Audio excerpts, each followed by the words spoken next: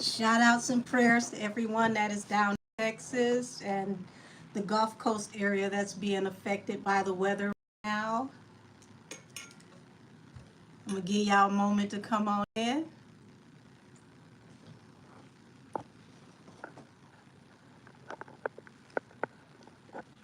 Hey, Miss Megan, how are you?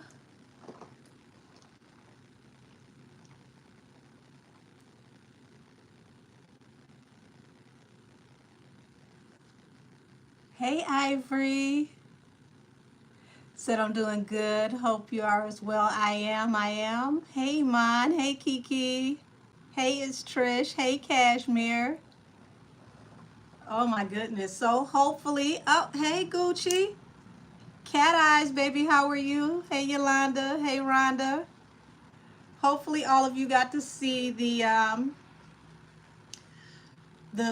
panel reading we did over the holiday weekend. I want to be able to do that at least like once a month, where I do a live panel reading with other intuitives, and we can, bounce off of each other. Everybody has different gifts, but, you know, if it's there, whatever it is, it will be seen no matter how your gift activates. So I want to be able to offer that at least once a month, where, we can bring other intuitives in and read together. Let's see. Oh, thank you. Said you enjoyed it. Hey, Kay Holiday. Oh, thank you. I was worried, y'all, because we had issues with internet and signals and everything due to the weather down in Texas. But shout out to Cass Terrell. She's a trooper, because, she's like, nah, I ain't got to reschedule. Hey, Stephanie. Hey, Diamond. That's a new name. Welcome, welcome. You said who was blowing up Nikki's phone. I like to know that one too. Hey, Elizabeth. Hey, Vibrant One. Hey, Lorna. I'm glad you ladies enjoyed. Hey, Lakia. Said, yes, I'm in Houston, still no power. Oh my gosh. Shout out to you. Prayers to everyone that's affected down there right now. Hey, Queen Gigi. Said, I got to charge, LOL, so I'm good for now.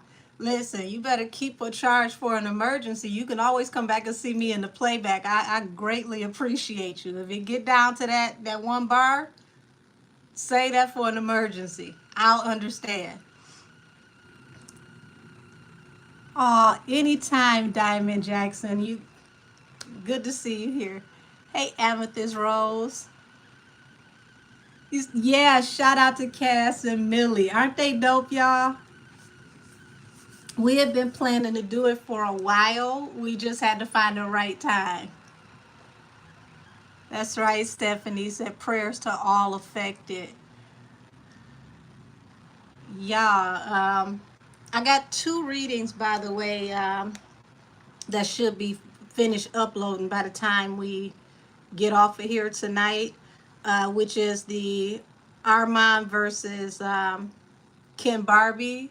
And then I did a reading on Armand's accusations on Cardi and her involvement with the bloggers and allegedly paying bloggers, because that was something that he said that him and her not friends, and she got to treat him different because they're not friends. Would you say Cass is hilarious, baby? I'm telling you, Cass for the win, because she like, oh, it was just a tropical storm, it's that way. They ain't got power, but we good. It's like, are you sure? But she pushed through. Said she didn't say, but we wouldn't be surprised if we found out who it was blowing up her phone. Say, oh, that Armand and KB reading is gonna be juicy. It was different than what I expected overall. I'm not gonna say it was a big plot twist. I will say this though, the way that Armand is portraying himself publicly feels more like Kim Barbie privately. Um, Armand has to be very careful. He's building a lot of strong enemies. Hey, the journey. Let me go back a bit so I can make sure. You said the camera is blurry. I have no idea what's going on. I'm gonna let this camera do what it do. They'll fix it by the playback. So waiting to see if Angel Kisses taps in. So wait, who was blowing up what phone? Hey Komika, they were saying that Nikki was saying you'll never guess who was blowing up her phone, but we still don't know who it was. Said Lotto's going on tour. It looked like everybody's going on tour. I don't understand the way that this new process works where people go on tour with no actual album dropped. I don't that's kind of weird to me. So everybody's going on tour but 12 faces. Ooh, y'all getting started early. So Angel, how about streaming on Twitch? You know what? I don't even have Twitch yet. I can download that tonight. Thank you, Sherman. Said I love the video from yesterday. I'm not probably offset. Just kidding, just kidding. Oh, stop it. Hey, Justice for us. Said too many on tour. You know, I don't even mind the girls being on tour. I just don't think that people are touring, you know, prospectively from the right space professionally. Because why go on tour without having your album completely packaged and ready to go? Because see, when your album is packaged and ready to go, you can actually do what a lot of the big white artists do, which is attach your album sales to your ticket sales. So when people buy your ticket, they automatically buy your album, which means that it will debut at #1. But that's just, you know, a behind the scenes, you know, little peek at something I would do when I used to manage artists. It's like, you know, if you're about to drop your album when you go on tour, attach the album sales to your ticket sales. That way you automatically sell tickets as you sell, you know, album, and you debut #1. A few people, you know, could do that. And it will definitely have you, you know, with the pre-sale numbers. Hey Zay. Oh, here's another new name in here. Michaela, hey sweetie, said because they're broke, they making money from the music, they're flopping. Well, see, here's the thing. Being broke has nothing to do with having good business acumen. If you understand how to work an angle, you can get to the money 5 ways from Sunday. That's why I said if they added their ticket sales into, you know, if they added the sale of their album into the ticket sale price, into the merch price, it would automatically force people to buy units. A lot of big artists do that.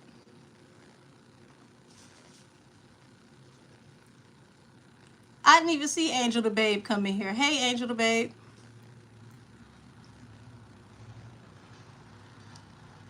Hey, Galactic Barbie. So, yeah, it's, you know, if you got the right people on your team, especially when it comes to business, these are things that they're going to tell you about and they're going to have you ready. These are things Nikki doesn't have to do because the Barb sincerely stream her music. So I will say she has one of the strongest fan bases when it comes to people who put their money where their support is.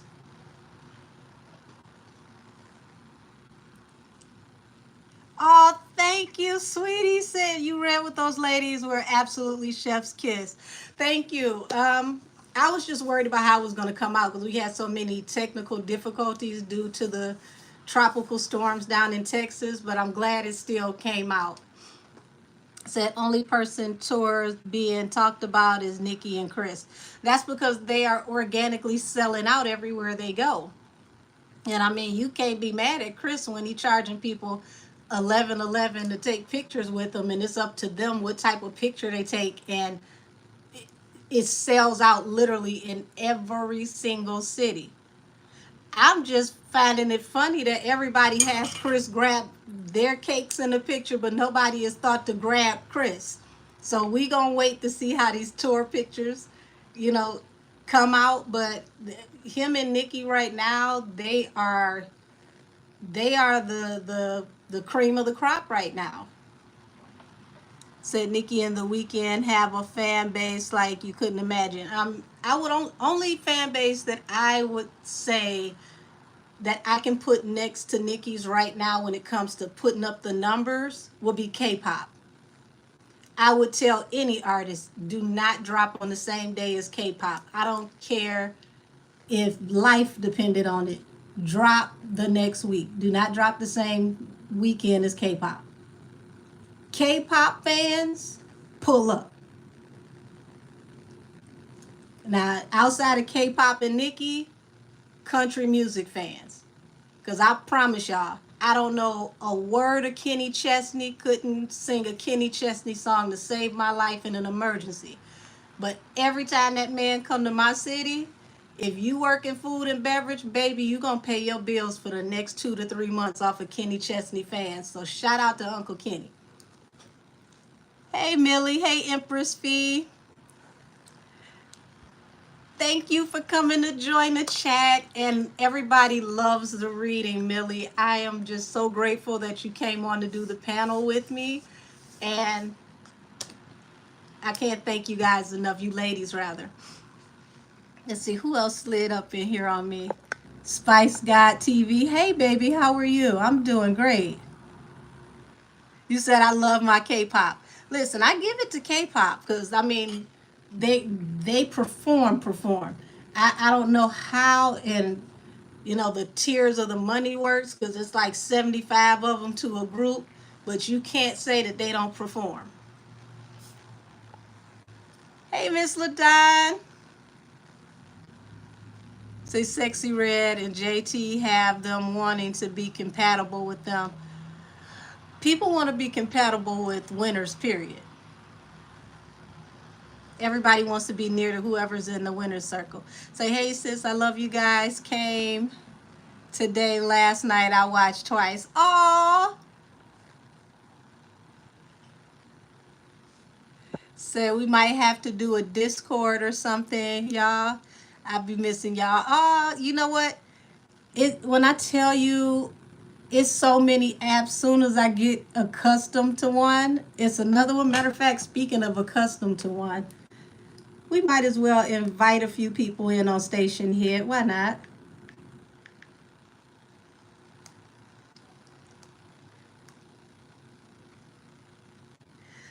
So we're going to get into a few things on here. Let's see.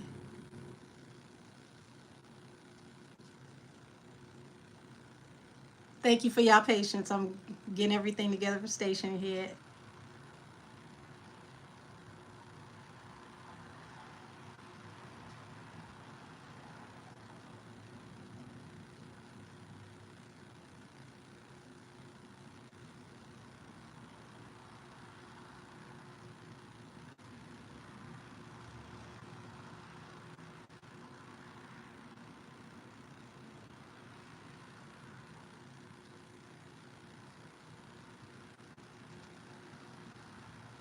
Hey, Station Hit.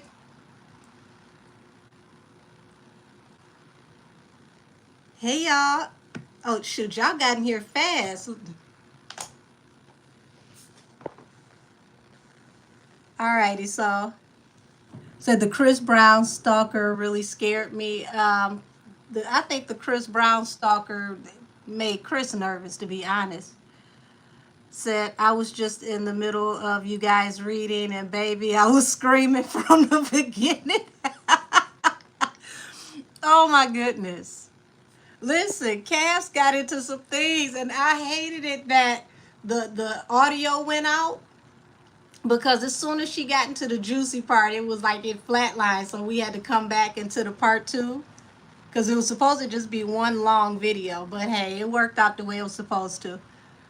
Said exactly, Megan's the fans on TikTok of Chris has spoken. Hey Sheridan. My station head name is Miss Angel the Oracle. It's MZ for Miss. Hey Reds. Oh, here we go. I ain't even got started yet, and I got me a bot in here already. Benny Jones, I haven't seen you before, but hey. Said I didn't get to finish because I saw you were live, but I definitely will be finishing out. LOL. Um, like I said to everybody, well, welcome to the party, Benny. We're here every Wednesday. Yeah, I was telling everybody earlier that I want to do this at least once a month, where I have a open forum for other intuitives to come on and read with me, because some of the fan bases, not the fans who rock with me every week, but some of them, we ain't gonna name them, they get upset because they feel like, oh, well, you just being biased, you don't like this person. Baby, I can't pull what's not there. I'm not just a tarot reader, I'm a medium first. So as a medium, if I don't see it, I can't say it. I can't read energy that doesn't exist. Oh, I didn't even see Hunter in here. Hey, sweetie, how are you?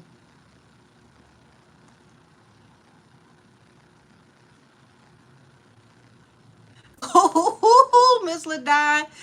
See, you're not the only one. I hate that she's an Aquarius.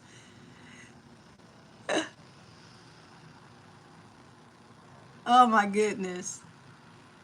You said 3 times a month, please. I mean, hey, if it's a demand for it, I have no problem with it. I will open my platform to read with other readers, because I feel like, all of us in our own way have talent. We all have our own abilities. And like I said before, if it's not there, we won't see it. And it's, even if we come at it from different points, because there was a point where me and Cass were reading JT's energy, and it was weird. It was like the energy was mirrored. So we both were confused. And I said it myself. I was like, damn, I got to be wrong. Like, it's no way I'm right on this. But we both ended up finding a happy medium, and ended up in the same place from two totally different aspects of the reading. So I'm just happy that all of you liked it.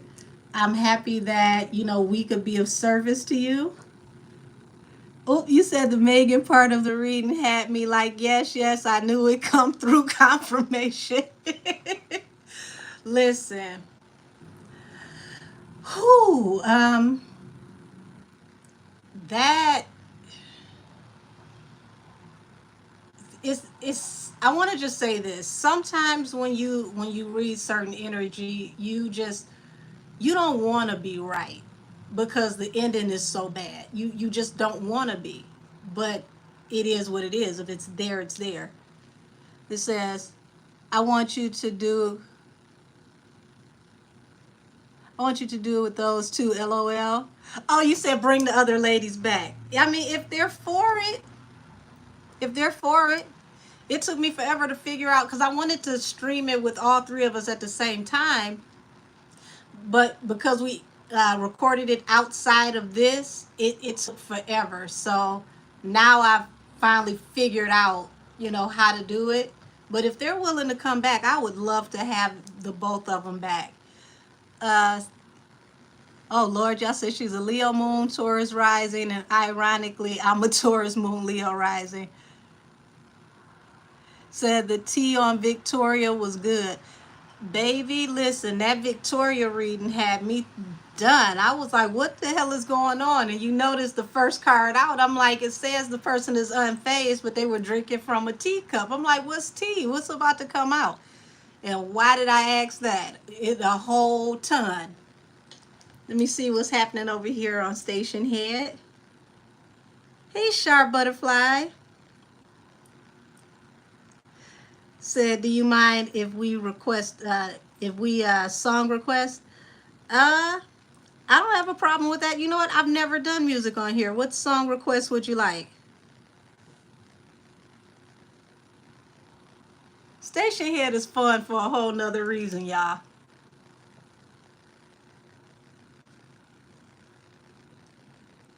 It said, but I see how those placements play out with her because we are nothing alike. Well, you're talking about somebody who's just completely illy aspected, period. And until she heals from a lot of that trauma, it's not going to get any better, unfortunately. And you just pretty much said what I just said in your message. Said, well, she's an unhealed Aquarius, etc. So that's why, and people don't talk about that. You said you need me to start a playlist. I would love to. Um, Let me see something. Add some music to the play.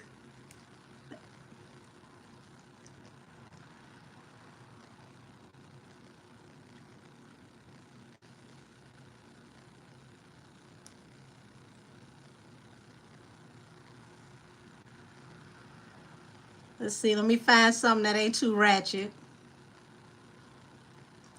Y'all, I do my yard work. I do my yard work to trap music. Don't judge me.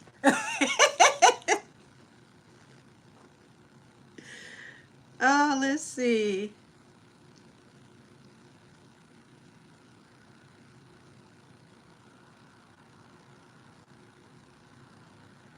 Okay, this is an old school playlist, y'all.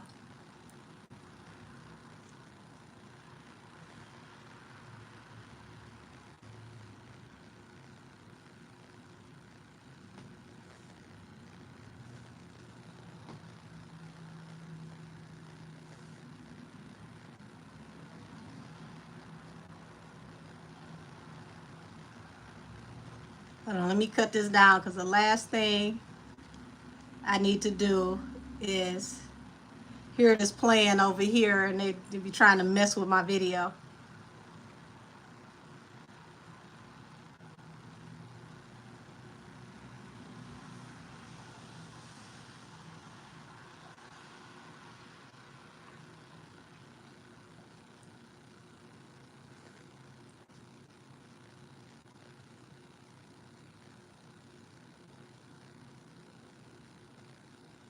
Okay, let's see.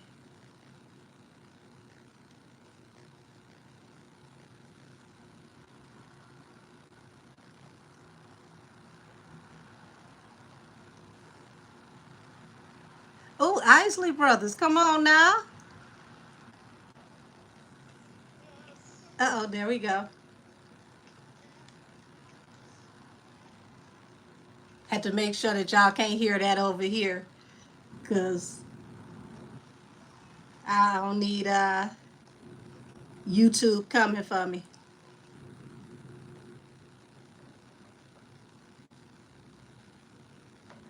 Okay, station here. Before I go ahead and start pulling cards over here, I cut the volume down so I wouldn't be playing what I got going on over here on YouTube. Can y'all still hear the music or no?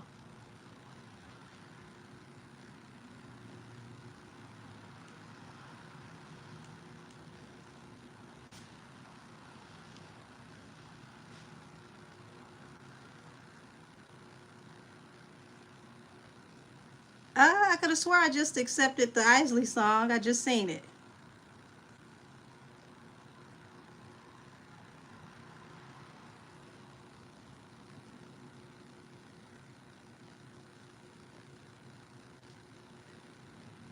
I promise you I just seen it because I hit the like button.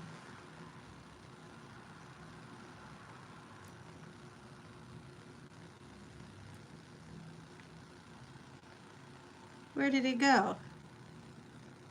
Because I want to go ahead and...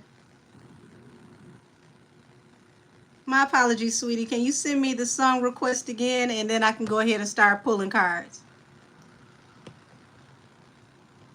Ah, you said if I start playing music, you won't be able to hear the reading.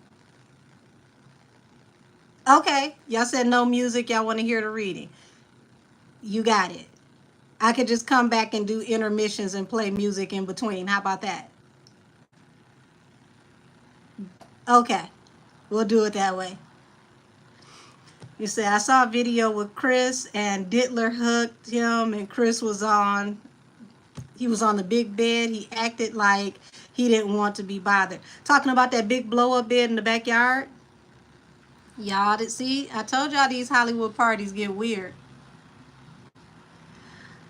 They need to take that big bed and incinerate it. Don't just throw it away, burn it. Because what's the it was the influencer, the little young guy, Jay Versace.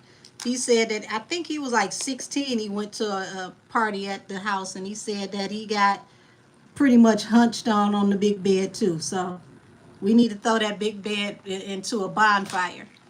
Hey Isaiah, hey Sammy. So let's go ahead and kick things off, y'all. Says Angel, I know this isn't one that we usually tap into, but can you check the energy around Young Thug Circus of a Trial? Man, that trial is Love and Hip Hop, the court edition. Before I go there, I'm gonna start off with Armand and Millie. I already did a reading on him and Ken Barbie, so when we get out of here, that'll be up for all of you to see. Said Denzel said go to Hollywood parties, but leave before the devil gets there. Listen, you want to do one better? Don't damn go. Because the devil's minions are there before he shows up. No ma'am. No ma'am, no sir. Hey, Lester's lovely ladies. Oh, baby, we just not getting into some things. Hey, DeMarcus, mom, blessings to you as well. So we're going to go ahead and we're going to tap into the energy around Millie and Armand. And I want to pull a deck for each one so that we can see what the energy is on both sides of the conflict. Millie said her piece. Armand angrily said his piece. And we gonna read the energy on both sides and then straight down the middle. How y'all feel about that? Said, did you hear about Clarence Avant, the godfather of music, 80 years old, wife getting... Wow, no, I didn't. That's actually the first time I'm hearing about that. That's horrible. Prayers up to him and his family. I know I got some mob members in here. Anybody knows Millie's favorite color? Because I like to pick a deck in a person color. I don't know Armand's. Said Armand is back on speaking terms. Right on time. She's about to release the album and he is too naive to see it. Now he's gonna diss Millie and other people at odds with Cardi. Okay, thank you, Mystic Millie. You said you believe it's black. Thank you, thank you, thank you. All righty, I got a black deck right here.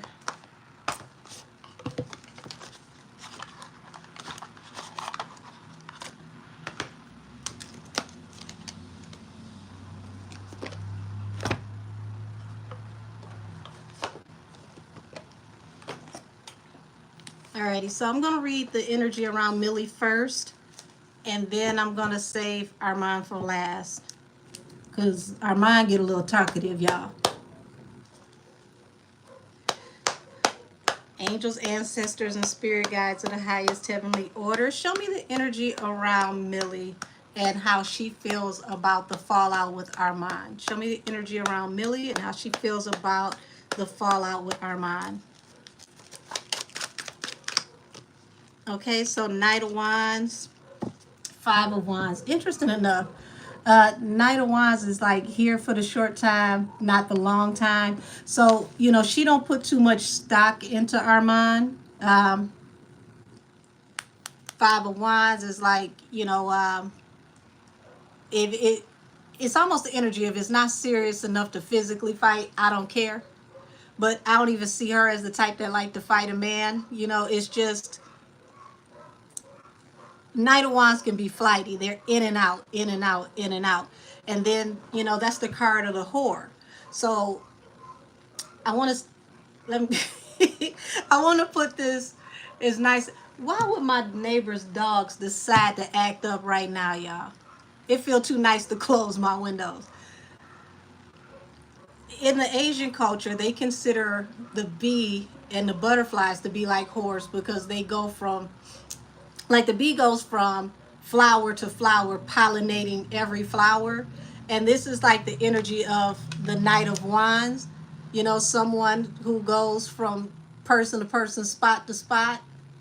You know, the Knight of Wands is somebody that can't be loyal to anybody.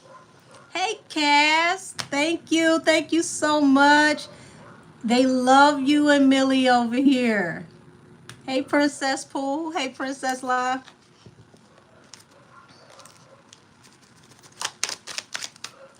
So that's the Hangman. Okay, Hangman comes out next. And then you got the Two of Swords. And it's like that's just the bigger picture with her. That's the Hangman.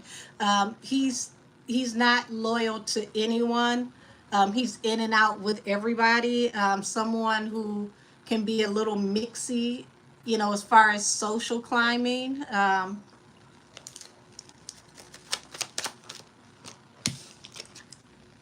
Five of Swords, which is harsh communication, up to the point to where it can be arguing. And then you got the Four of Pentacles. Oh, Four of Pentacles, the Moon, and the Princess of Swords at the bottom of the deck. So, you know, Four of Pentacles represents not just stability, but stubbornness. And there's like unforeseen energy here with the Moon and the Princess of Swords, the way that somebody comes forward and delivers messages. So that feels very underhanded to a certain extent on, you know, possibly the way he communicates. He can come to one party and say one thing and then go back over to the other party and say another thing. And it comes off, I don't want to say disingenuous. It comes off a little nerve-wracking if you think about if you want to trust in this person.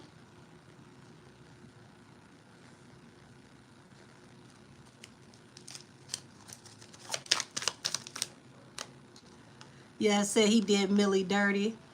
Oh, yeah. So here's where the problem lies, y'all. Because the Ace of Swords represents the truth, and the Four of Swords represents laying something to rest. So once the truth was put on the table, everything changed anyhow. I thought it was interesting that he talked about, you know, well, she chose to go live and speak to her people, and that's her choice, but she could have called. And I felt the same way. It's like you're saying that that was her choice and she could have called you, but you're going live and you're speaking on her and you didn't call her. So it felt a little, you know, biased, a little weird to hear him say that. Said Armand, what is that? Armand's energy is strong, taking over Millie's reading. Well, no, I'm doing the reading on both of them. I'm in Armand's part of the reading first. Yes, Cass, I'm reading Armand and Milagro. He said, I feel like Armand has misplaced aggression. Well, we're going to get off into it and see what it is. Let me see what's on Station Head. Okay, so I see Valentina said Millie did nothing wrong. It made no sense of Armand. Okay, well, let's keep it moving. Yeah, so it's like once Millie spoke her piece, she spoke her truth. it laid everything to rest. Ooh, wait a minute, Gucci, you said blocked her and then went live on Twitter? Oh, that's dirty.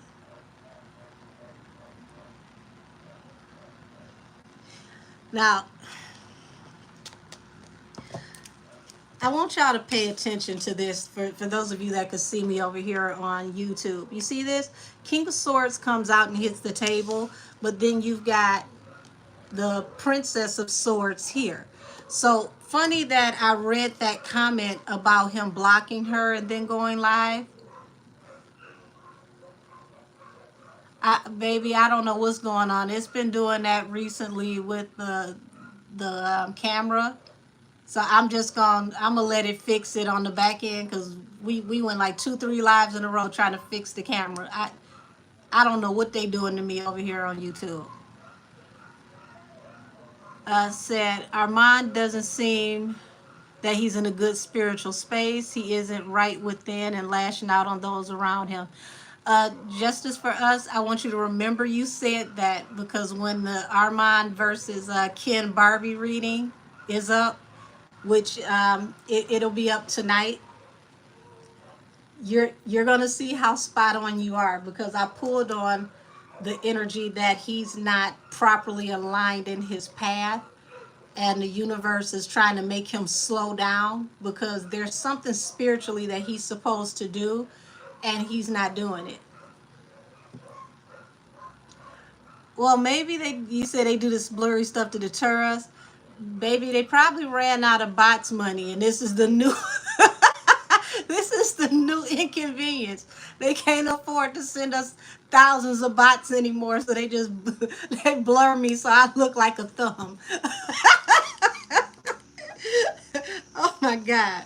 So yeah, this King of Swords can be someone that's hyper aggressive in their communication. Even when they tell the truth, they can be very, very cutthroat with the truth that they tell.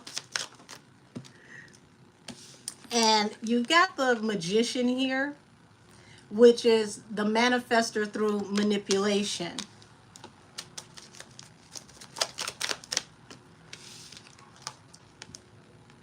And this is to bring an opportunity in, Three of Wands.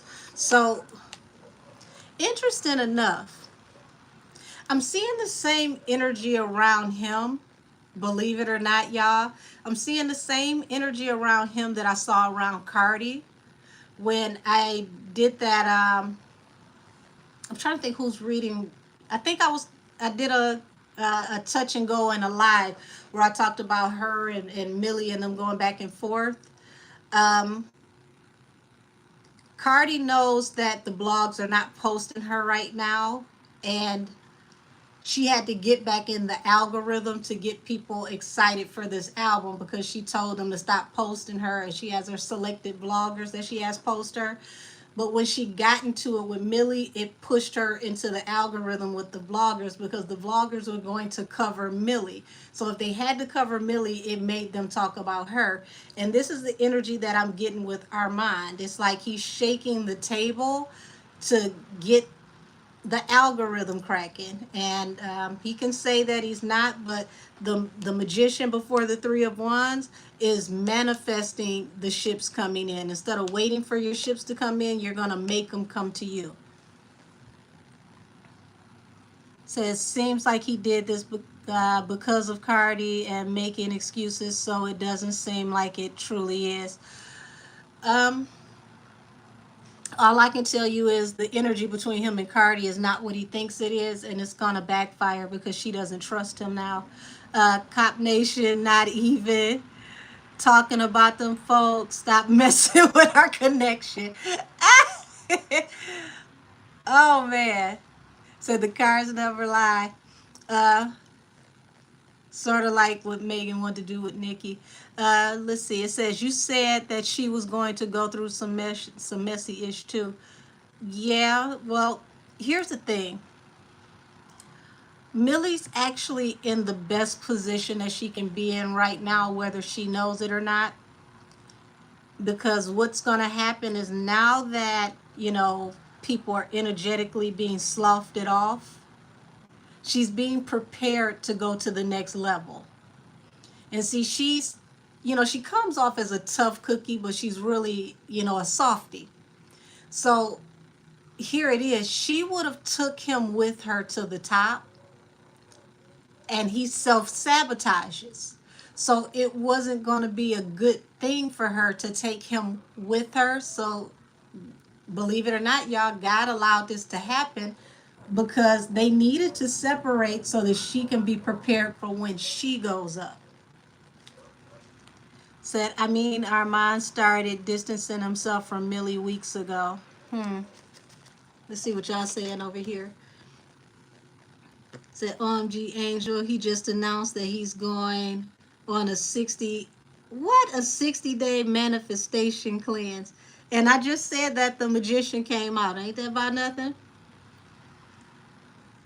Said he's on day 1 of it. He announced it on YouTube. Said Armand is an opportunist. He only befriended Millie because of the traction and attention she was getting from the Tory case. He's a user. Well, see, here's the thing. Now, I want y'all to pay attention to the way things are going with the AG and Tory's case. Because remember, I told y'all that all of this was going to start happening in Cancer season. We are now in Cancer season. In Leo season, the AG is going to make his announcement. Now, I think the AG is, someone with a sense of humor. Because once he saw that Megan pushed her album back to the day after his announcement, he pushed his announcement back a whole nother month. So I think this AG is, he's even getting kind of tired himself of all the pomp and circumstance. And he's going to let the defense actually do their job. Said Millie is about to be on a whole different stratosphere once the Tory case comes back to life. Absolutely. Absolutely. And see, that's what I see for her. And I told her that this case was it's going to set her aside. It's going to catapult her because she's the voice of the streets. And when Millie, spoke between her and Mo, everybody wanted to hear what they had to say. Academics was like, I got to go live with Millie every day. Choke, no joke. Like, these are like big names in the culture, and these aren't just people we watch. People watch them globally. So once this case comes back around, everybody knows that when it comes to collecting evidence and how she reports, I don't care how you feel about her cousin, she's thorough. Okay? Her notes were so on point. When I got the transcripts, the only thing that was not in her notes were the conversations where they would approach the bench. So she was very spot on in the way that she was describing everything. Like, she could have been a court reporter. Said, I told Millie, pay attention to how people treat you in this season because the same people are going to spin the block and owe a major apology before this year is up. Oh, absolutely. Sweetheart, that's already starting now. That's why I've been telling everybody the countdown for people who haven't been in rightful standing was starting this month in Cancer season. Cancer season is about to really whoop some folks. Now, the end of this month, going off into Virgo season, you're going to see some people losing hair, losing edges, losing weight, because they're going to have to start changing their narrative. And they don't know how to change that narrative and still make money. Said her and Mo was the truth, still is. Oh, absolutely. You see what Mo just did, looking over at as y'all said, the circus over there at the YSL trial. He pointed out where the prosecutor was over there talking to the witness and was badgering the witness when they weren't supposed to be speaking to each other. And y'all look at what's happening. The judge is being called into question. Folks are being recused. They brought a new judge in. It was like, wait a minute, you from the same county, same department. We don't need you either. Like, this case, this is crazy. I never thought I'd see a case like this. Said they tried to involve other bloggers or journalism, but she didn't give her the time of day that she knew that these were going to happen to Tory. I'll tell you this. Before we get out of here tonight, I want to tap back in on Megan Cunneth. Because I'm telling y'all, Megan Cunneth, that's going to be a very interesting conundrum when it's all said and done. Said Millie was a powerful speaker about the case for sure. Absolutely. So you're right, Angel. God separated him from Milagro before she reports on Tory's case, so Armand can't ride her coattails. That, and he can't try to change the narrative of how she reports either, because remember, you know, she's always been a staunch supporter for Tory and justice to get Tory, you know, heard. He always said that Tory was guilty. So if anything, they're going to become nemesis in reporting this case. And you're going to see him battle against her in the algorithm because he knows that Millie is the pulse of the street when it comes to this case, whether he likes it or not. So it's like you if you can't rock with her, you still got to roll with her to go through the algorithm. Said Millie made me feel like I was in the courtroom with her. Yeah. Said Millie lost her whole channel, 500K subscribers, due to backing Tory when no one else was. Yeah, you're right. And they've tried to take her channel over and over again. Okay, let me get back to what I was doing.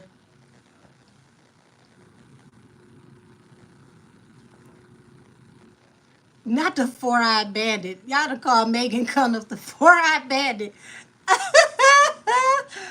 Oh, Empress Fee, happy birthday. Yes, a God will restore her tenfold. I definitely believe in that. Anytime you do what God tells you to do, no matter how hard it is, you always win on the back end. And that's where it counts the most. Let's see what y'all saying over here before I jump back in. Said, I'm glad this happened before the Tory case reprise. Armand can't get clout off of Millie. He can if he works, you know, to do like the Megan Conant angle, which means he would have to, it would be like, you know, when you do debate and, you know, both sides have to come and present their opinion, their case. So he could trend that way going against her, but she's the one that's going to go up. He's burnt too many bridges. Said, oh wow, said he threatened her with that way before this drama when he said that the other side doesn't want to know the other side isn't Millie or Mob. Wow. Well, she's going up. Not to say that he's not going to make his money, but she's definitely going to level up. Said what AG wants doesn't matter. They are probably paid too. That's not true, sweetheart. What the AG wants matters tremendously because we're talking about this is going into the highest court of the land. This is going off into the California Supreme Court. This is extremely important. It matters immensely. But what I will say about the AG is this. This AG so far has been extremely fair, and I watched the way that this AG moves. And he has a sweet spot for Crystal. I'm going to tell y'all that right now. Because anytime anything is submitted, if he doesn't feel that it's submitted properly, he will not just deny it, but he will send in his form or his office will send in the form, and they'll give a list of 3 to 4 things and say, well, that's too broad. You have to be within 1, 2, 3, and 4 to make this claim. And then she'll go back, she'll resubmit it and put it back in, and it'll get approved. And he's very, very fast with how he's approving things. So this is a whole total different energy. I do believe that this AG understands how ugly this can get because it was mishandled so bad in the lower courts that he's going to do whatever he has to do to make sure that no matter how the case comes out, nobody can say that he's not approving things out of lack of fairness. Because what he just allowed to come through with the last motion is extremely important. And for those of you who don't know what the last motion entails, the last motion was for Tory's team to be able to show that Tory was possibly discriminated against due to racial discrimination and injustice. And see, discrimination doesn't have to be racial, but the fact that he allowed them to show the type of discrimination in advance instead of making them prove, what types of discrimination is major, because he didn't have to, allow that to happen. And he didn't have to tell them how to properly put in the motion according to his standards. So this is very, very important. This AG is he's moving in the most fair way that I've seen in this entire case.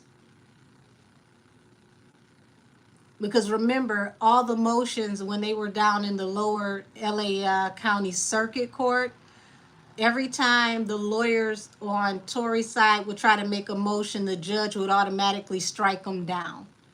When the lawyer that we saw for the majority of Tory's case came in, that lawyer only had 8 to 10 days before he went to court. He didn't have enough time to actually gather any evidence or prepare for the case. He had to take whatever he had with that week's worth of time and just go into the court.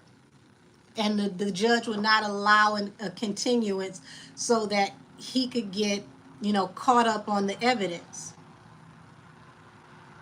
And that judge knew that that was key to being able to defend Tory properly. So that, I know that felt a little long-winded, but the AG is extremely important. And if that AG was on the payroll, please believe it, they would have never gotten this far with the motions. They've been putting in new motions since the end of last year. I want to say, what is it?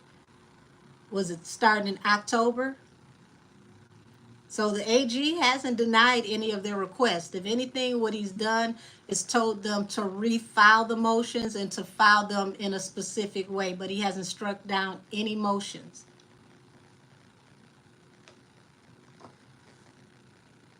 Yep, he said, well, if he is fair, that's good that he got involved. I wonder who asked the AG to get involved.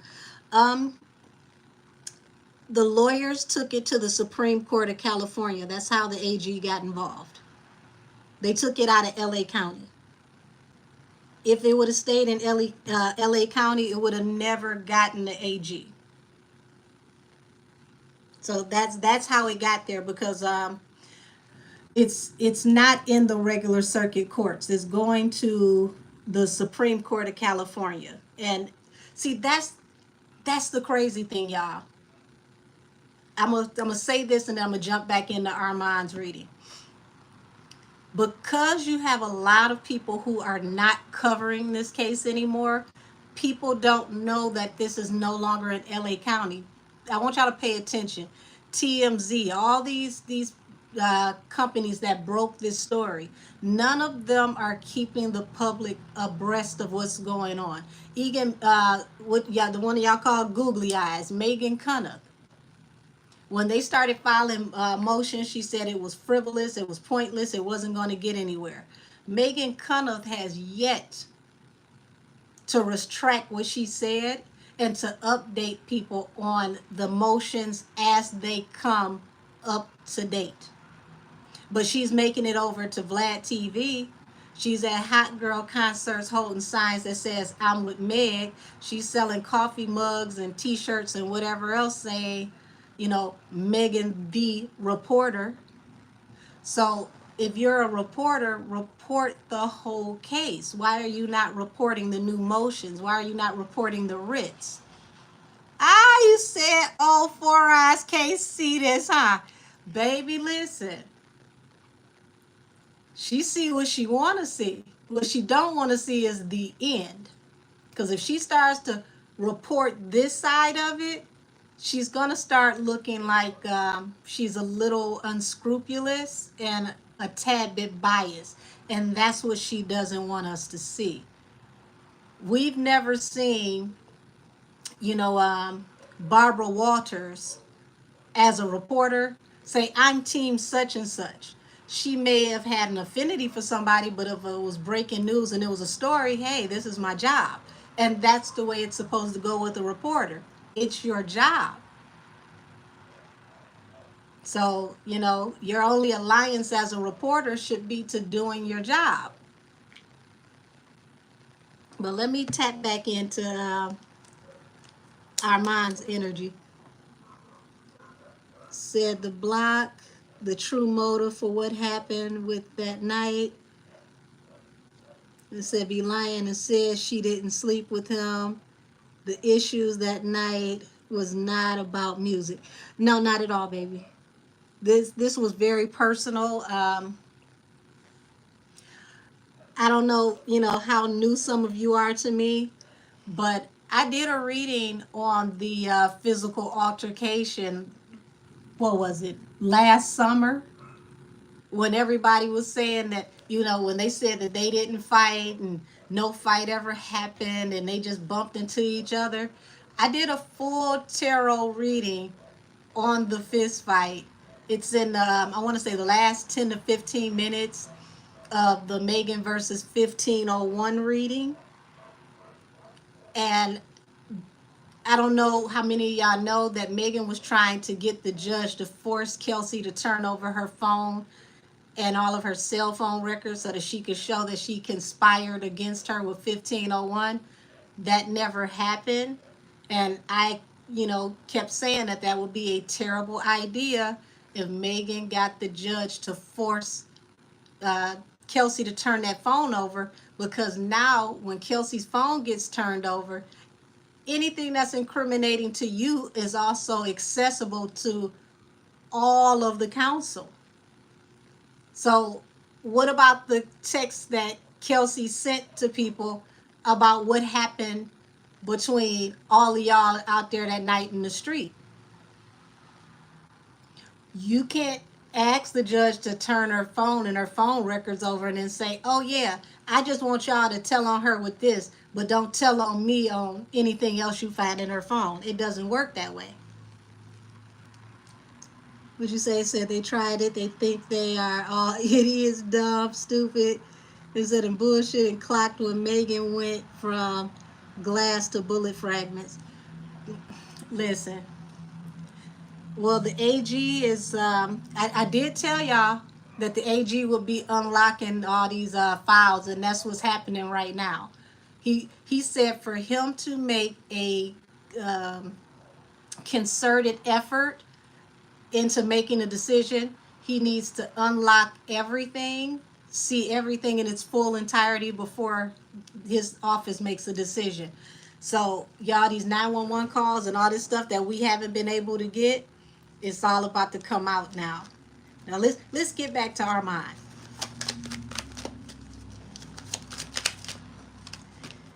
Okay, so here we go. So we've got the Six of Swords falling under the Knight of Wands. And the Six of Swords is, you know, the card of exile. People leaving a toxic situation, going into the dawn of a new day, the calmness of a new day. And Unfortunately, I don't think Armand completely read the room, because this is what's happening to him right now. A lot of people are abandoning ship. They're getting away from him. This is his hangman right now. Look, Eight of Cups. This is him. I wish, damn it.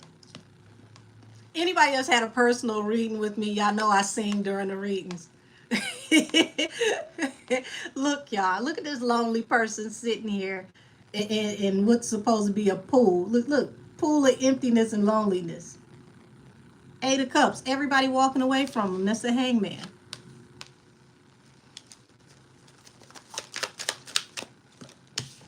Tower, falling under the Five of Swords. And see, the Five of Swords is combative communication, arguing, aggressive language,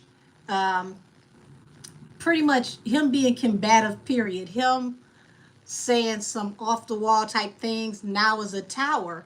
And it's like, this is interesting, because when I did him in Kim Barbie's reading, I got that Armand is going to have to be very careful, because he's going to have people digging, and I do mean like dumpster dive digging, if they got to go all the way back in his past to pull up all of his teeth from the street. And he's really, really rubbed some people that are in some nice high circles the wrong way. So really, for Millie, this turns out to be a blessing, because her separating from him right now, it couldn't have happened at a better time, because he's in a very, very dark night of the soul right now. And I don't think he knows how to, come up out of this, how to come back. And I could see him doing that cleanse and that fast right now, because he knows he has to do a reset. But the reset that he actually needs to do is a spiritual reset. And see, you can do a physical reset and it don't do nothing for the mind or the soul. When you think of how you move spiritually, it's mind, body, and soul.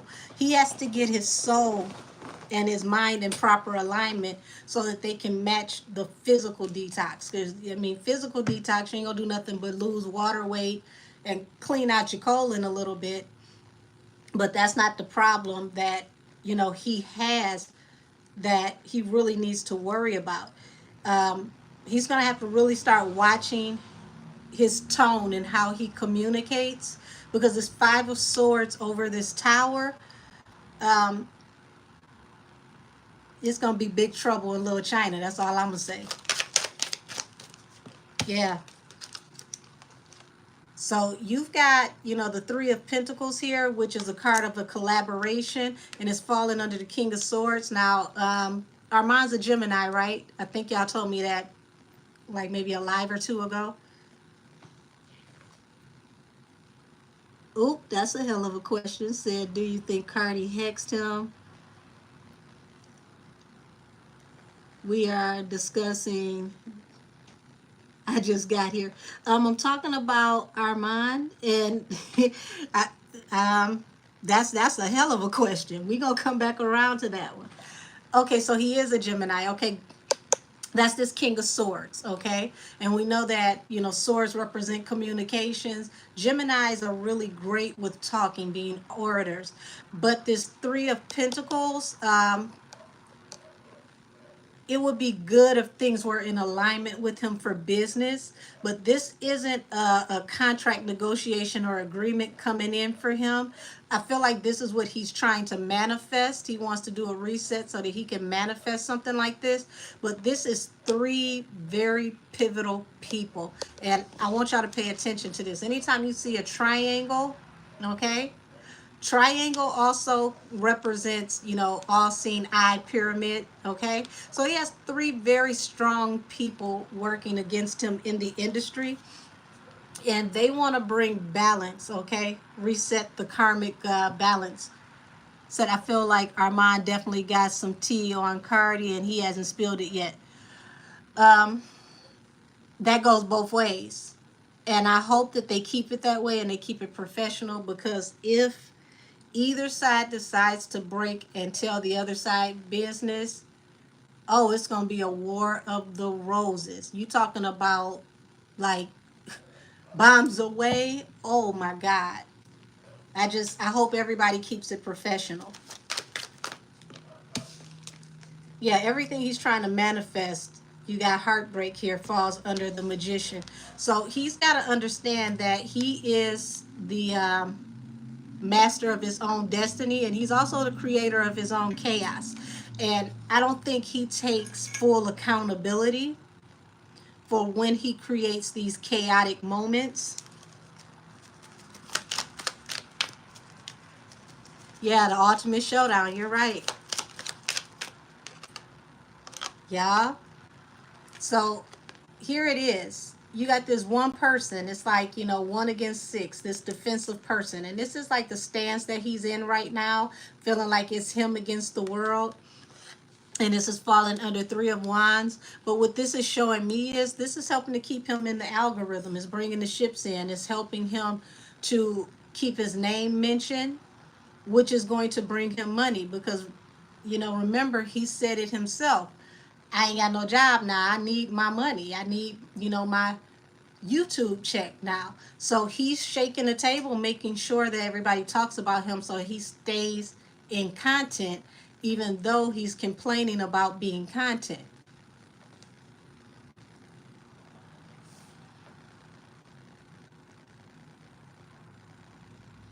You know what? I'm not playing with you, DeMarcus. Yeah, you said all these people don't like Armand. You'd be surprised the infrastructure that Armand has created and mobilized against himself. I don't think he realizes how bad this is, because it's one thing for you to have an issue in Black Hollywood. It's another issue for you to have an issue in gay Hollywood. And then the gay Black Hollywood is even smaller. So he has issues in all three. It's like, how is that possible?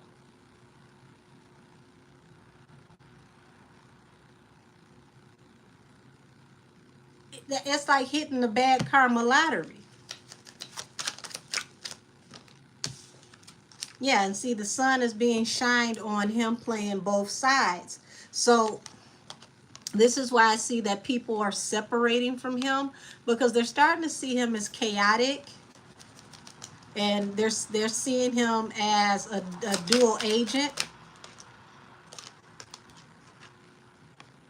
And here it is. This is the card of the messenger, the Knight of Swords. It's like the messages that he delivered or are currently delivering. He's got to be very careful, because he's causing more and more people to separate from him. His plan to be in the algorithm is actually taking him out of contention to actually work in these circles. Well, let me scroll back, see what you said. Said he is the last. Oh, he who is last will be first. And he called Millie the smaller platform only because her numbers are lower. With the channel on YouTube, Millie was real humble when she didn't show her numbers at 500K.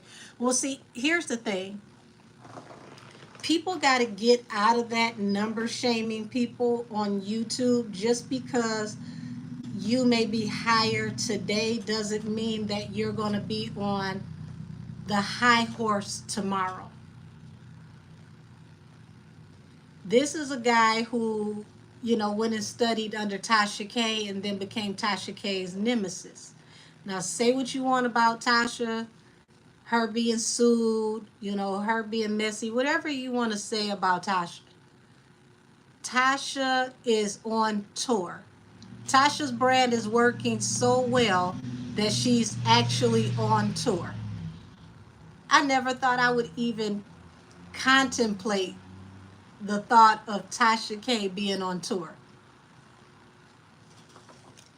Said Millie even showed the screenshot in her community channel they still don't watch her numbers. Wow. He seems like he has a nasty attitude, so I'm not surprised that this is happening. He prob is jealous. Millie, Tasha K is up there, LOL. And see, this is when you're gonna know that Millie is up there, because watch what I tell y'all. Tasha K is gonna end up reporting on Millie, or she's going to end up picking up on stories that Millie is covering when it comes to this case. Remember, I told y'all that. Say, yes, Angel, I hate the whole numbers game when it comes to social media. Well, see, social media is kind of funny to me, because me coming from behind the scenes, I know how the numbers games work, and bots are not new. Buying numbers and subscribers is not new. Even buying commenters, none of that is new. So you see what just happened with Meg. You know, she made a certain comment about Spotify. I don't think she thought that through. Spotify went and swept her account and found 30 million bots, and dropped her 60 million count down to 30 at a time when she needed every stream that she can get.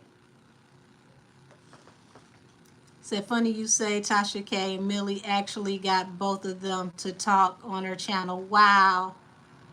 Said Millie been up there once. Joe Buttons shouted her out. Hell, I'm going to tell y'all like this. I told Millie, and, you know, the ones of you who are on here who, you know, listen when I did the reading for Millie. Millie has a very interesting following when it comes to prominent people behind the scenes in media. As a medium, not even a tarot card reader, these are things that I can actually see. Like, I envision, like, the white media watches Millie, and they're very tapped into Millie, and they research what she say, and then they come back and they say, sources said. They don't tell you the source is Millie, but they'll come back and say sources said, and she makes them a lot of money.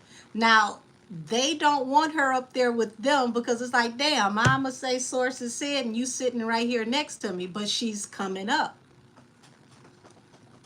Said, I had a vision of Millie sitting next to Joe Buttons on his podcast, and she's about to blow up for real. See, there's another medium saying it too. Said, I'd rather see Millie than Melissa Ford on JP, that's for sure. Hey, Joe Buttons podcast. Welcome on in. Glad you caught a live. Let's see who's over here on station here. Said it's okay that they're against her,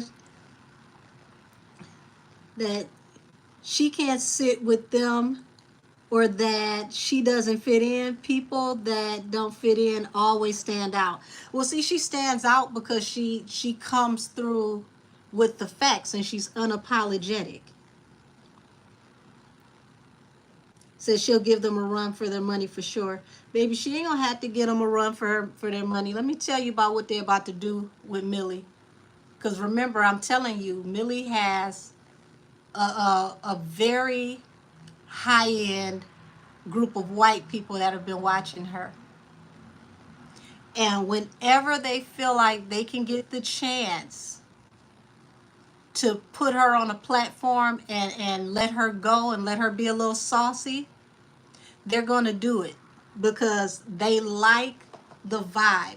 All they're going to do is just tell her, oh, be yourself, just, for network television purposes, just tone down the cursing a bit, but, just be you, go ahead. And they're going to let her do her, and it's going to work. You said Millie got her people on the side, she'll always be good. Well, see, that's the thing. The vloggers, there's a group, and here's the thing with Armand saying the smaller platforms. The ones that they're trying to shame by saying the smaller platforms actually got the juice. How many times do the smaller platforms break the stories and then the bigger platforms come back and piggyback? It said, oh, Millie is blackballed. That's why they play with her numbers, but station head is 10 million strong. Well, see, they can't keep her down for long.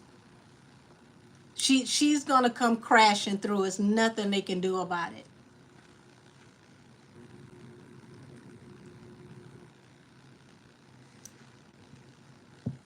And it's funny that you said Joe Budden shouts her out, because him and Lovely T had a thing going back for years, because Lovely T said that he would watch her and take her content. So for him to shout out Millie and he's never shouted out Lovely T, and they've been going back and forth for years, that is hilarious to me. Yes, content creators are the new news outlets. Absolutely.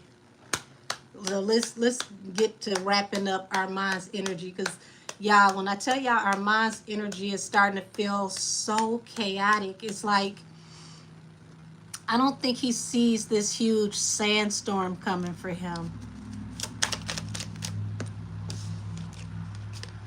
So Three of Cups is, you know, a card of gossip, celebration, third party energy, and also this is a card of partying and partaking. Okay? However you slice this card, it falls under the Five of Swords and the Tower.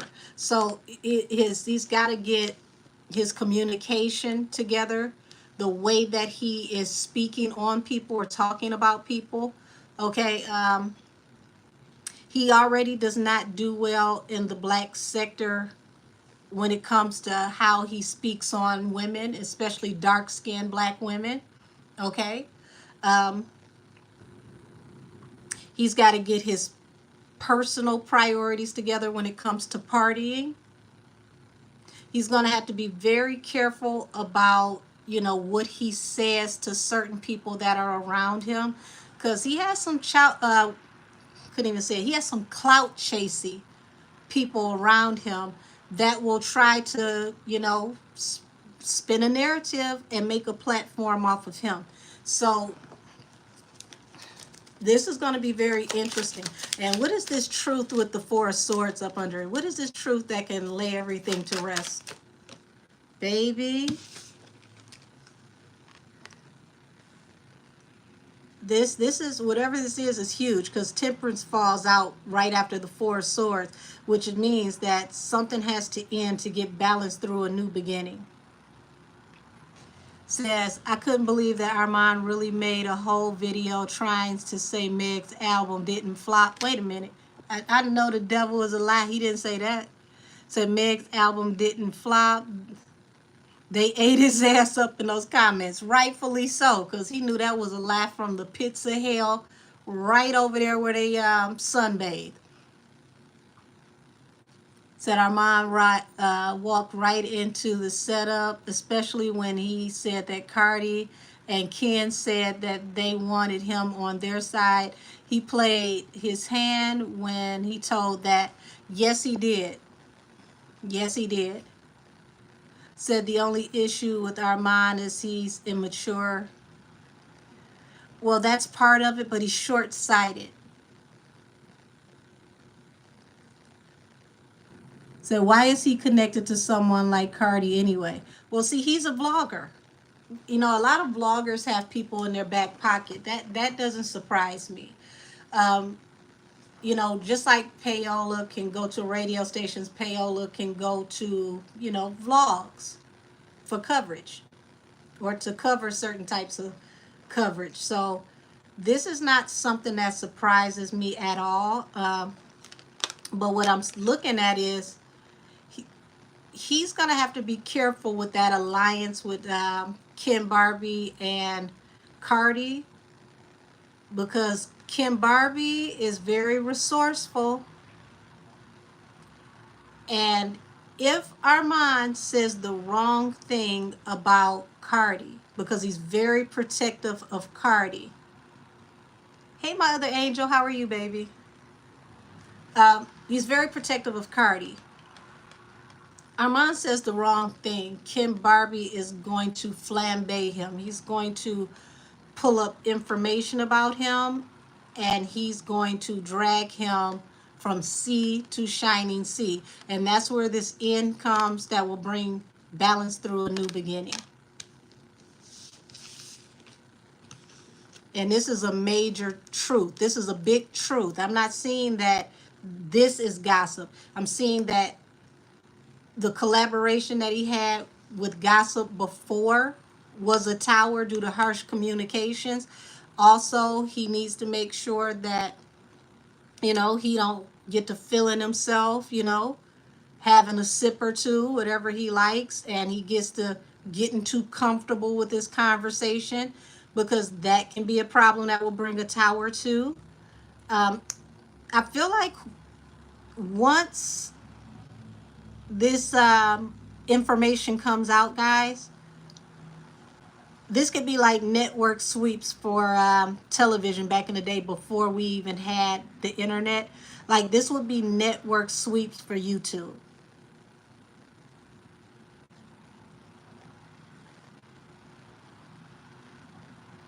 Yes, exactly, Princess Pooh. Start spilling all the beans. And I mean all of the beans. And we've got a 10 of Pentacles here. Somebody's willing to put their money where their mouth is at to make that happen.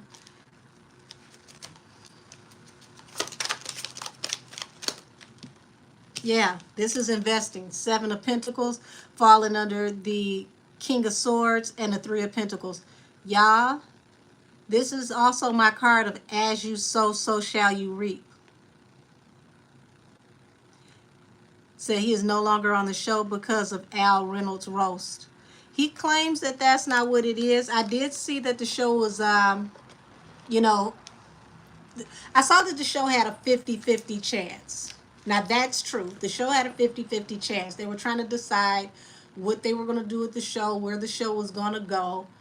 But what I also saw on the other side of that 50-50 chance is if they decided to make this new lineup work, they were going to sign a whole new contract, and it wasn't going to just be for YouTube. I think that they were finally going to go to network television, and he ruined that for everybody.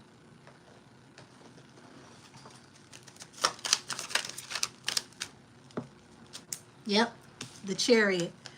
If you're asking a yes or no question, Chariot in the upright is yes, and that's forward movement. So this is showing that, according to what's laying on top of it, the Magician to the 3 of Swords, he manifested this heartbreak that forced him to have to move on by what again? Cancer season, because the Chariot is also Cancer. And didn't they just announce in Cancer season that this show is canceled? I told y'all this Cancer season gonna come through and beat a couple folks in the head.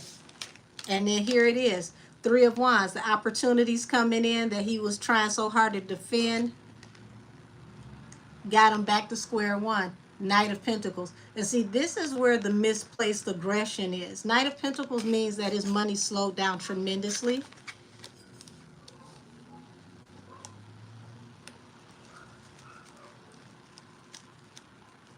Said I prefer Millie independent. You can be independent and still, have your own show. Independent doesn't mean you have to be a part of a larger entity. But she's gonna be the belle of the ball for sure. Hey Nisi, how are you? Yeah, 4 of Pentacles. Now, 4 of Pentacles represents not just stability, but stubbornness. All of this came out of Armand being stubborn. So I'm going to clear his cards. And that's crazy. I was supposed to be reading Millie's energy. But it was just, I guess it was best for me to read his energy with her cards. Because, damn. Somebody said it earlier, talking about his energy is strong. He took over the reading. I see what you mean. You're absolutely right.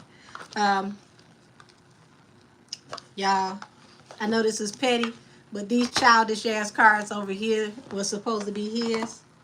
So let's use his cards to read Millie's energy. So the really bad drawn tarot, that's the deck we're about to use. Alrighty. So show me the energy around Millie. Show me the energy on Millie's side.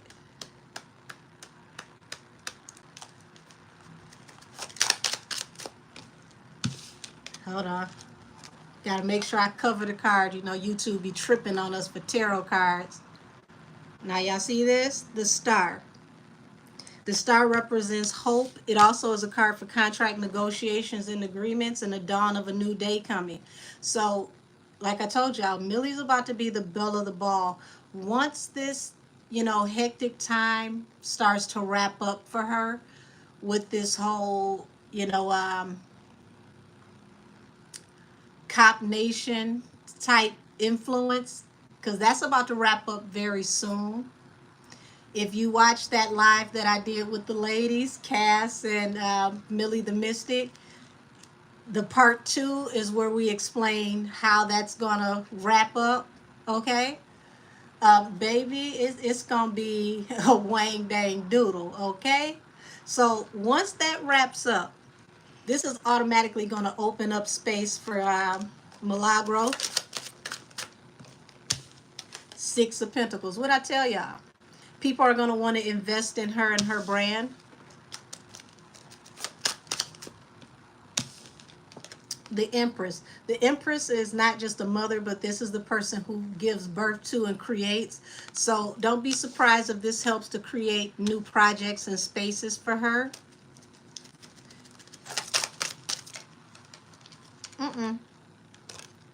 Okay, so just a lot of cards came out. We got the Ten of Swords here. This is a person who's been backstabbed and betrayed, left out in the sun to, dry up because she's a truth teller, Queen of Swords, and she can be sharp at the tongue. We know the Queen of Swords will literally slice and dice you, okay? And that brings heartbreak to certain people because folks don't all like the truth. Real truth tellers have no friends. Queen of Pentacles. They know that she's stable, that, she's grounded, and the best way that they can come at her is to try to affect her money. But I don't get the energy that the money is why she does this. Don't get me wrong, it's not that she's not making money, but there's something else driving her. Hold on. Make sure I cover these little, they're not even stick figures. I don't know what these little ugly people call. But there we go, the Devil card. Okay, so at this moment, this is why people are being separated from her path as we speak, because God himself is getting involved and he's removing the toxic, chaotic people that would get in the way of her ascension with her career.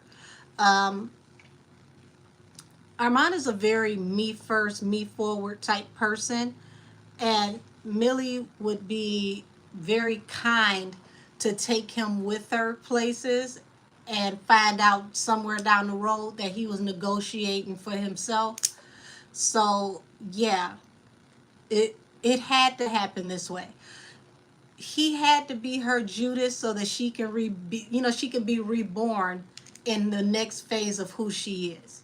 Y'all got to remember, Jesus could have never became who he was, and his plan could not have been launched into full effect without Judas. Judas was a master part of the plan. Judas had to happen so that Jesus could ascend through the betrayal. This is what's about to happen through Millie. Because at the bottom of the deck, Millie's the unicorn. She's the standout. Funny enough, y'all, I didn't even realize that this deck had the unicorn in it. Shout out to the Barbs, because it took me forever when y'all was putting these in my chat to realize what the hell was going on. I was like, ponies? Like, what the hell is happening here? But yeah, she's the unicorn.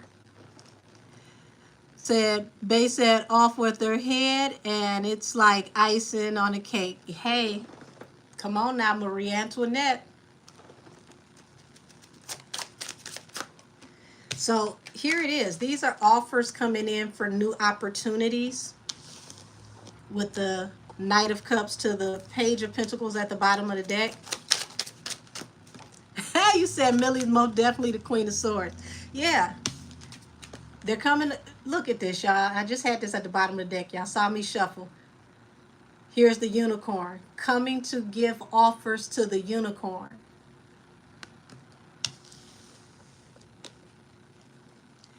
Hey, Tia Player. How are you, baby?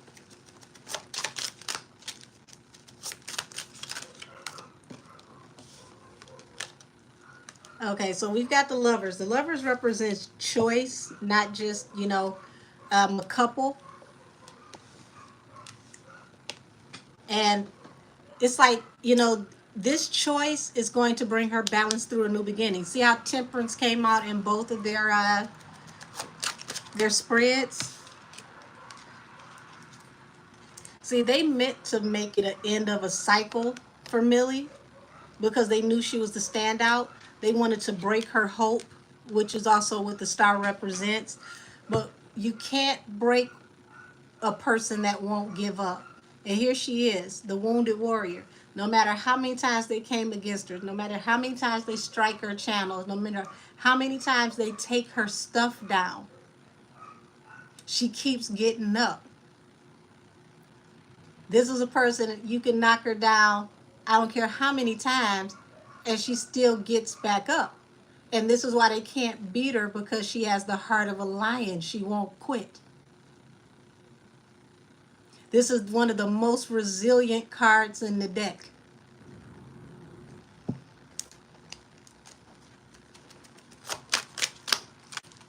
I said it before, Leo season about to be an extravaganza. Oh yeah. Let me see what else y'all saying over here. Said, I think that sometimes social media popularity can go to people's heads, and it went to his. They're going to milk him dry. Well, see, it's not really much left, sweetie. And I don't think he realizes how many people he has against him behind the scenes. Because, when you get in certain circles, they're not going to cuss you out. That's ghetto. What they're going to do is go out for drinks, go out to a nice steakhouse, have dinner together, and discuss current events across dinner with a nice glass of wine. And you just might be the current event. That's the discussions that are going to keep him out of these nice rooms. Shout out to Cass. Like she said, the group chats are about to get very active. So we've got Temperance here falling under the Six of Pentacles, which is balanced through a new beginning that's going to come through offers and opportunities coming to Millie. And this is going to be justice, karmic justice, balance coming to her. And we got the Empress, and look at here, the wounded warrior falls out under the Empress. So, like I said, you can't beat a person that you can't hold down. She won't stay down. They come for her, and she comes back. They come for her again, she comes back. She got hella tenacity.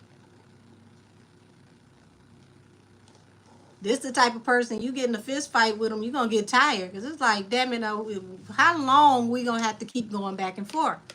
Because the wounded warrior just going to keep getting back up. They're going to keep on coming. So this is showing me that eventually she's going to move out of this toxic, chaotic phase here.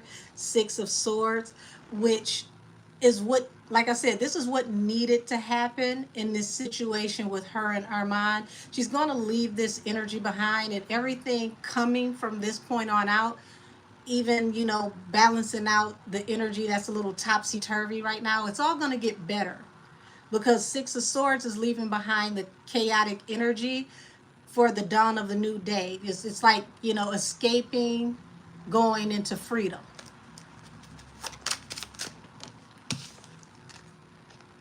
Y'all see this? Strength.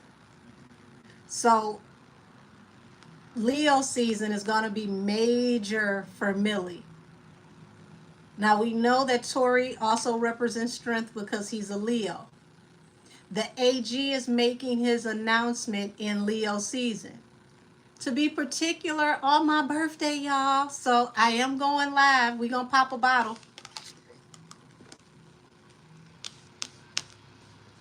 So this is going to be major for Millie. This is going to bring her a whole lot of work. Okay, 8 of Pentacles. Yes, Cashmere, July 29th. And look at this. High Priestess, 6 of Swords. Okay? Baby, Armand ain't gonna see this coming. He ain't gonna even see this coming. And see, when I tell you he popped off at the worst time ever. See, you not telling the truth about why you cut into her and called yourself leaving her behind, but it was the best thing you could have ever done. Hey, Angry and Educated. Zay, my birthday is the 28th of this month. It's the day of the AG's announcement. I when I saw that, I literally giggled to myself. It was like, you got to be shitting me. I already got cigars ready and everything. For those of y'all who don't know me, I am a cigar smoker. I love a stogie. So we've got the 4 of Pentacles falling under the unicorn, which means this is going to bring great stability to Millie. This is going to bring financial stability, and this is going to bring stability to her for work, which is going to lock her in pretty much as a correspondent for this case, because she's been writing this case before it even went to court.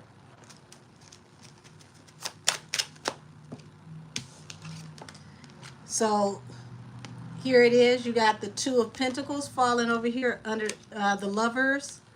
And, you know, people are going to have to really go back and think about how they played the fence with her. Oh, you said happy early birthday to us, Auntie. Oh, that's right. Your birthday's the end of this month, too. Yeah. It's going to be a lot of people with egg on their face, because they're not going to expect this case to turn around the way that it has. And when it does, Millie and Mo are going to be the face of how this works. Now, I would love to see them put those two together and let them be joint correspondents. That to me would be dope, especially if they were allowed to do like maybe like a podcast or a platform where they could literally live stream, you know, once a day, every day, with all of their notes, and then, you know, stream from that podcast to all their other, you know, sites, something like how Academics does. And then they could have live guests and interview guests and bring in people to do their own panels. I think that would be dope, and it would bring them a lot of money. And see, like I said, y'all, with all the things going topsy-turvy with Henny, it's going to make it to where it gets easier for Millie to move around, because they're not going to be big on being opposition to her anymore, because they're not going to be backing Henny once the ball gets to rolling on this case turning around. Said at least we would be able to get the facts. Absolutely. And that's why I said this is going to be wonderful for her when it comes to work, because she's going to be in high demand.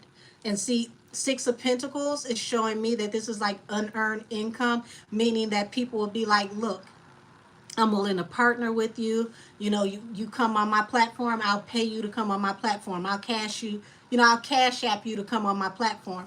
So don't be surprised if people start offering her opportunities to be on their platforms and they're willing to pay her, because they're going to make the money back regardless once the numbers come in and they start getting people to start streaming their work.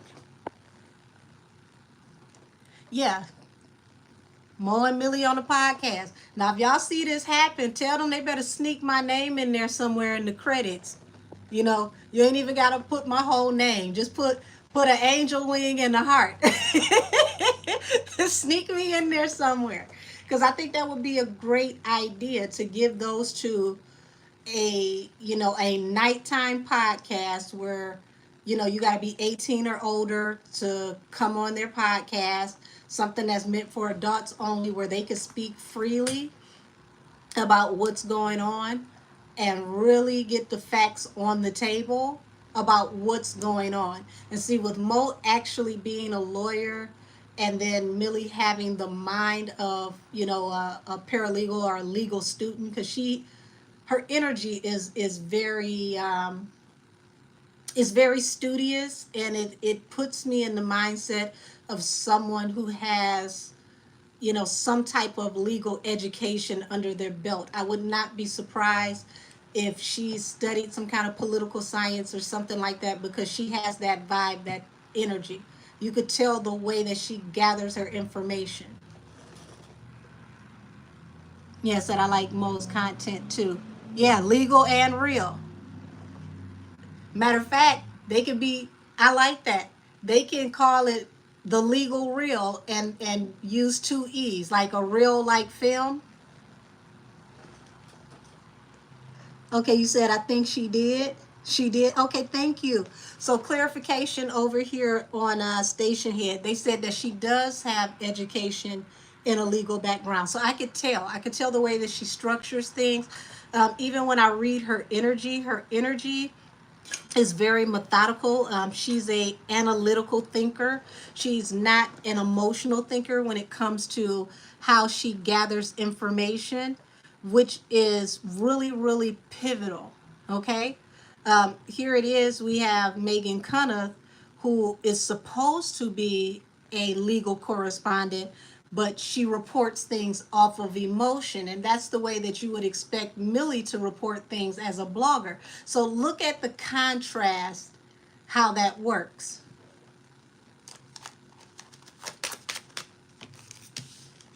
Yeah, so the offers are going to start coming in very swiftly, because people love Millie. They love her energy.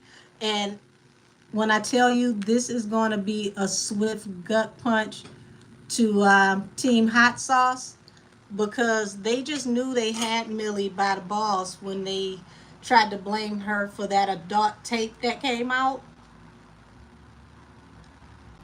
But when I tell you, like, I was literally on my couch. Y'all, I almost dropped my damn blunt when Millie did that 20 versus 1, and she represented herself, and she showed where that publication was owned by the same record label that Megan is signed to, and they had that hyperlink where you could click on that hyperlink and see the video in question. And I had just told her the night before that came, I had a hierophant that came from the higher ups. She got right on it and she found it. You can't do that, if you're an emotional thinker. She's very, very bright. Said Milagro has she has a psychology degree, and I think she minored in political science. Thank you, Cass, because I feel it all across her energy. She's built for this. And see, psychology and poli-sci, like that's perfect for, crime scene analysis and investigation. And that's why she was so thorough with her notes for, court reporting for this case. And that's why they needed her out the way. So to put her and Mo together was the perfect storm. Yeah. Okay, so I'm seeing, yeah, psychology and criminal justice. Thank y'all. Kamika, I've been calling them Team Hot Sauce. Because, you know, all five of them came over here protesting misspelling words and stringing together illiterate ass sentences. Oh, thank you, sweetheart. I appreciate you. Wait a minute. YouTube, y'all gonna let me put some love on this. There we go. I greatly appreciate you. Thank you so much. Oh, you said no, as Leos have to stick together. Girl, it was all five of them. Don't laugh that hard. You know, two of them got to work their night job as bots. They might slide in over here to insult me again with a whole menagerie of illiterate sentences. I couldn't even be insulted because I had to, you know, reconstruct a sentence and put the punctuations where they were supposed to go and the missing words. It's like it was too much work trying to figure out what they were trying to say to me. It's like you got to pick a struggle. You can't cuss me out and be illiterate at the same time. Your first fight was with the education system and you lost. That's probably why they ain't streamed that album. They couldn't read where to stream. Said that Mo was threatened while the trial was underway, remember? So I hope that he covers the appeal. I saw that he popped back out with DJ Academics and he was speaking about, what's his name? Sean Kelly, when he said that he saw that altercation in the street.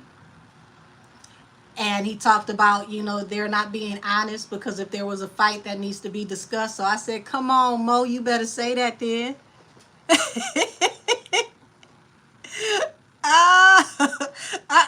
Don't be talking about you on the floor. Listen, I'm feeling good right now, but I got knee and back problems. I might not be able to get you and me up. Yeah, and I'm telling you, they came over here. Whoever it was so damn upset. They left my page and went to Millie, Mystic Millie's page, and wrote a whole entire paragraph about me, but refused to say my name. Like that reader that you spoke about.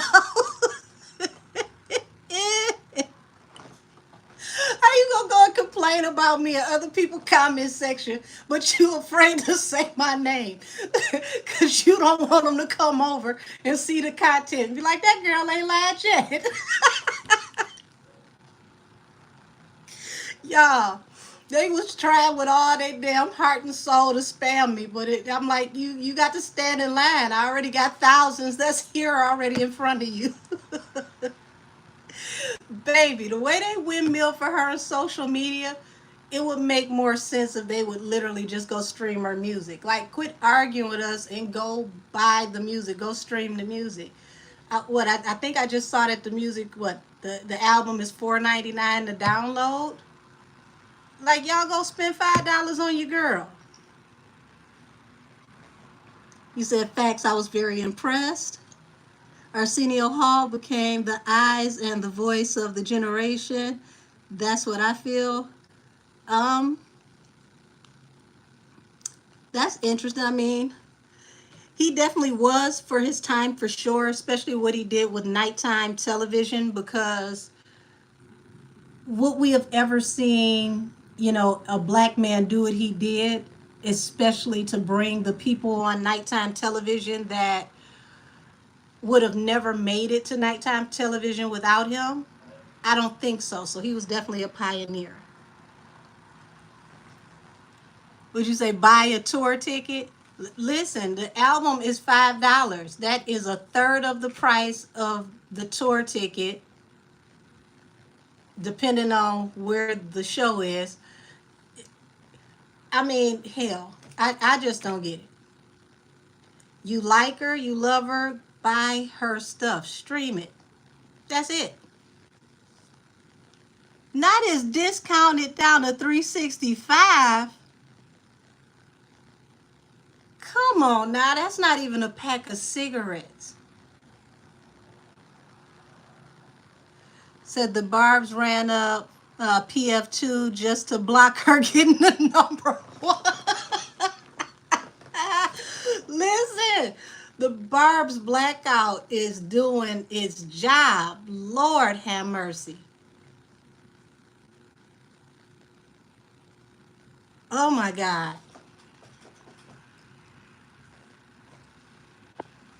It says, that ain't the girl.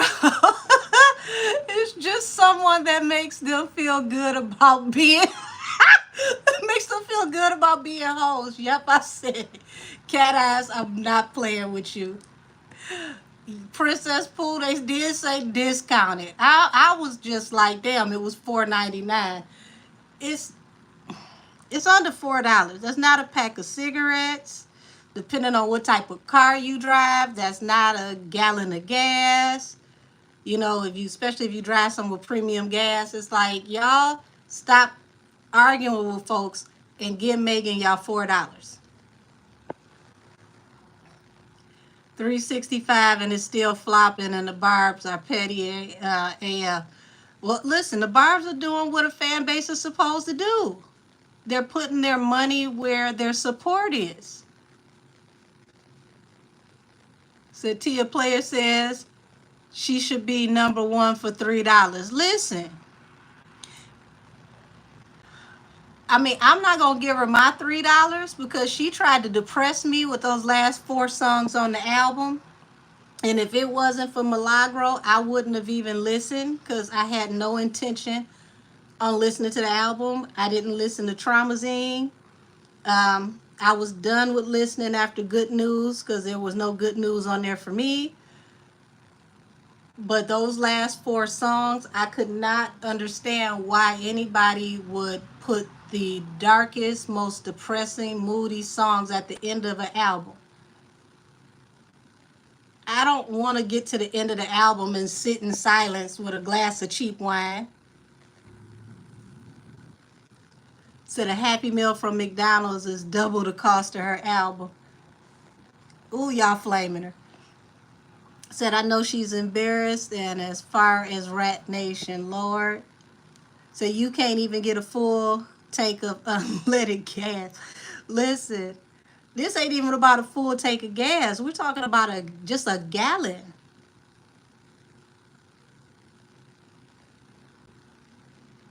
Said she was talking cash-ish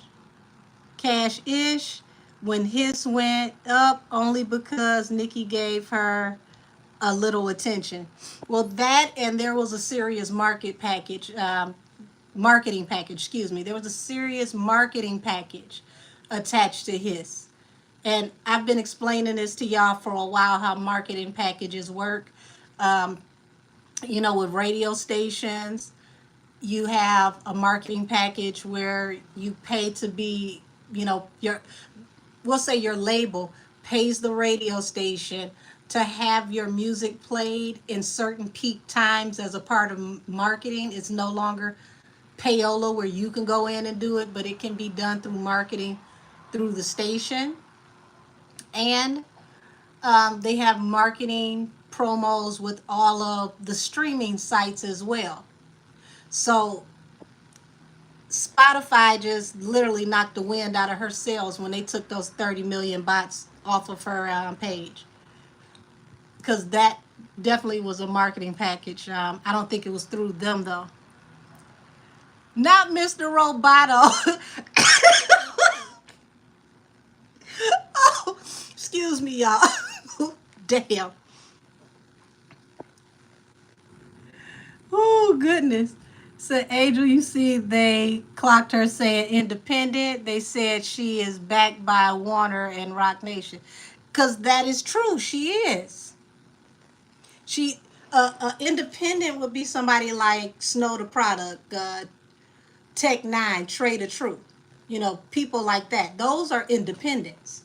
They're really out here independently marketing themselves, touring, making it happen on their own.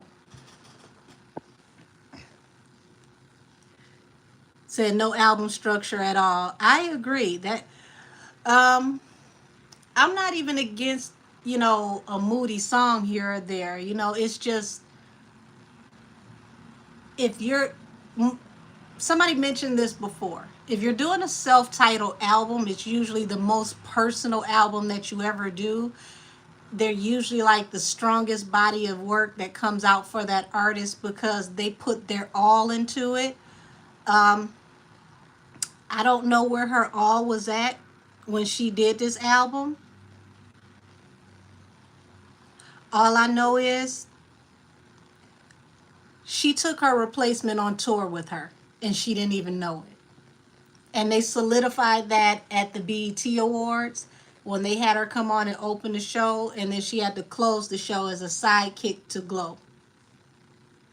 Glow is going to be the new It Girl by the beginning of next year. They're going to transfer everything over to her. And then after that, you know, they're going to do tiers of girls because they're not going to have anyone that's going to take over and be as dominant as Nikki has been. And it's not that there aren't any good female artists out there that could be. They've just watered the industry down so bad to the point to where there aren't any in the industry because they made sure of it. They made sure that they hired girls who were marginal, some of them just downright terrible, because they need to be able to replace these girls at a moment's whim, and be able to tell them with a straight face, like, I can go out here and find, 100 of you every day. Yeah, you can when the person lacks talent. You can when all the person can do is twerk. You definitely can go out and find 100 of them every day. You cannot find 100 of somebody that's like a Prince, a Michael Jackson, Aretha Franklin, even a Janet Jackson. Is Nikki is Kim is not where she used to be, but the impact and the influence that Kim had on the industry, there will never be another Kim. So when you have people that are like her, like Foxy, like Tupac, you can't tell them I'm gonna go out and find another you. Where? How? When? Not gonna happen. You said she's not an indie. What she has is an imprint label, just like Young Thug's YSL. That's right. Said, I think this album is a cry for help. Think about it. Ash Cash, that's the way that it felt to me. I wasn't a fan of the Cobra song when I first heard it, but to listen to it as the last song on the album, like the Moody Girl song into Cobra, it felt like somebody need to go check on her. And I'm not even being funny. That's what it felt like to me. It if you're spiritually enlightened, it drains you. You can't listen to it more than once. The energy's too heavy. Said it's crazy because I said that a few weeks ago. They went out and what is that? They went out and for a Malibu, weak-minded girls. Yeah, that's all they want. Like, even with the guys, they're not looking for real talent anymore. They're looking for, a factory of worse after worse. Robots. People that they can recreate over and over again. I don't know. I know I've said this to one of my supporters. I think this was in the DM, but I'll say it to all of you. Y'all, they've dumbed down entertainment because the next step to entertainment, if they get their way, is AI. Everything's going to go AI. All of your social media people, your models, everybody is going to be AI if they can get away with it. And AI, if you water the talent all the way down and then you make the AI figure more entertaining than the worst actual person that is entertaining, it's not going to be that hard to get people used to AI performers. And I'll give you a great example. If you go on YouTube right now and you could put in They're Not Like Us or anything by 50 and then put AI version, Look at how many AI versions of their music comes out. The Motown version, the 50s version, the 70s version. All of that is done on purpose so that they can get us accustomed to what's going to come with AI entertainment. And once they do that, what we know as celebrity will be dead.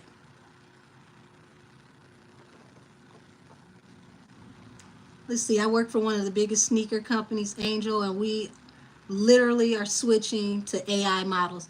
See, I just told y'all, somebody just confirmed it right over here on Station Head.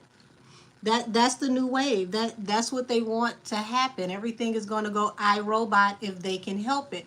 That way they own the full likeness. They don't have to worry about paying anybody. They can use the talent however they want to, whenever they want to. They can, update it, modify it, deactivate it, do whatever they want to do, and it's no additional cost outside of the cost to create it. Um, like I tell y'all all the time, I used to work in music, and I used to have my own studio for like 5.5, almost 6 years.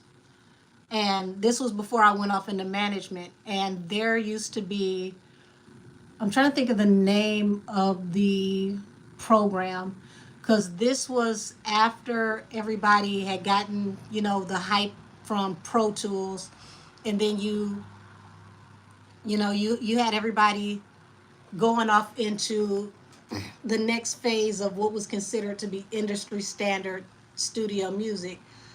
And they had a program, I want to say starting anywhere from 15 to 20 years ago. When I remember the name, I'm going to definitely tell y'all about it. But this program, they could record you speaking, type in what they want you to sing in the computer, and then the computer will take your speaking voice and sing the music back, and you can even pick whatever key you wanted it to be in. And this was years ago. This was before we even had the term AI. So it's definitely not new. Um, it's been in the making for a long time. Ooh, my throat is getting dry. Yeah, it's not new. It's been in the making for a long time. Because I want to say after Pro Tools, it was SoundForge. And I want to say during the evolution of SoundForge, that's where the program came where they would take your speaking voice and they could use your speaking voice in the, they record your speaking voice, type in the lyrics, and the computer would sing it back. Um, and then they came out with the Triton keyboard for my musicians. And Triton had the ability to where you could record yourself singing, talking, etc. And then you could play back you singing and change the keys of your singing voice and use the keyboard to play out your voice singing on the keyboard and sample yourself and all of that. So this is not new, guys. It's not new at all. Let me get caught up in the comments. Said, I thought you ended the live, just got off of work. I'm glad you're still on. Oh, no, it's 9:05. We just knocking the dust off around 9 o'clock. Said Drake used AI for his push-up track to not just the Tupac one. Well, the Tupac estate is actually suing him for using Tupac's likeness. And I'm glad that they are, because if artists want to be able to still have a job in the next 5 to 10 years, they need to fight back against this AI movement, because if they don't, they will, they will eliminate the artist and use the likeness and make money off the likeness. So artists, if they're smart, if there are any artists that are watching me right now, excuse me, I want you to listen to me very closely. Remember what I'm saying. Don't go buy no chain or no car before you do this. Trademark your total likeness, okay?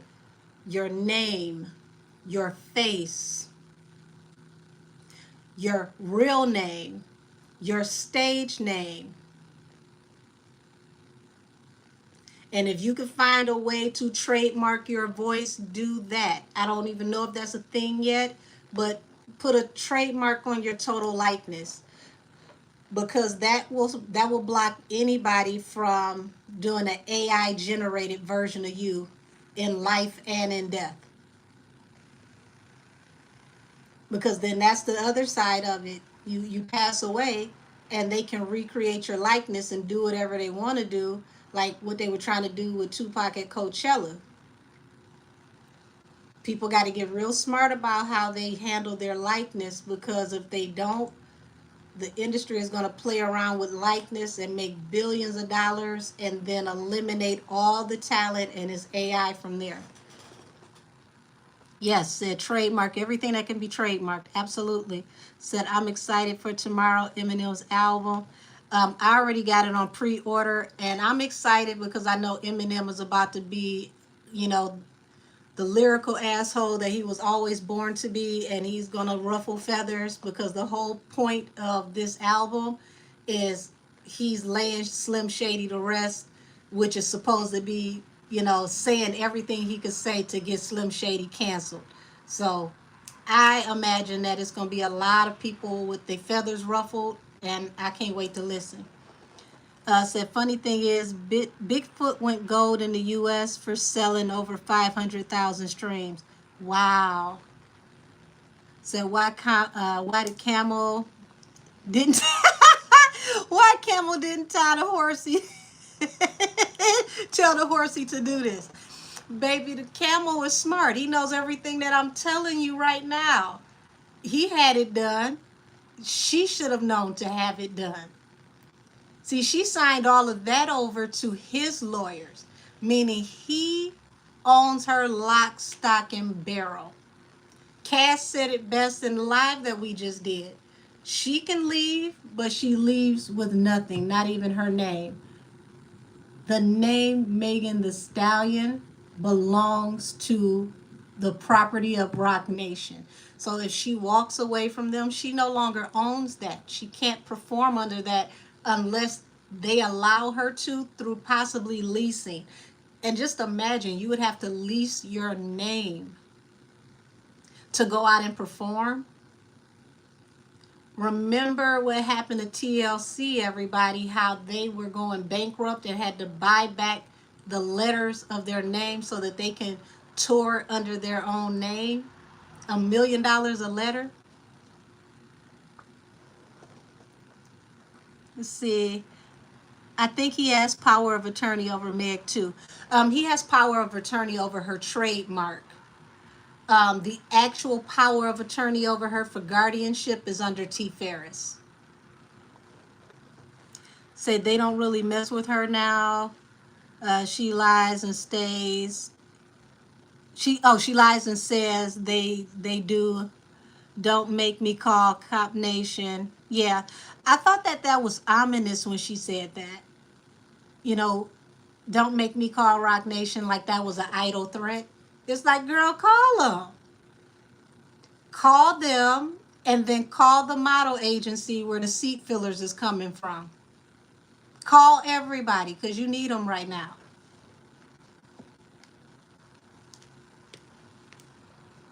Let's see, what are y'all saying over here? Said, I would love to see happening with the television industry.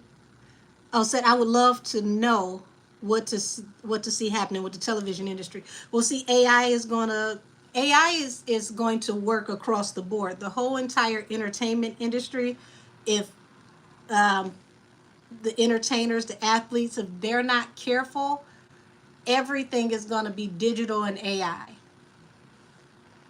It may not be right away, but they're going to implement more and more and more until we just get a comfortable seeing it, and then we'll look back one day and be like, You remember when people used to be on this? Like people, it was actually people in movies? Who would have thought? Said that's like the teacher threatening to call your mom after school. Like, go ahead and call her then. Right, right. Said Meg was saying that as if it was a jab to Nikki. It really wasn't. It wasn't even a pinch. So you got to read the contracts. Wasn't that her excuse with Carl Thomas? She said, I didn't know I was only XYZ years old and I didn't read the contract. Like, I don't want to hear I didn't read the contract this time because you about 100 years old this time around. You should have read it. You can't sit up here and say, I'm a college educated grown ass woman. I'm a businesswoman. I have my own label, but you're not reading contracts. Nobody's going to feel sorry this time around if she says she doesn't read the contracts now. So, yeah, that's a no-go. She's not going to be able to get away with that. Let's see what y'all saying over here on Station Head. So everything is AI. I wonder if we could use AI excuses in court soon. You know what? That might be interesting because they got AI programs for, I want to say, auto accidents, where you can have a AI lawyer and then whoever works behind the scenes will finalize everything for you to sign off on it. So I don't put nothing past nothing at this point. Said, I remember this program Jordan Peele tested and they scrapped it. It was for Adobe. Oh wow, Adobe. Said, is AI model influencer that's been on IG for a couple of years. Yeah, they got a few of them on there. And when you see the AI models, for those of you on YouTube that haven't seen this, in the bottom, because like you'll have photographers that create their own models so that they don't have to worry about going through the hurdles of hiring a model and how much you got to pay them and all the contracts. They'll put in the fine print at the bottom that this is an AI model. Please do not DM. This person is not real. And the funniest thing is, they say that men still DM the the AI models. So just imagine that, y'all. It's in the description that this is an AI model. This is not a real woman, and they are really in the DM shooting a shot to an imaginary woman, even though you gave them a full disclaimer that she's not real. So don't DM.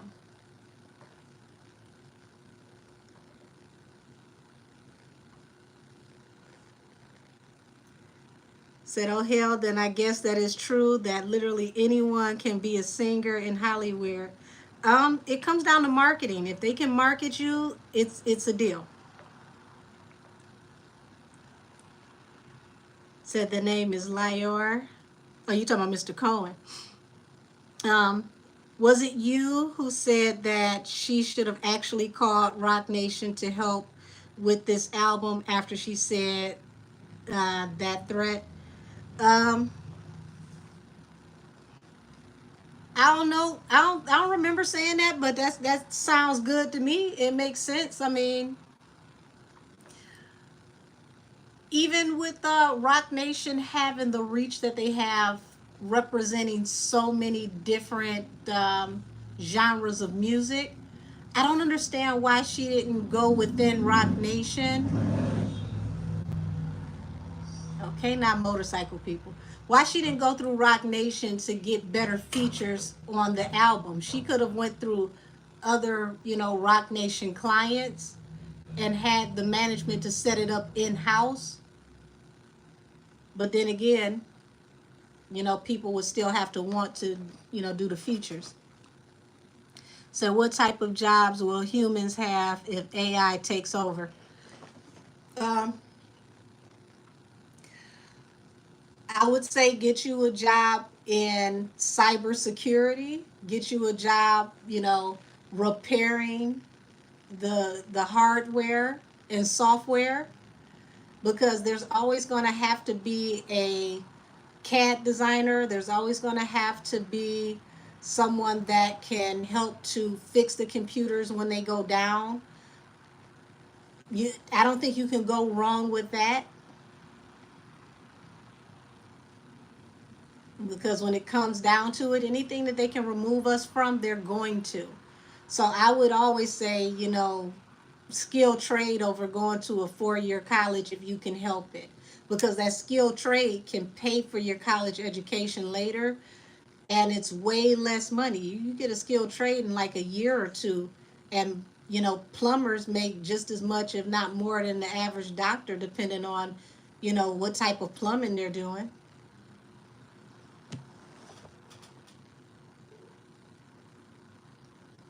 Saying, how many software engineers can the market afford? Well, I mean, here's the thing. If the market is going into all digital and all AI, I would say it's limitless, because, I mean, between that and cybersecurity, like right now, you can get a degree in cybersecurity, or at least a certification, in like anywhere from 4 to 8 months. And they're going to need cybersecurity, because who's going to be able to handle the influx of everything that's going on the internet, with all the traffic now becoming digital? Even this, they got people that work in cybersecurity behind this platform. Any platform has somebody that does cybersecurity. Hospitals, all of them, they all have somebody who does cybersecurity. Let's see, what are y'all talking about on here? Said, that's why I use the word independent in the contract. They know she won't read it. She signs to labels and didn't even know it. It is, it's quite sad, because I mean, this is one of those things to where you've got to not be starstruck when it comes to business, because the bottom line at the end of the day, it comes down to the money. How can you be sure you're going to make your money if you're too googly-eyed at the person across the table, because you're fanning out? No matter how much you like that person across the table, they become your competition once you show up to work. So, the whole way you look at them changes when y'all, go from admiring this person to fighting for placements in the chart against this person. Said, Kelsey even said if a video came out, it would be AI on the on that interview that she did already, trying to cover the lie. I'm telling y'all gonna y'all gonna let up off of Kelsey when the truth comes out about what happened. And I'm not saying that because I want everybody to have sympathy for Kelsey. Um, all I can tell you is, this would have never went as far as it went if she didn't have who she had behind her that had to come and do a cleanup on aisle 6. I promise y'all, when this is all said and done, people are going to look at Kelsey and Tori so different.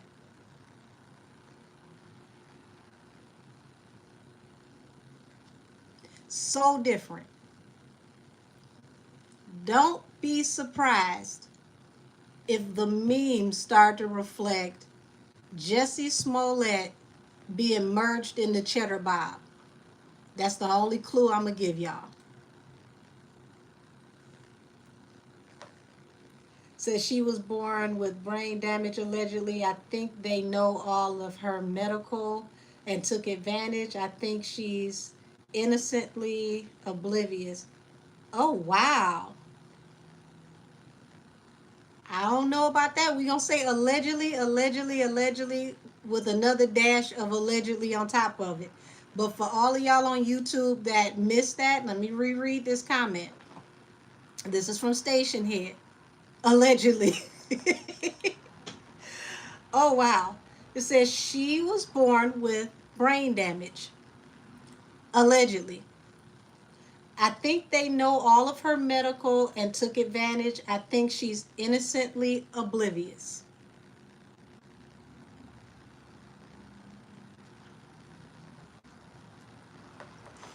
Says she's getting everything. Hold on. She's getting everything she deserves for all the sneaky and conniving lying. Damn. I had to take a breath. Underhanded lying that she has done, and ironically, that's the number one reason why Bay doesn't like or trust her. Okay, Miss LaDon.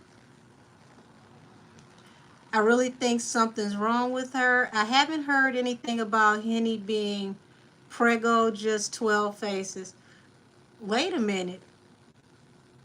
How we get to that one? So yeah, I don't think Wow said I don't think she can read. Hey, love from Ireland. Love you right back. So, goodness gracious. She has a guardian to get her out of that charge she had with her ex that she got arrested for. Well, we know the guardian is T. Ferris, and once again, shout out to Millie and Mob Radio, because we wouldn't know about that guardian if it wasn't for Megan's friends who were very buddy buddy with Milagro in the beginning before everything went left. Star Butterfly. You are very correct about what happened with Cheddar Bob. Like I said, I'm going to leave it there.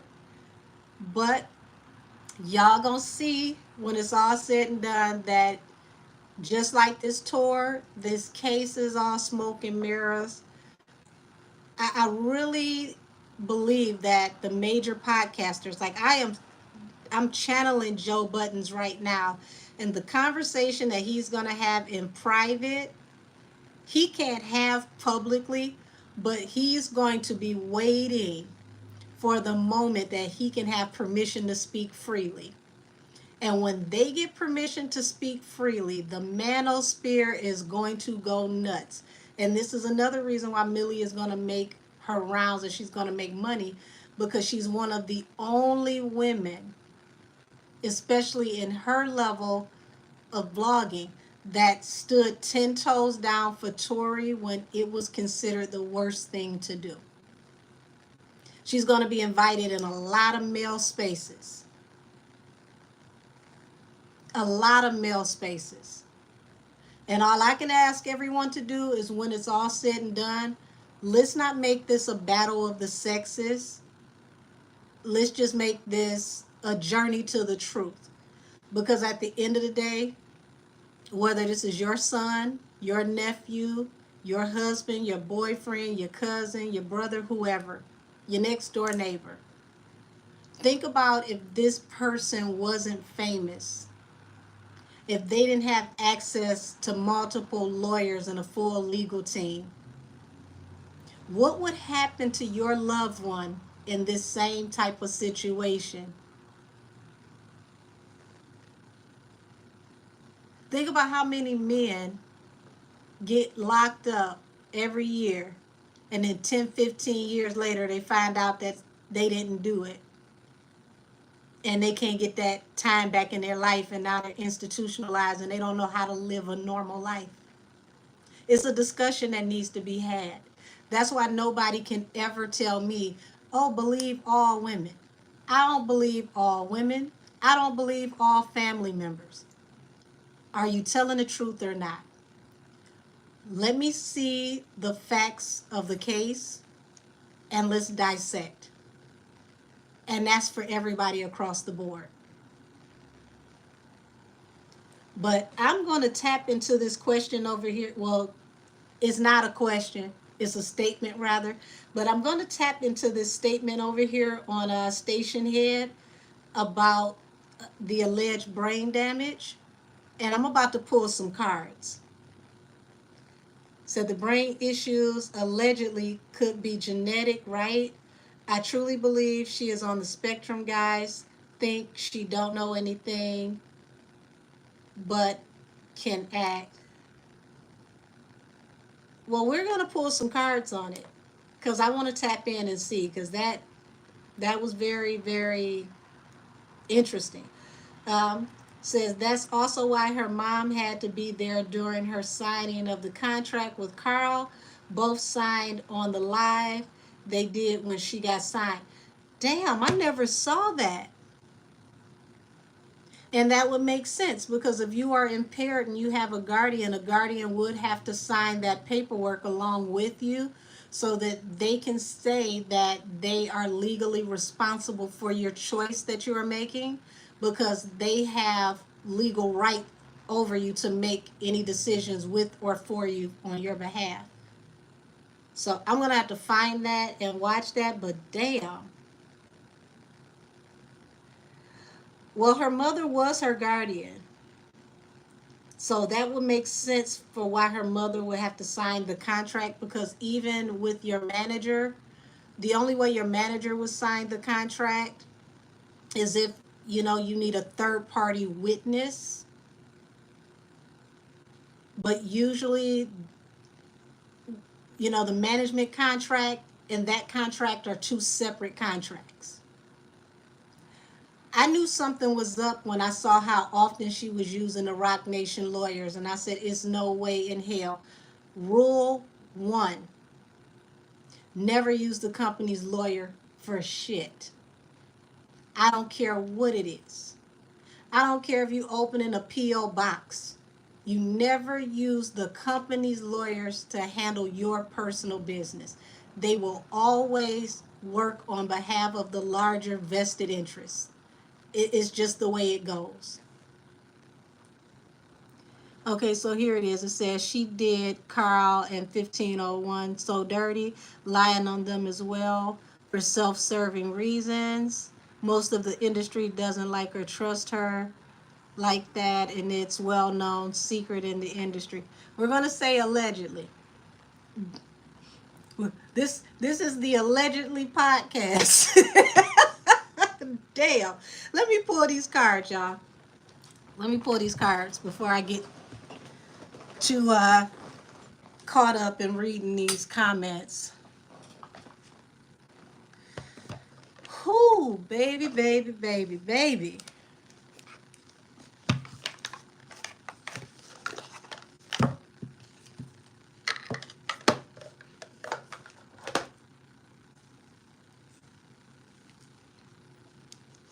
Alrighty. Angel, spirit guides, and ancestors of the highest heavenly order, please come before me and everyone on this broadcast. Put a heavenly hedge of protection around all of us. Keep us safe from all hurt, harm, and danger, seen and unseen. Keep a fiery hedge of protection around my third eye so nothing can penetrate. Keep all maleficent spirits, all trickster spirits, any monitoring spirits away from us while we receive these messages. Show me the energy around any birthing injuries. Good Lord, I couldn't even say it. Any birthing injuries and defects that may be had by Miss Pete. Whew, okay, y'all. Thank you for your patience. I always have to pray when I tap into the energy around her, because it gets very, very... She can pull, she can drain like no other. That's all I can tell you.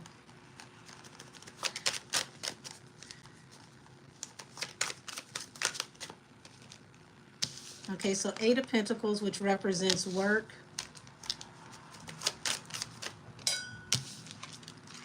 Okay, Queen of Swords, which represents air sign. We know she's an Aquarius, which is an air sign.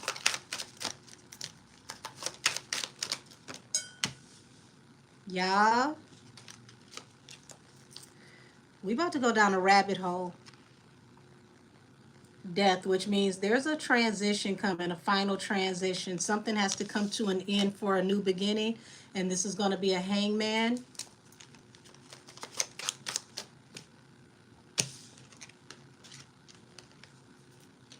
Now, this is the King of Swords, but I want y'all to pay attention. For those of you that can see me on YouTube, This King of Swords at the bottom of the deck has two swords in front of him, which means this person has the power to cut off everything, okay? This person can shut things down when it comes to money. Death card falls before the Ace of Coins. Lord have mercy. This is her money, y'all.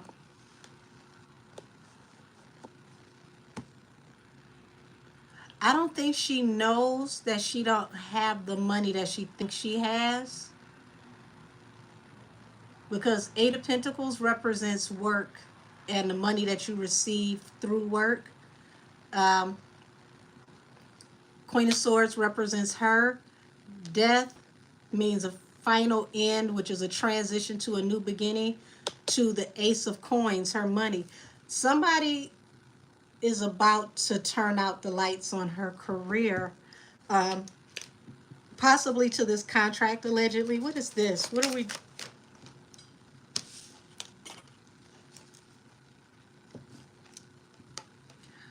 They're moving very hasty. I mean, this is like grease lightning. Ace of Wands.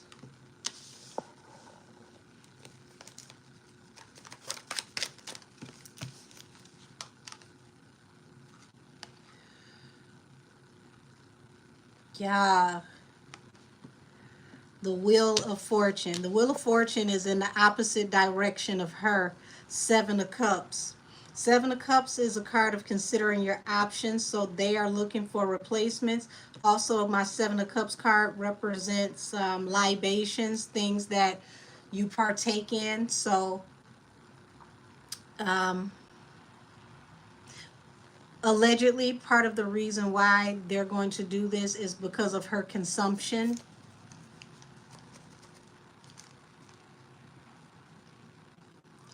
Yeah, luscious, lovely lady. It sure is.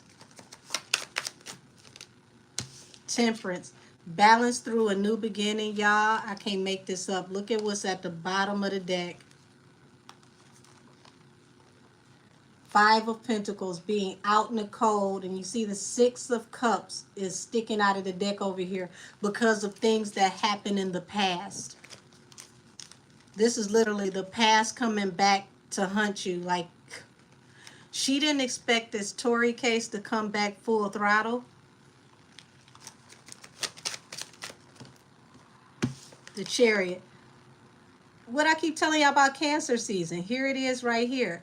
Her work is about to be greatly affected starting now in Cancer season.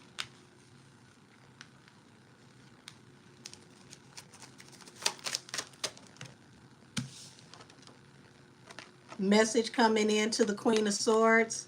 The Knight of Wands, excuse me, the Knight of Swords going right up under the Queen of Swords. Whew, Lord have mercy. What's this message coming into her?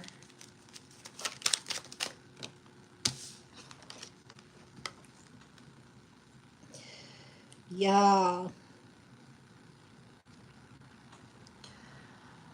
These next 2 years is about to be a fool. That's all I can tell everybody who can hear my voice and see me right now.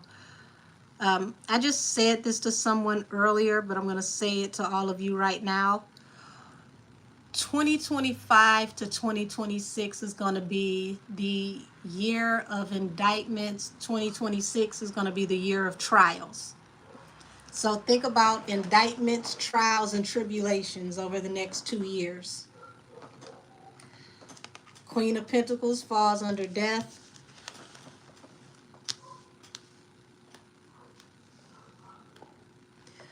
Now, Queen of Pentacles can represent a stable, wealthy woman, also a established woman, a mother figure, a wife, okay? And that falls under the Death card. Ace of Swords, this is the truth. What is this attached to a mother figure, a wealthy woman passing away? Y'all. Ace of Coins falling over the Justice. This is going to be karmic justice for her and her money. She moved very, very hasty to do certain things. And My spirit guides are literally telling me, like, this is what happens when a little girl decides to be fast and tries to be grown, even though her mother has already directed and instructed her on what to do. Like getting too big for your britches, and then you'll realize how important what your mother said really was to you. Um,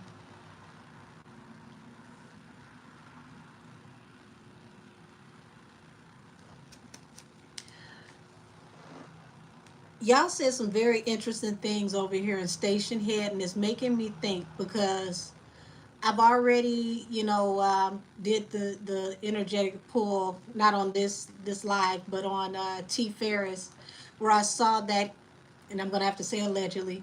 Allegedly, I saw that he had used Megan as a bargaining chip to get him a job over at Rock Nation, but he didn't relinquish himself as her guardian. So just imagine she signs over all of this and he signed with her with the Rock Nation lawyers.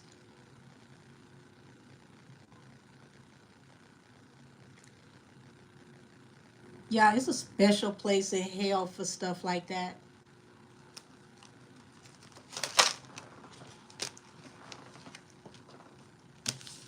Seven of Wands. So, this is her being hyper defensive, okay?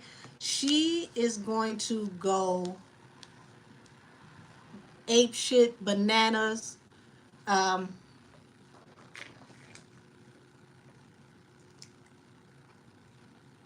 this is not going to go well. This is not going to go well. I feel like from what I'm looking at with this spread, it's like she was sold a bill of goods. You know, they're showing me the vision of a little girl, riding in the back seat of the car,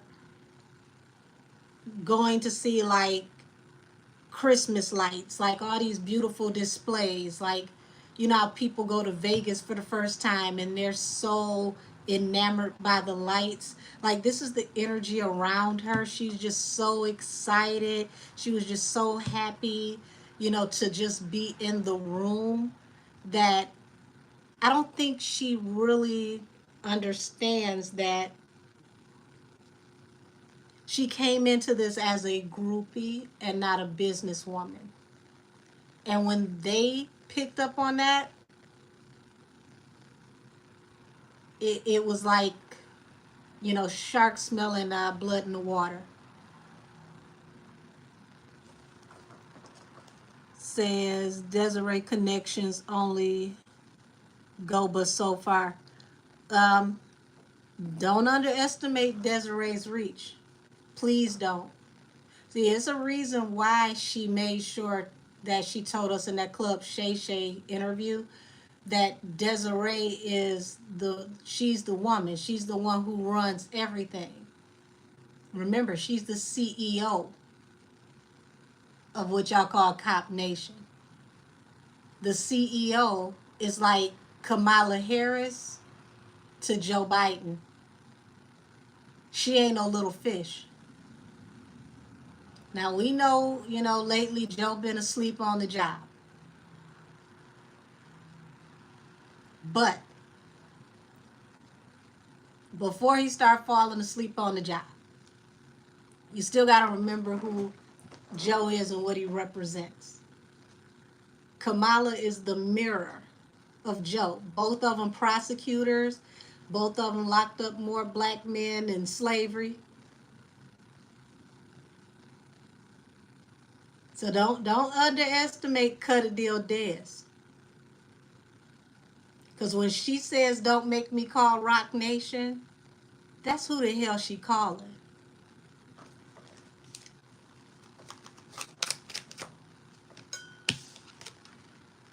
Now you got the Queen of Wands here. And when I do her readings, for those of you who are new to me, the Queen of Wands represents her persona. Now we know the Queen of Swords is her as the person because she's an air sign, she's an Aquarius. but the Queen of Wands represents fire. This is the hot girl. And they, gassed her up, sold her this dream about this Wheel of Fortune and how she would have balance through a new beginning. Two of Swords at the bottom of the deck. But she just had to cut off the dead weight. Now, she says that Rock Nation told her this was a decision she was going to have to do herself. But I feel like they gave the prime directive, allegedly, to T. Ferris. And they let T. Ferris tell her what was necessary to get her in alignment. I hate that I can't play music over here on YouTube. I'm channeling the song Lost and Turned Out. Now, all of you, who are familiar with that song, remember a wolf in sheep's clothing came, blew her mind and changed her ways, and now she's turned out. She got lost on her way to grandmother's house. That's the energy around T. Ferris. Because you got to think about it. She got other family members. How in the world did he become her power of attorney over her other family? This girl will tell y'all to the end of the world she's an only child. And I've seen a sister down in Texas that looked just like her.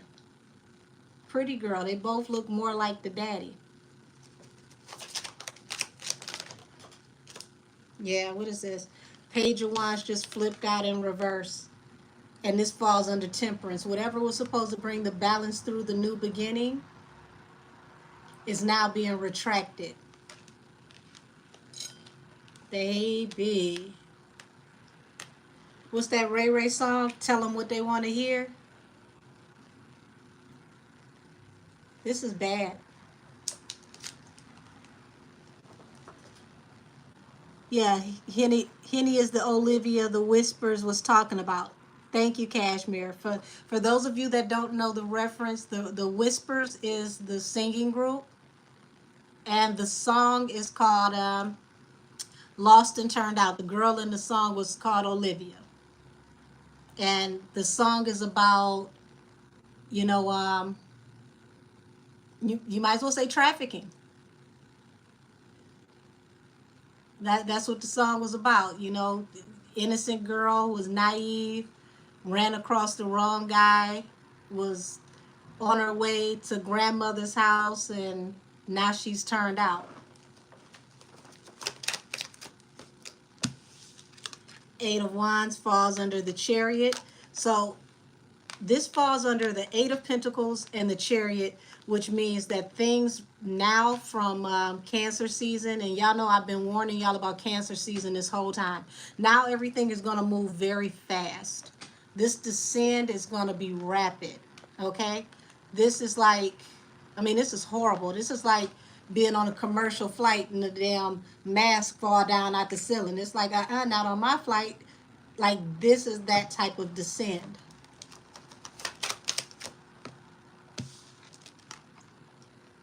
We've got the Leo card here for strength, and this also represents Leo season.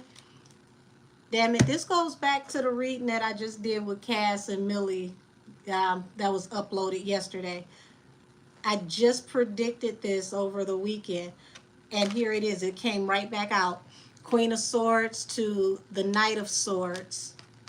Right up under it is strength. There's a message that's about to come in Leo season, and this is from the AG. And baby, death falls on top of the Queen of Coins, which means this is going to rock her financial stability. This is why I was telling y'all on Station Head, baby, don't underestimate this AG. This is extremely important. Yep. Choice got to be made. And if you pay attention to this Two of Wands, this man isn't just reaching out for a wand, he's pointing to one in particular. This means that they are already deciding on a new front runner. You see the one that he's pointing to represents a crescent moon. This is what she doesn't see coming. He's reaching away from the one that has the sun on top of it, which represents the hot girl. Y'all, they are gearing this up, and she don't know anything about it. What was that Rocco song? You don't even know it.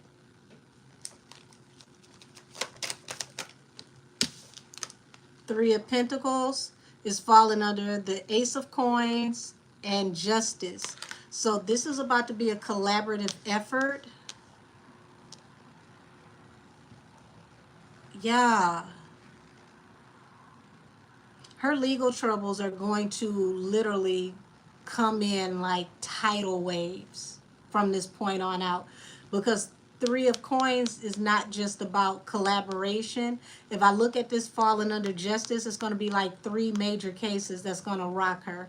It's definitely going to mess with her money, and we're talking about a substantial amount of money, legal fees, possible payouts. Like, this is going to eat up her money. I said, Auntie, don't forget, retrograde is in 6 days later after the AG's response. Ooh, damn. And you know, everything in retrograde, on Tori's behalf, the retrograde is fine, because the retrograde means that they're going to revisit past information, past situations, which means they're really going to get down to business on what happened with his case. But for her, this means all types of things from the past are going to be rehashed. And this is going to start I hate to say it, but this is going to start a witch hunt. Six of Cups at the bottom of the deck. Right when we're talking about retrograde, things from the past. And there it is. Ten of Wands, the weight of the world is going to be on her shoulders. This is going to be aggressive forward movement. They're going to take her down and decommission her like an old battleship. And here it is. Six of Cups has finally hit the table. That is retrograde energy. Falling under the Wheel of Fortune and the hot girl. Oh my gosh.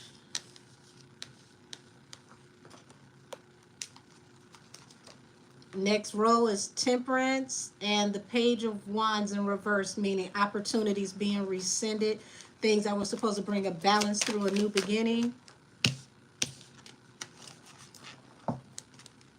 King of Wands represents a fire sign. Two of Swords, cutting her off. Now, if you saw the last reading, I told y'all they were preparing to drop her. Everybody's going to cut her off.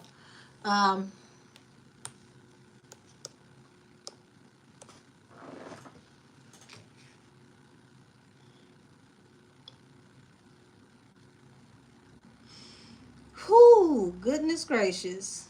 Let me, hold on, let me pull out some oracles, because I wanted to get, this ain't even what I was coming to get into, but hey, it's still important.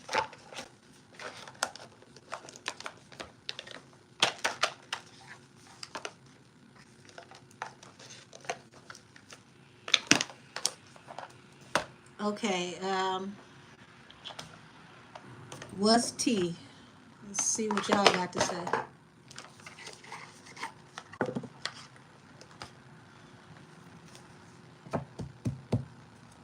What's T? What's T? There's another deck that I was looking for. Oh, here it is. Panther Oracles.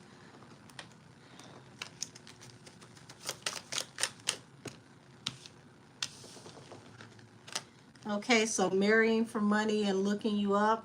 Now, marriage is also about contract negotiations and agreements. She thought she was going to come into this situation and this was going to bring her more money if she married her brand to this company, Cop Nation. Lord.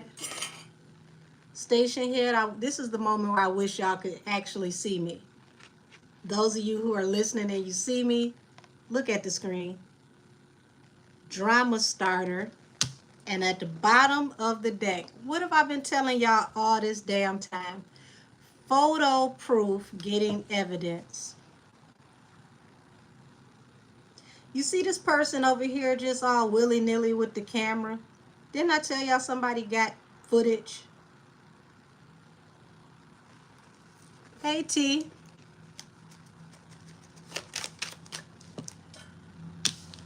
Yep, played out and uninterested.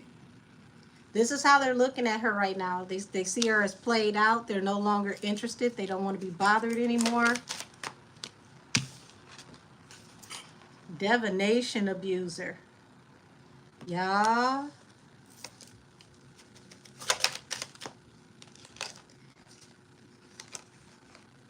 Jackpot, crying over you, same shit, different day. So it's like they're tired of this energy. It's like rinse, wash, repeat. Okay, they thought that, you know, they had hit the lottery when they got her. Like, we got the one that's next up, the person that's going to take Nikki's place. And now they're over there, you know, with salt in their wounds. And they're realizing that this was a bad investment. Bottom of the deck running. They running from her. She don't even see this coming.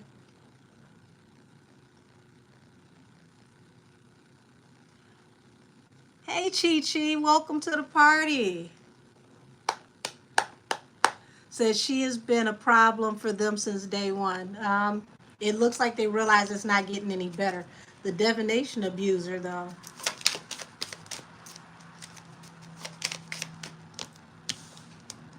So, boss daddy here, falling under Mary for money.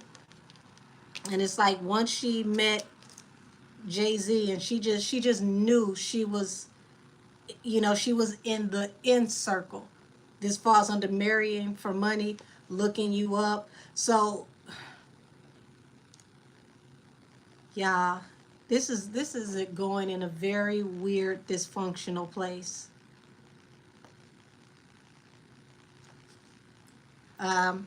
Always partying. This is something else that they're looking at with her.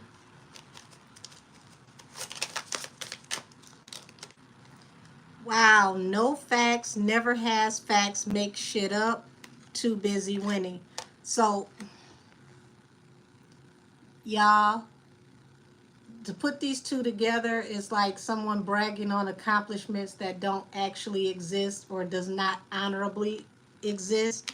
And it falls under drama starter.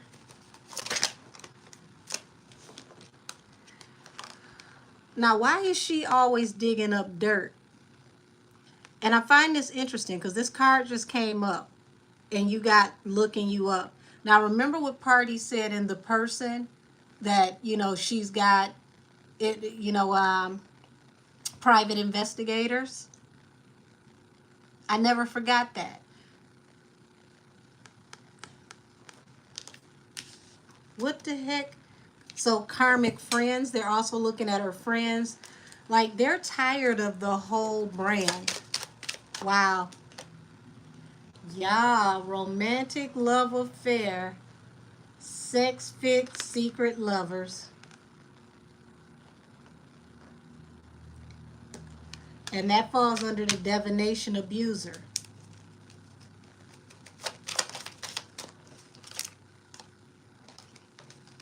Now you notice Shine has a Bible here, and it says, your light irritates their demons. So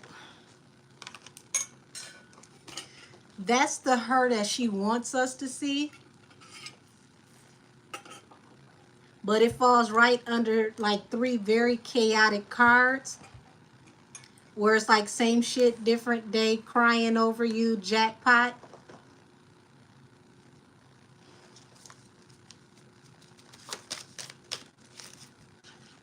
And then they decide, what didn't, damn it. if this don't reconfirm everything I said when she met with them, when they realized she looked at them from a groupie's perspective. Look at what just came out. They made an offer, and here it is, groupie. Once she came off acting like a groupie, it changed the whole mindset in the way that they looked at her and the way they decided to conduct business. See this? Running and unfazed. They're going to separate from her, and they're going to do it so nonchalantly. Yeah. Yeah, the inside scoop. Closer look, nosy up in your business. And this falls on top of played out and digging for dirt. I'm not surprised with this, because they would have the inside scoop, because they would need to know what they need to cover and bury. But this is somebody digging for dirt, meaning they got the inside scoop on what's about to come out.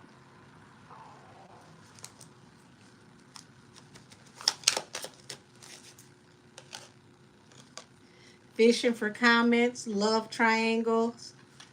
And this is on top of romantic love affair and divination abuser. Yeah. Interesting enough, it's the artwork on the fishing for comments card that stands out for me, because this looks like a woman that's in, a therapy session, and the therapist ain't shit. Look at this. Look at this damn clipboard. That therapist ain't wrote down a damn thing. So, is she actually going to these therapy sessions that they said she's going to? Everybody look at this on YouTube.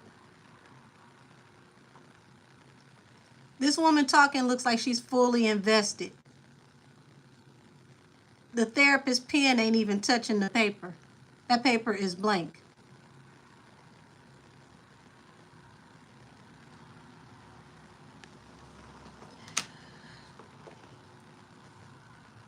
With the comment fishing for comments, this, and I got to put a strong allegedly on this.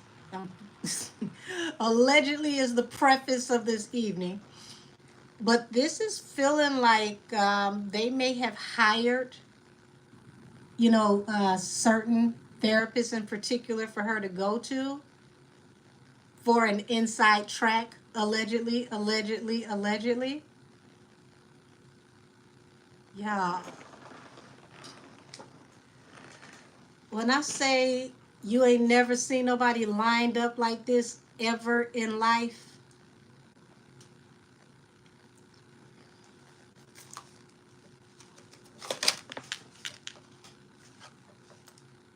fake flexing, acts rich, flosses money, acts fancy, shows off, etc. Fake flexing. So your money is not what you say it is.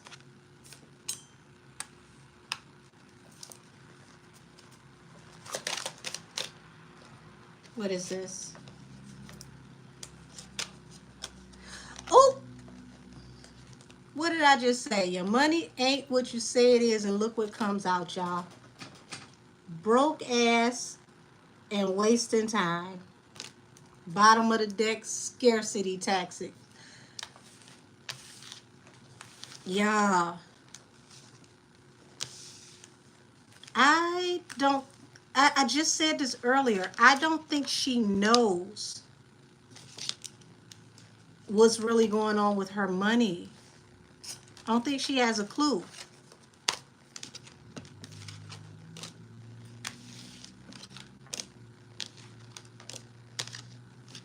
Ooh, T. Ferris, you need to go to hell on a bullet train wearing gasoline draws.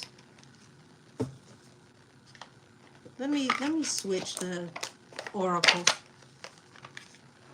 Yeah, I don't get that she's actually fully keyed in on everything. I really don't.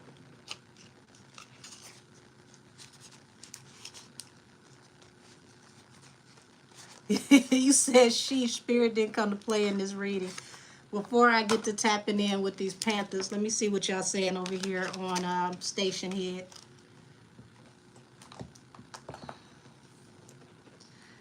Said, but if she's slow, literally, allegedly, hold on, let me scroll back. Why would the world turn against a person with a brain defect, allegedly? She will get sympathy. Um, that depends on if they're willing to expose something like that, allegedly, because that goes off into ethics. And if we're talking about ethics, ethics will really, really make the camel look diabolical, okay? We're talking about mental health professionals and activists coming out of the woodwork from all across the world. So, are they going to expose something like that? I don't think so. And being that, she's wanted to be in the in crowd and wanted to be like everybody else her whole life, I don't think her pride would allow her to say anything like that. Um, it's a horrible situation. When I did the reading on who released I'm on YouTube, so dang, I can't say that word. Who released the adult tape? The spiritual energy was very heavy. After I finished that reading, I was emotional for the rest of the day because I felt bad for the little helpless girl that had been taken advantage of and pretty much, you know, um, handed off from one to the next. And it made me understand why Tori is so protective over her, and he keeps saying that's my friend, and he doesn't want to speak against her because he knows the truth. And even in this situation, he's still trying to protect her. Not the people around her, not the people running her career, but the very person who's in prison. Now let that one sink in. Imagine how big a person's heart has to be away from their family for years. Okay, he's been gone for what, almost 2 years now? And he still doesn't want to throw you under the bus and tell everybody what's really going on with you. Right. Black girl lost. Well, see, it's not even about him actually loving her, Iman. It's he wanted to save the little black girl that he felt nobody came to help. He thought about, you know, well, this is my friend. What if this was my daughter? Like, she doesn't come off that way when you first meet her. It's when you get to know her a little better. So he didn't have any idea at first who and what he was dealing with until he got involved. And it's like, damn, what did I just step into? Right. Same with Party. Putting the person behind bars that genuinely cared for you. Yeah, T. I mean, when I tell you, it it, it wasn't even the reading itself that got me. Because don't get me wrong, the reading was depressing. It was moody. It was when my angel started to channel the George Michael song, and I was so glad that I was off camera because I was trying to fight back tears because it's like this is so messed up. But I still have to hold her accountable for what she's done to Tori because Tori's not responsible for what these other people have done to you. He's one of the few people that came into your life that tried to help you. God sent you, you know, a person that in form of an earth angel, somebody who was going to pray with you and help you be the best version of you and was never going to tell anybody what was going on with you, like be a real honest friend. And see, that's why he also backed away from kicking it with her, because he genuinely did like her until he realized what was going on with her, but he didn't want to just discard her. Said, well, he should know she doesn't care. Canadians are nice that way. Angel, it's funny you say that, because I was trying to explain that in the reading before, that culturally Canadians are different that way. They are very, very open and kind. So the way that even in their hood, you know, when it gets rough over there, it's not like how it is here. You know, it's bad people all across the world, but culturally as a country, they are a very kind country. Says she probably got drunk and cried on his shoulder a lot about certain things. I believe so. And they trauma bonded over both of them losing their mothers. And that was a very heavy thing for Tori, because Tori was really, you know, fighting to deal with losing his mother. So to see that she was going through what she was going through and she lost her mother, like I said, he trauma bonded with her. And then it was like the other shoe started to drop and he realized the other issues. And it's just like, oh man.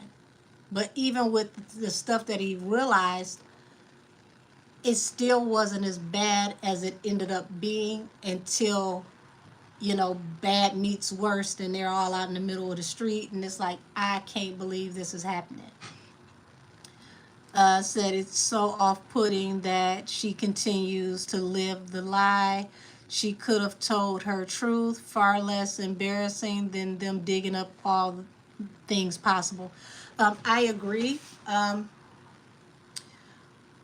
For the ones who saw my first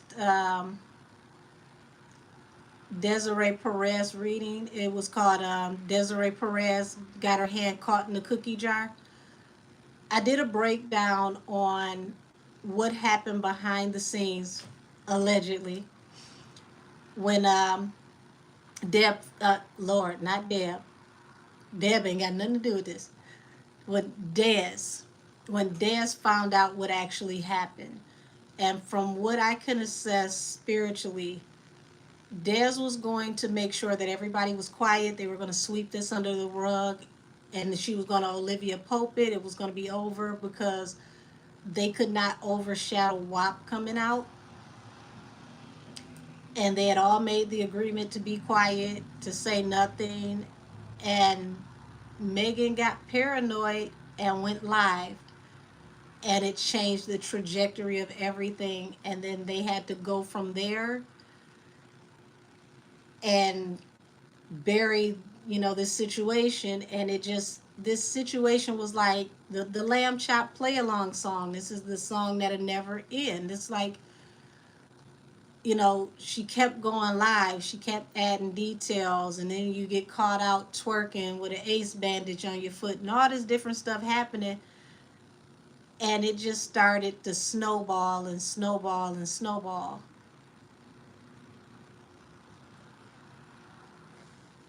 This was never supposed to turn out the way that it did. Says she's one of those people who is really a groupie, and since she is connected to Cop Nation, she puts on the facade like she feels important, but at night she is restless and questions her self-worth. Cat Eyes, I promise you, I swear that feels like you just gave a whole review for the album.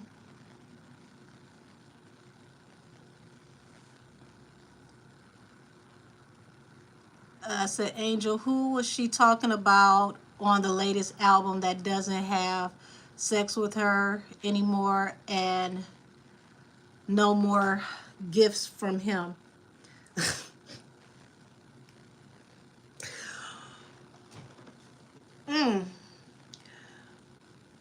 That's a very great question. Who could she have been talking about? Because I feel like on this album, She was talking about more than one situation while, crying in her glass of whatever she was drinking, while speaking about the one she wanted, while she talks about the one she has to, you know, um, settle for because she can't have the one she wants.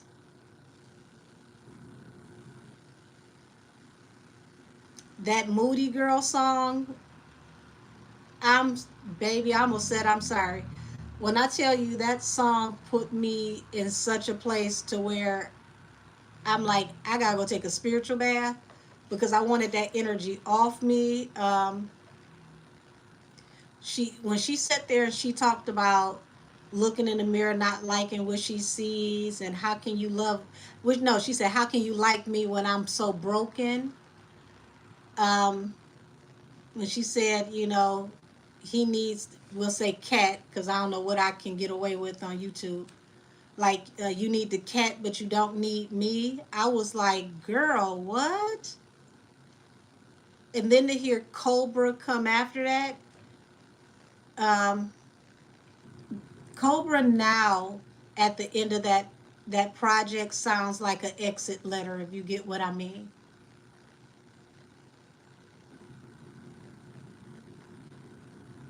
They really need to get her to somebody to get her some help.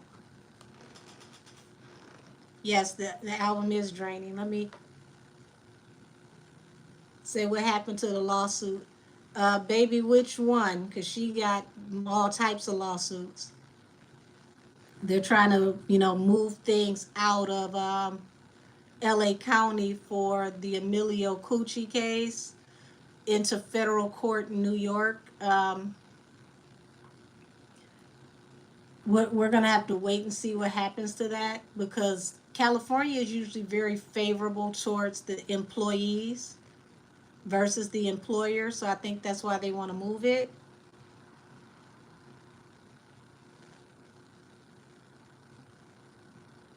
She's not, she's innocent. Who's innocent? Hold on, what the hell I missed?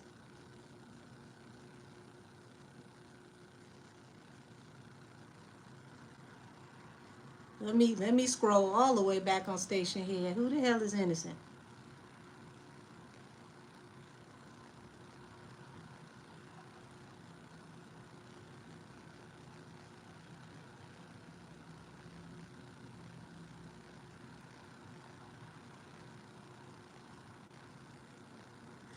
I said she will expose herself like her medical records. Well, see, that's the thing. I think Tory has been fighting against this, but he's going to have to stop, fighting against his own progress to win this case. And I've been telling y'all that he's going to finally have to say no more Mr. Nice Guy and fight dirty. And depending on how dirty his lawyers want to fight y'all, they can, subpoena her records to find out why she has a guardian. And it can get very messy from there. Says she allows too many people to tell her what she needs to do instead of using her common sense. She is blinded by fame. Well, baby, I don't think it's about her common sense. Sometimes when people are people pleasers, they don't know how to make a decision without, all these other people saying something because they're afraid to not be liked. Which is even more interesting because she had a line in her, I don't even know which song it was, but she said, if I was to lose it all tomorrow, they'd all be gone. And it's like, if you know that, then why are you putting yourself in a position to be alone and to be left alone by people you know that are going to leave you when the gravy train runs out? That's right, T said, common sense is not that common, not for everybody. Said, I'm optimistic she will have someone to help her out that knows about it. Ash Cash, no ma'am, she won't, unfortunately. The sad part is she could have received help if she didn't fall for the banana in the tailpipe, aka T. Ferris. T. Ferris played in that girl's head. He told her everything she needed to hear so that she could do what he needed her to do. We're going to say allegedly, okay? And he knew how to maneuver her because he knew what was going on with her. You know how many people would have loved to embrace her as a special needs MC with her ability? And I'm not saying that she had to give us the full rundown of what's going on with her, but I think that in the climate we're in today, if she would have just said that, you know, let's say like Jean-Claude Van Damme, he's been very vocal about being severely bipolar. And he said that due to him being bipolar, he's been married 5 times. He's had issues with addictions, things of that nature. Cash, stop laughing at me like that. I'm serious. I thought I was getting ready to put together a PSA and you got 1,000 laughing faces across my screen. But no, I'm serious. Like Jean-Claude Van Damme, he talked about how, you know, his mental illness caused him to self-medicate. And he had, you know, really intense issues with, you know, we'll say ski slopes. And it was hard for anyone that got married to him to stay married to him or be in a relationship with him because of his bipolar disorder. But when you think about what all he's accomplished in his career and how he'll go down in history as one of the greatest action actors of the 80s and 90s, and this man is a senior citizen now and he's still able to do action fight scenes, and now he's come out and he's shared his mental illness with the world. It didn't stop him from working. He ended up with a whole nother show on cable where he shows you who he is from behind the scenes, and he lets you look into his life and how life is for him. And I thought that was very brave of him to do so. Because believe it or not, there's a lot of special needs people in entertainment. Because a lot of people that are, you know, gifted in the arts, they are wired different. I mean, dead serious. Look at all your comedians. And I'm talking about your top tier comedians. And find out how many of those comedians were special needs students in school. Mike Epps and Monique were 2 that were very vocal about being in special ed.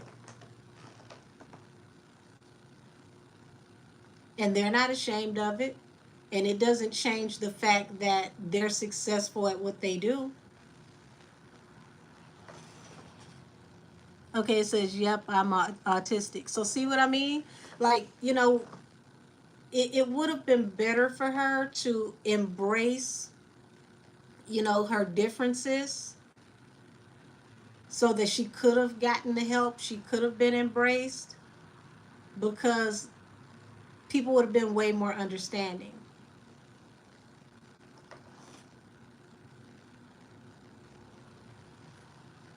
He says, so what happened to BBL Drizzy? Simple. He should have left Kendrick the hell alone. He bit off more than he can chew. He let that persona of his gas him up. Like, sir, you have a team of writers. Kendrick don't need no help. That was an imbalanced match from the beginning. That didn't make sense for you to keep poking that bear. Let's see, let me come over here and see what y'all said. Said that's exactly why she's not slow. She already knows the outcome. That doesn't mean that she's not slow. It just means that whatever is going on with her shows that there's a problem with her ability to reason. It means that there could possibly be an issue with the frontal lobe. And when there's an issue with the frontal lobe, it messes with the ability to process thoughts and have deductive reasoning.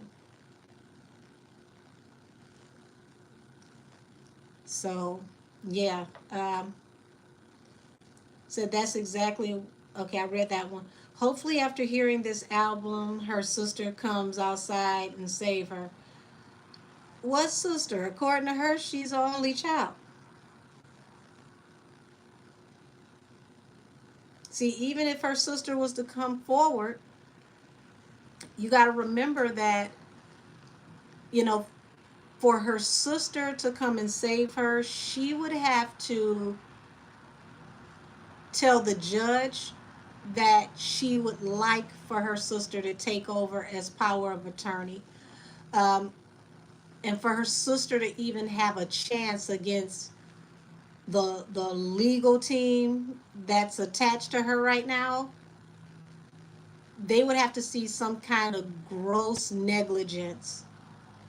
And legally and publicly, we haven't seen any evidence of that yet. So it's like, save her from what at this point?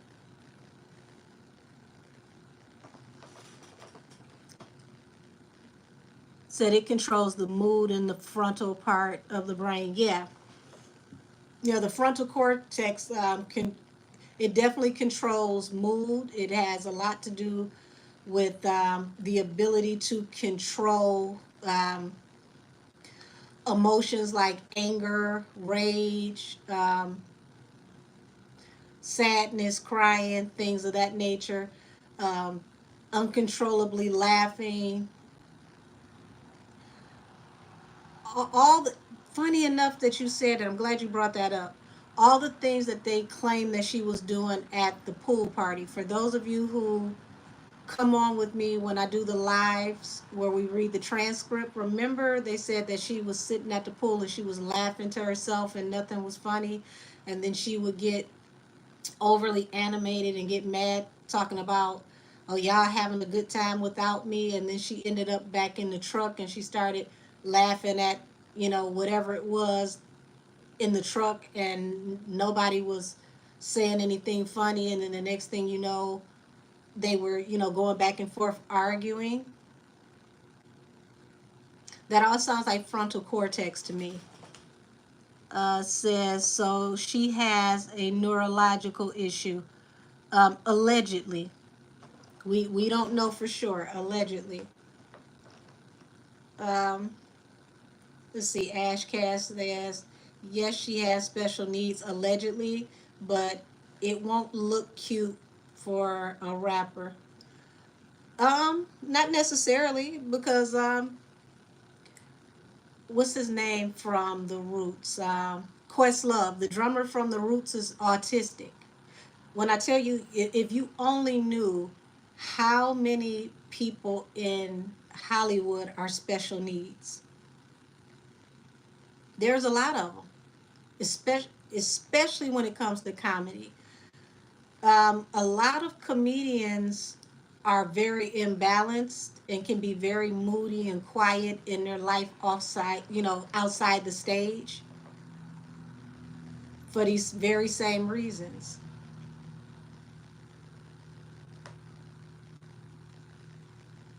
Said, but can she even make the decision for herself? Well, see, that's a great question, Ash Cash, because when it comes down to it, if she needs a guardian legally, we don't know what the barometer of her level of comprehension is to make decisions. We don't know if her decision level is, you know, um, what do you want to eat? What do you want to wear? Things like that. That's why I keep going back to thinking about what you guys said to me a couple lives ago. It's like, you never see Megan drive, and then it pops up on the Club Shay Shay interview. Um, she always talks about having severe anxiety.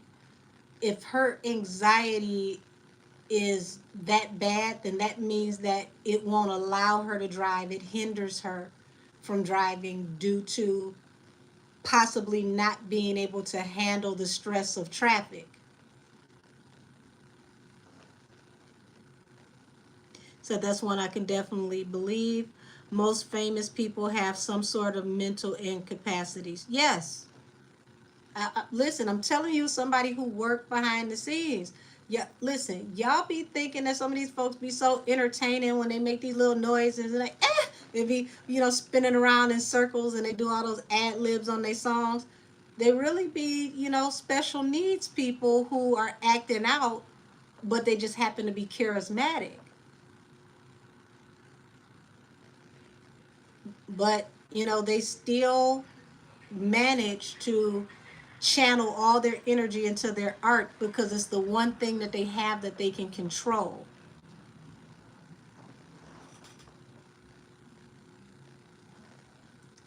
I'm not even reading that one, y'all. Let's see. LOL. Thought those laughs were, we'll say inebriants, because I'm still on YouTube, so I don't know what I can get away with. But yes, they find them like that on purpose. Yeah, unfortunately. Um, only only other place I know that preys on people like this that bad, and this is gonna sound messed up, but it's true. Um, Churches in poor communities. Anytime you have, a grandparent or a family member that has special needs, and they're a avid member of a church, stay very close to them, because when it comes to gambling and tithing, it's the same impulse, believe it or not.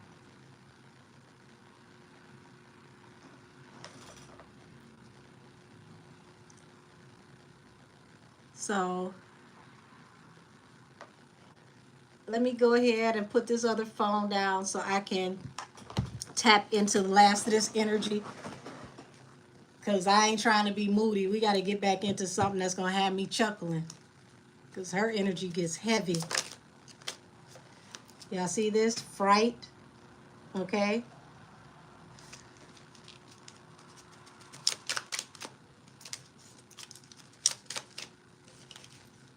Blind. Y'all. She's not seeing a shower of rain in front of her, and this is so sad. Stress. Look at this. Stress and fury at the bottom of the deck. Why that look like Megan Cunneth, y'all? That was y'all favorite googly eyed right there.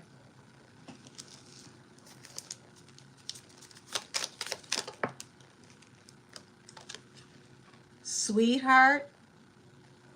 Okay, so you got the mother and father holding the sonogram.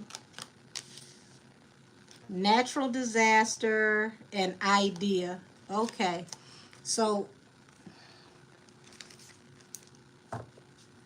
this goes back to the original question about possible birthing injury, or a issue that happened during pregnancy, because I want y'all to look at, here's the mother and father, pregnant mother holding the sonogram, and then you got natural disaster and idea in reverse. um what happened during this pregnancy, allegedly?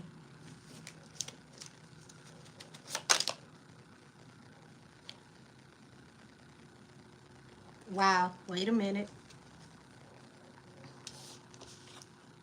Now this is interesting. um we've got the marriage card, and then right behind it came stop. So damn, even before her parents could even get her here, there was a lot going on. You got the gain. Okay, so stop, gain, mask, someone who wears multiple faces, calm, indulgent, induce, endorsement. Y'all, oh my God, this is going, I know where this is going, and it's only so much I can say. This is crazy. Um,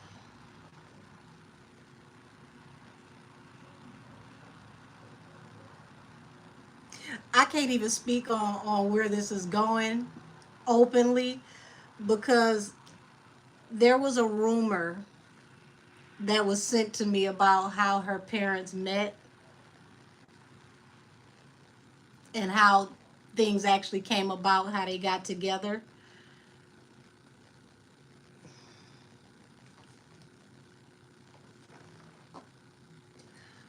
Endorsement means to convince somebody, to sway somebody, to bribe somebody into being a puppet for you.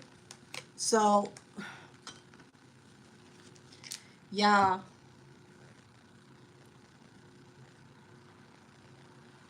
her father was slicker than a can of oil. That's all I'm going to say.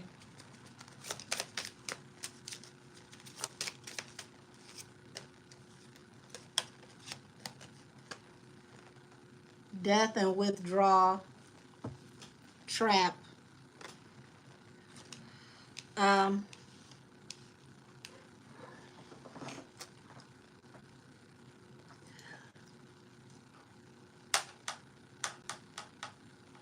Sometimes I be wanting to lay my integrity down to the side somewhere, but I'm not.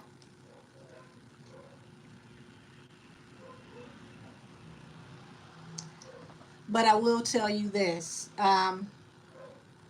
Sometimes when you have birthing injuries, a mother may not know that they are possibly in a family way. Oh, it's not about on Discord, honey. It's just it's certain stuff I don't want to say because this goes real deep down the rabbit hole. This who let me get back to what I was saying. Um Sometimes when a mother may possibly be in a family way, as they used to say, a million years ago, they may not know that they are pregnant and they could possibly still be partaking. And when they find out that they are, they withdraw. Okay, here's the card of withdrawal.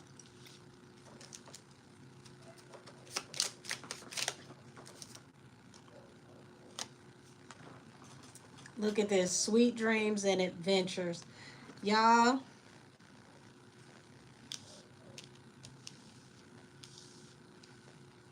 this gives me the issue with the perception of reality versus fantasy.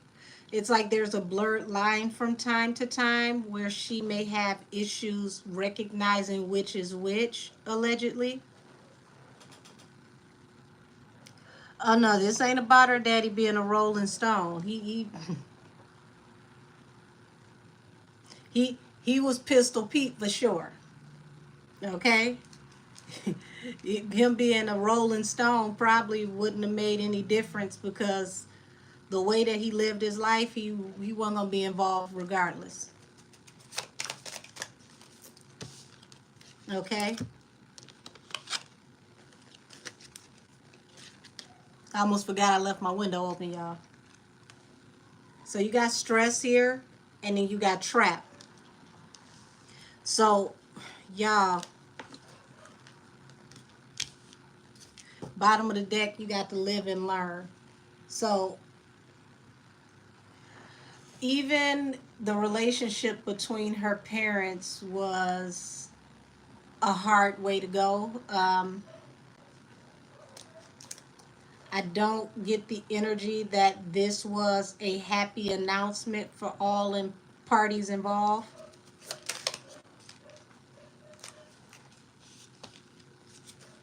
Look at this.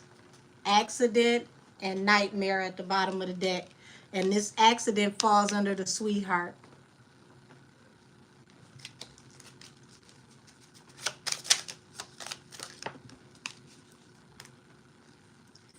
Live and learn. Friendship strategy. Apology in reverse. Her father was a very scheming, conniving person.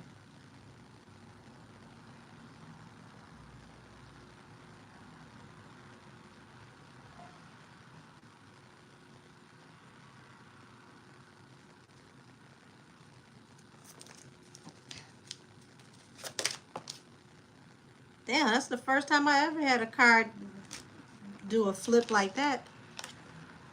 See the lost card? He was manipulating her mother. Damn, fate. Lost in reverse. He was manipulating her mother so that he can use her as like an ends to a greater means. But I don't think her mother realized that when she came in contact with him. Hey, Kiki said, who are we reading on? I'm closing up energy on Henny.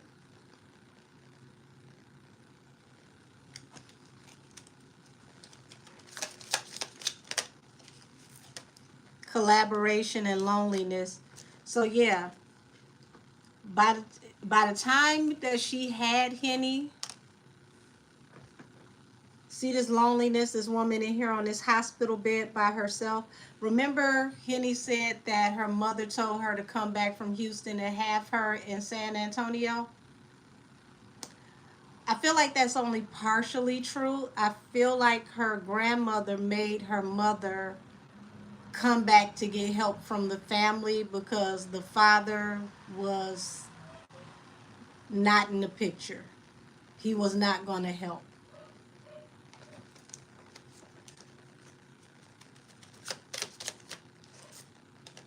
Yeah, care and fury. Now you see, mother, father, and baby, fury. Yeah, Megan's birth rocked the table, okay?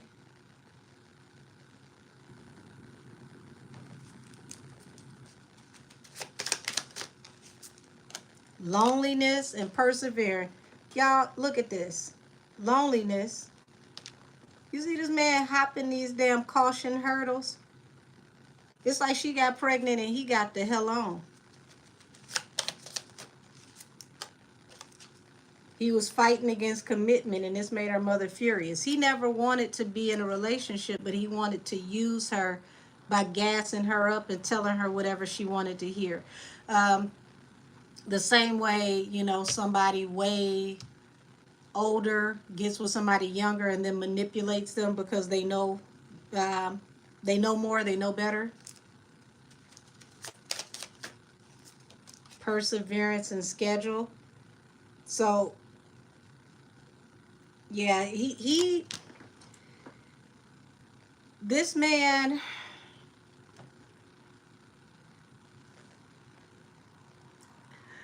he hustled the shit out of her mom. And it wasn't until she got pregnant that he showed her just how cutthroat he can be. Said nobody ever stood 10 toes behind her. Holly either. Henny and her mama. Well, Cashmere, I ain't gonna say that.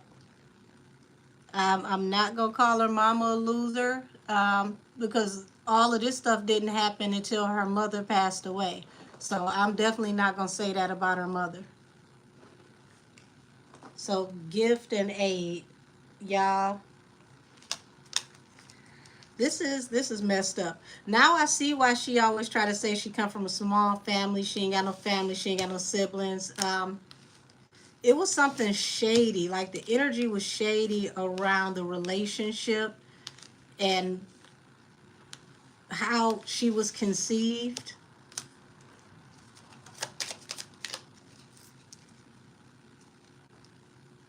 And we got schedule.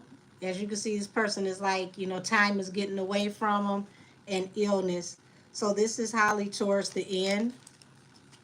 Damn, she's, and I the last time I channeled her, I saw that, you know, it was like she set up and she watched her whole entire life, you know, in those last moments. And she just had to accept things for what they were. Um, Evidence and origin. Y'all, something's about to come out soon about her whole familial background, because evidence and origin is the truth about where you come from, who your actual family is.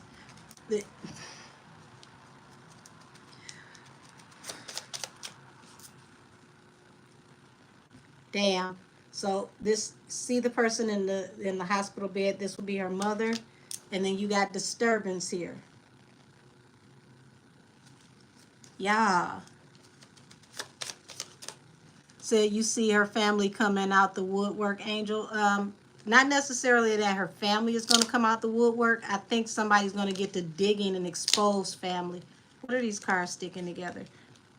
What I just tell you? Origin, compromise. They're going to find out that she lied about the origin of her family and how things went. Because here's family and here's real estate, where she's really from, who's her real family. Memories and pride. She won't share the truth about her family because of the pride attached to, you know, feeling bad about not being accepted, about not growing up around her father's side of the family. Like there's a big disconnect somewhere.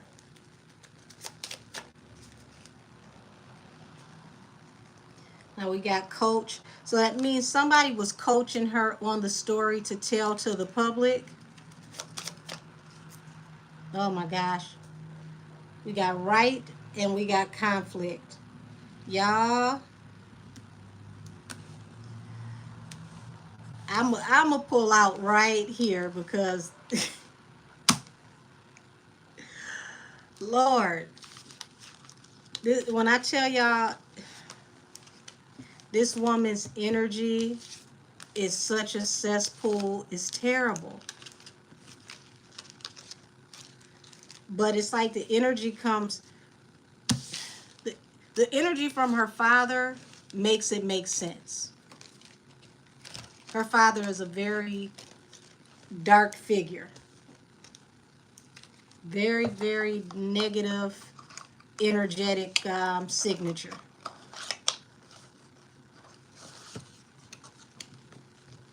Said, I see why she wants to conceal her past. Can we ask why her family won't speak out? Well, here's the thing. You got to think about, you know, family as in people you're related to or people you actually grew up with and spent time with and experienced. Her father's side of the family knows of her, but they don't know her.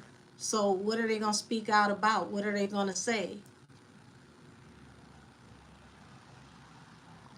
You know, to come forward and tell everybody, yeah, that's our family, but we don't know nothing about her. It's, you know, I mean, it's, I kind of see why they don't speak up, because how is that going to look?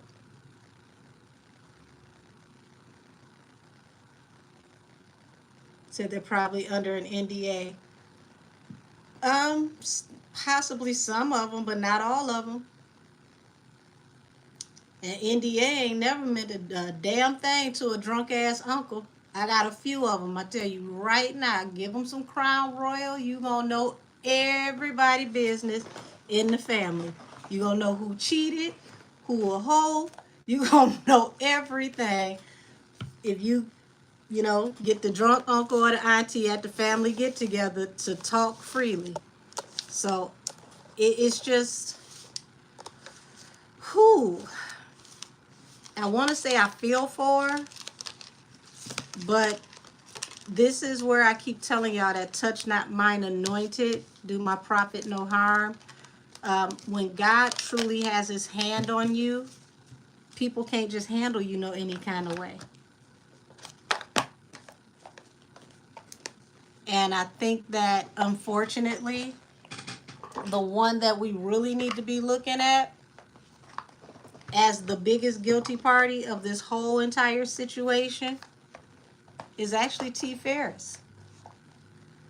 Because you got to think about, if this man is still her guardian, which means he has to be aware of why she needs guardianship. He turned her loose on everybody. And he didn't protect her even from herself. As a guardian, that's something that you have to do. You have to protect the person who needs help, even if you have to protect them from themselves. If she needed to go to rehab, as a guardian, he could have signed her up to go. If she needs a mental health evaluation, as a guardian, he can petition that. He has failed hands down in every area that he was supposed to be a representative in. Now, if anybody that really wants to help her, that wants to make a difference for people who are mentally ill, they need to tighten up these laws for people like him so that they can be punished when they fail to do what they were supposed to do. Because if she's not in the proper capacity to make certain decisions and that's supposed to be his job, why is he letting her lie? Why did he let this go this far? Why didn't he put her in treatment when she first said that? Or better yet, when the incident first happened before she even went on the internet. These were all the things that he had the capability of doing and just did not. So let's not forget about who the hell was responsible for her that failed at every turn. Because that was his job. Not as her manager, but as her guardian. Yeah, so he didn't help because he was too busy smashing and getting her money. We're going to say allegedly, but Angel the Babe come through with it. Yeah, said I have so many questions, laugh out loud. Said these people are weird as hell. He just threw her to the wolves. Baby, didn't he? He took her right into the wolves' lair and threw her in the fire circle. And walked right off with his job. Because that was what he wanted. He wanted a job over there. He wanted to be able to sit at the table with the big dogs. He took her as a token. Handed her right over. And then he got his job and he let her go and run amok. Yeah, said that's how he controls her. Let me see what's going on over here on Station Head.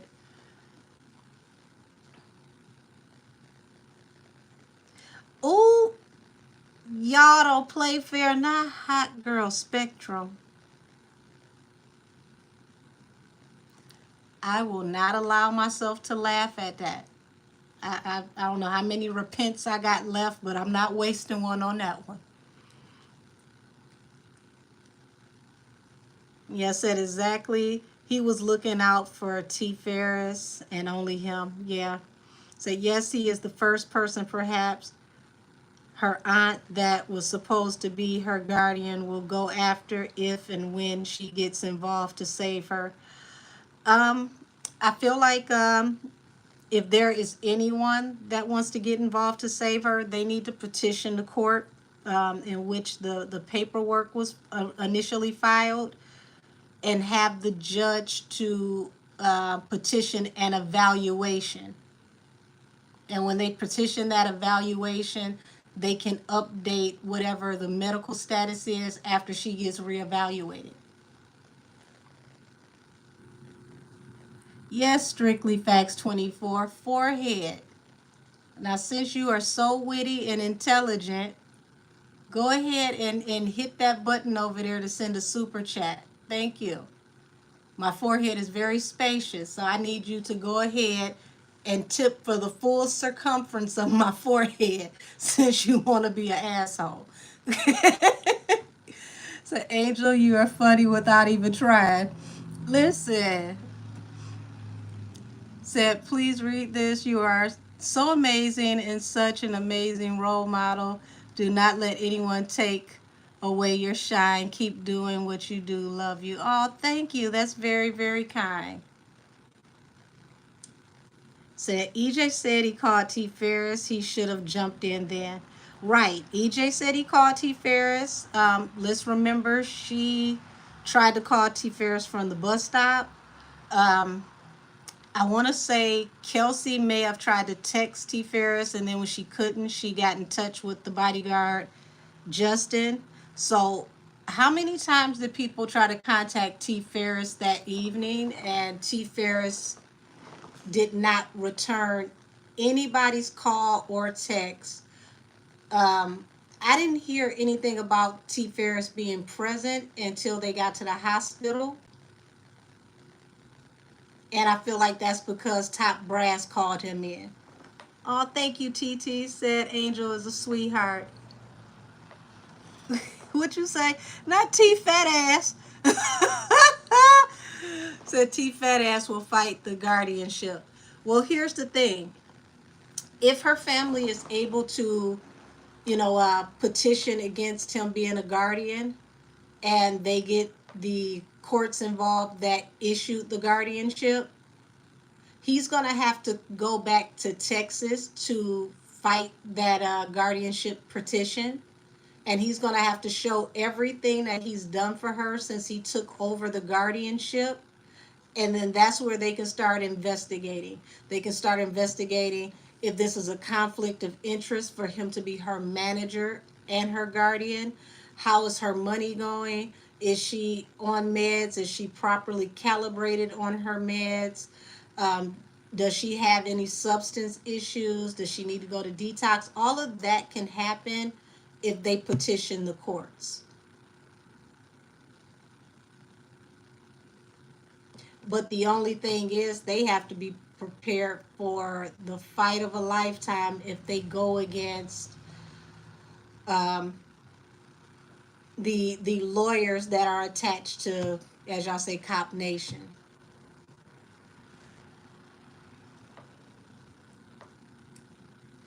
Yes, they should have called him to the stand. That is a great comment. You are absolutely right. Said, but he showed up on the scene. Yeah, he didn't show up though until the police got there and she was going in the ambulance. I want to say EJ left the get together around, I want to say 8 p.m. to 8:30 p.m. that evening.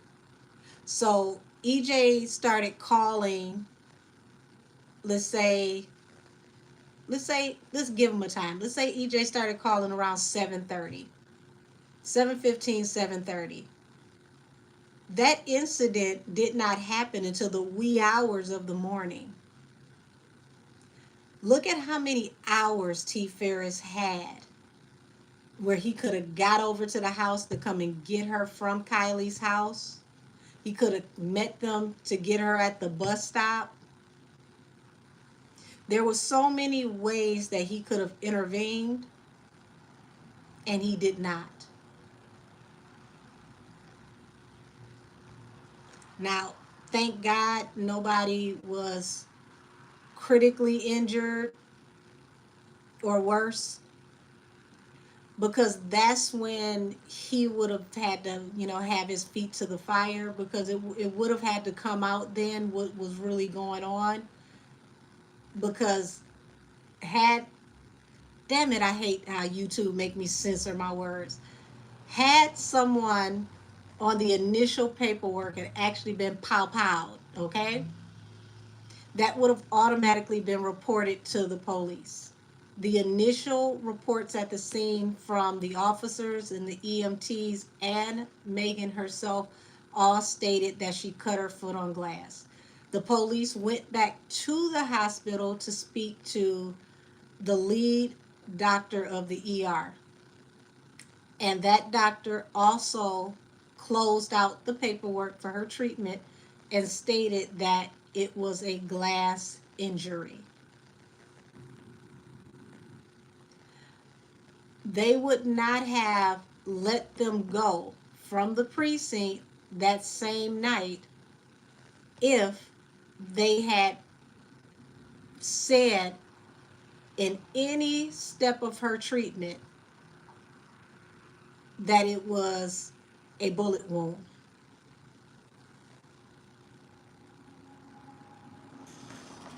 They said EJ called when they were still at Kylie's house. Right.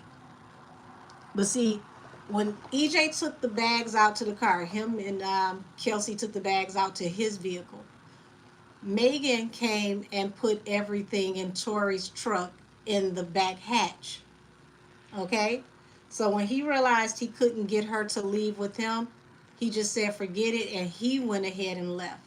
So after he left, they were still there, a few more hours? So, T. Ferris, how many people had to contact you and say, hey, London Bridge is falling down. Are you going to come over here? When are you coming? He had no intentions on going, period. He got what he wanted out the situation. He got her there. He got the job he wanted. If she messed up on her own, that was on her. He got his job. Remember back in the day when your teacher say, I got my education, you got to get yours? It's like that was the energy. I'm on my job, you make sure you stay on yours. But you can't say that to someone if they need a guardian. That person needs guidance because they don't know how to make decisions without assistance. You can't just leave somebody like that to just fly in the wind.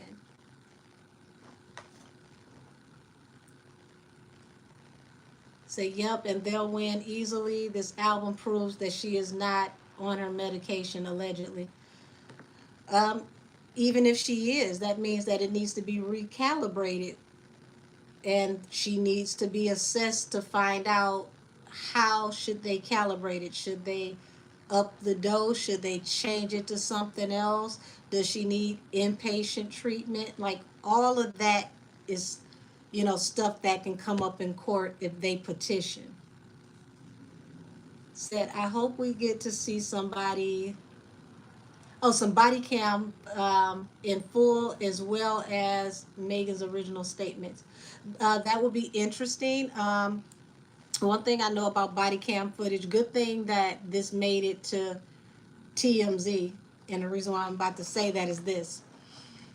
Because it made it to TMZ, they could not get rid of any body cam footage. Now, body cam footage, if nothing happens to where you have to go to court within 30 days, they dispose of the body cam footage.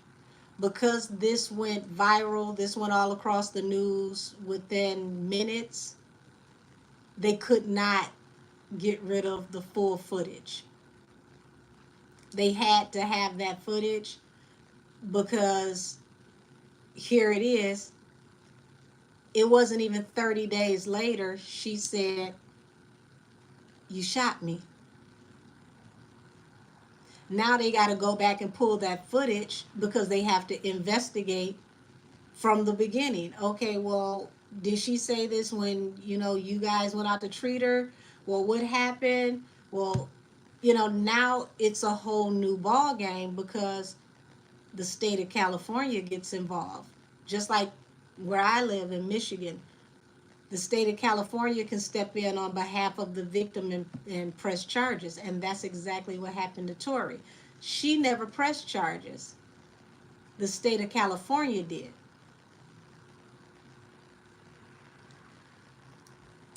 Let's see, said the cops believed the glass when there was a call for the pow pow being fired.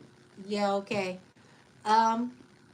Well, it wasn't that they believed that it was glass. They assessed it because they actually were there with the MTs that gave her treatment, and she said out her own mouth that she had cut her foot on glass.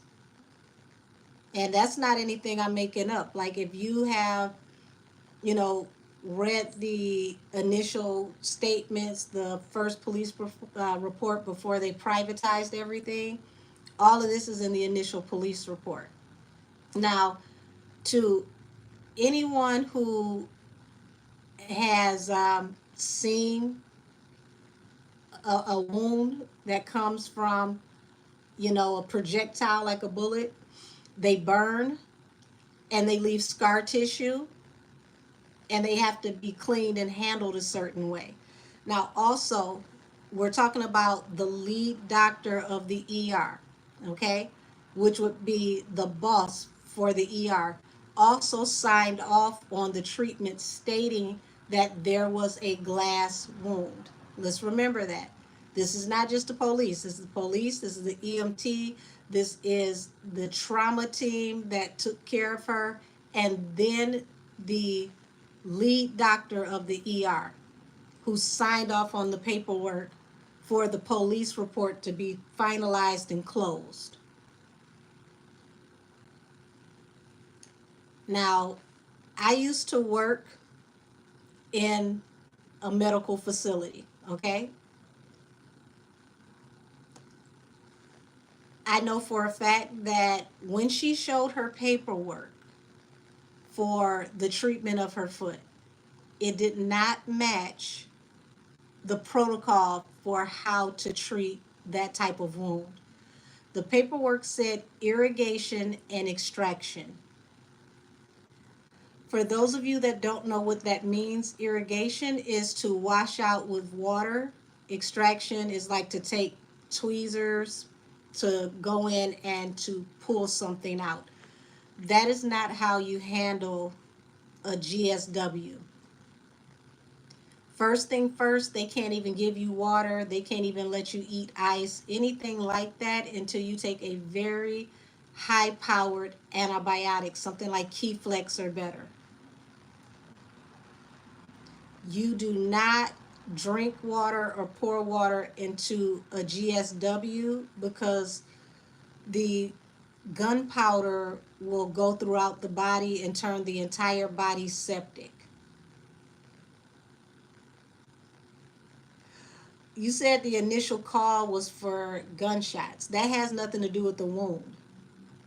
Yes, a firearm did go off, but that had nothing to do with what was reported for the wound. There we go. Irrigation and debridement. Thank you. Thank you for correcting me. That's what that was. Debridement, once again, debris. That means they washed the debris out that was in the wound, but they had to extract it. You do not wash out debris with GSW. It's against the protocol due to what I just said. It will turn the blood septic.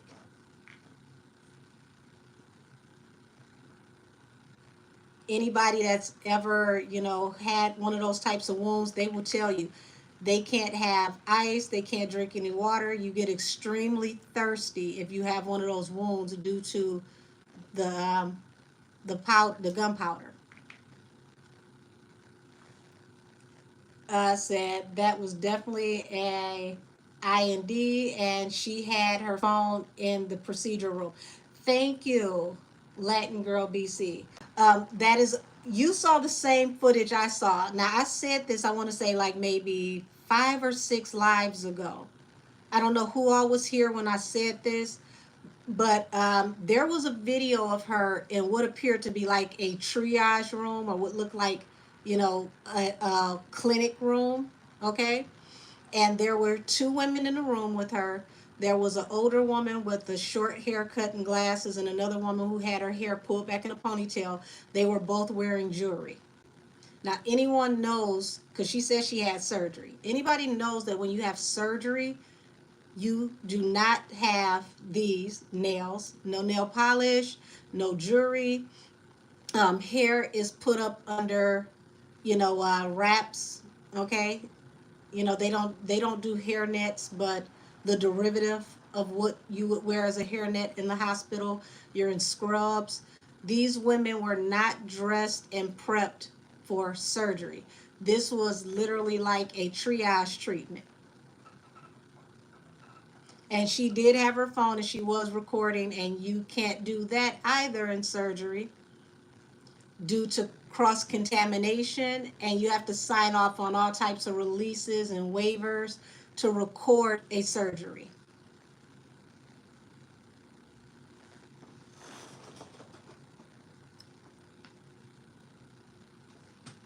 Let me see what y'all talking about on here.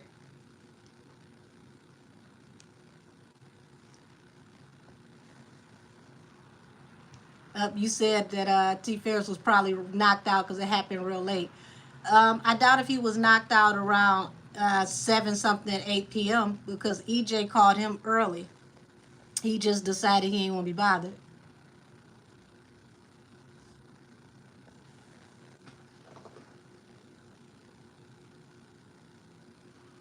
So let me see. So it sounds like the medical report was rewritten after the release. Um, Now, I don't know if you follow me on YouTube, but on my community page a few months ago, I shared a screenshot from an article for Cedars-Sinai Hospital. And Cedars-Sinai Hospital just lost a very huge lawsuit. I want to say over $900 million for uh, filing false documents and charging people for services that have not been rendered. And when I shared that on purpose for the umbrellas because I knew they would know the significance. Now here it is, fast forward, Tory has the chance to petition for a retrial, and this information just came out, I want to say around the end of last year, like October, November. So look at how that's going to look, that they, as a hospital, as an establishment, got in trouble for something like that. And the paperwork that they filled out when they talked about the GSW, the so-called fragment, and the weapon that they listed on the paperwork does not match the weapon that was found in the car or the type of ammo that would have been used for that weapon. That's why I always tell people, if you can get a hold to the paperwork and read the paperwork, you're going to see so many red flags that you're just not going to believe it. You said surgery wasn't even needed for that scrape. Now let's remember, Blueface, when he went on Jason Lee, Hollywood Unlocked, he had Jaden with him. And I think Jason Lee, it did not sink in for him until after the interview what actually fell in his lap. Because Blueface said that, damn, on YouTube, I got to clean this up. He said that Megan came over and gave him FaceTime the same day she got out the hospital. And he also stated that she did not look like she had been pow-powed, okay? Which means he saw her wound. Now, what condition could she have been in to have that type of injury to her foot and be able to bend down, crouch down, overextend all the nerve endings, the injury, the tendons, the muscles, the ACL, meniscus, all of these things that will have you screaming bloody murder if you got that type of impact to your foot.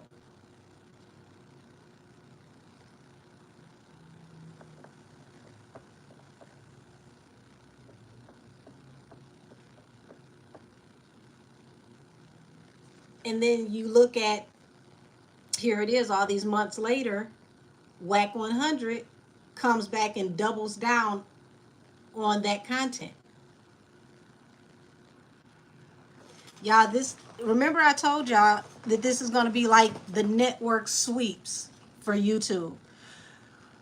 The coverage on this is about to be so crazy.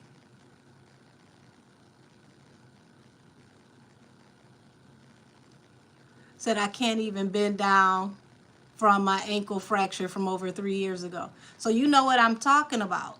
So imagine that type of direct injury to the foot that she said happened to her. And we're talking about not even a full 10 hours after you got out the hospital, because he says she came over after she got out the hospital, okay? And came and served them up. How were you able to do that without the foot, bleeding, without sharp pain? Um, it's a lot.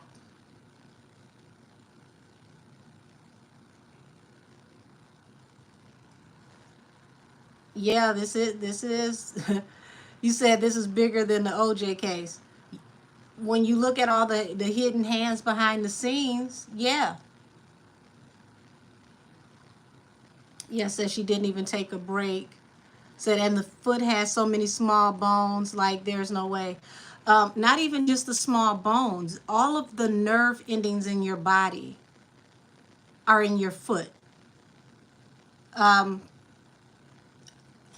here's another peek into my life. I am also a licensed certified massage therapist. Okay, got my license back in 2004, and I would have, a lot of medical clients, as far as like, one of my better modalities that I work in is like clinical medical massage. And when you have people who have been in car accidents or they've had strokes and things of that nature, you can't do deep tissue on them because you don't want to cause any further damage to the capillaries and the veins. So what you can do is you can work on their hands and feet. And if you work on the foot and ankle, you can actually, reach every organ in the body from the foot. So this is why I'm, telling y'all how important this injury is to the foot.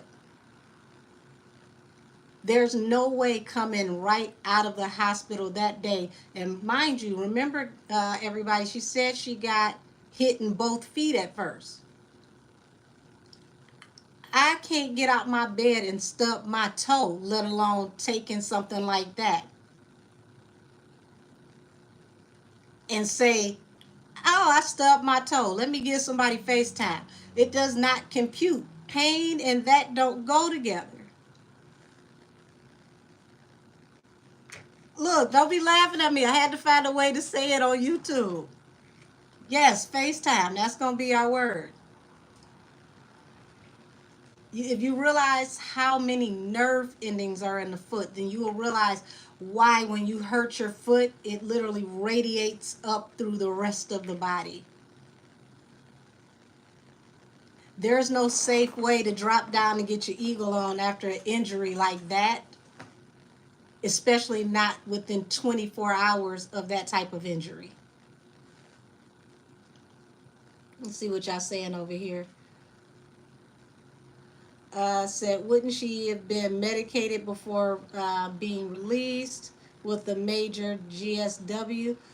She should have been. Said, oh, what's this? Ash Cash says, Eminem, I don't know, but I'm glad to be back, like abracadabra.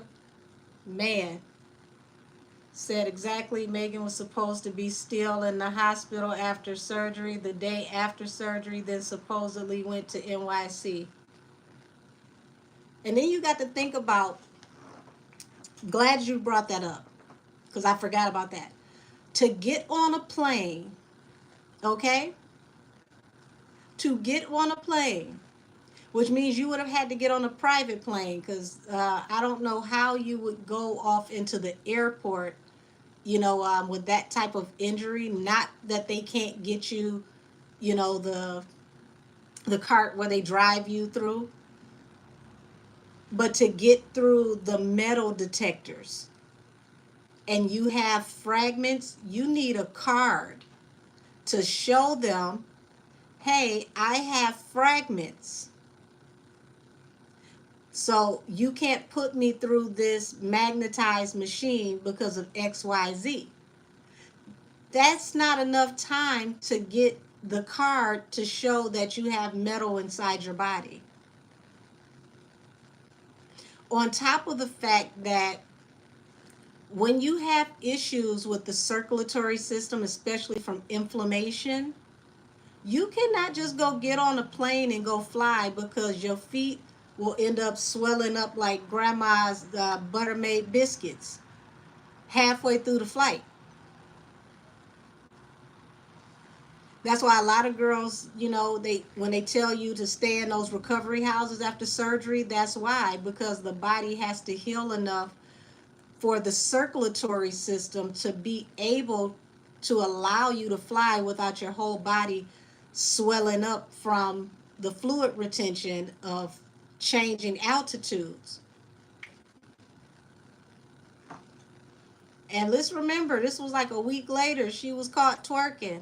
Once again, how do you have the ability to use all those different muscles and tendons and all these different moving parts in the body with that type of injury to your foot?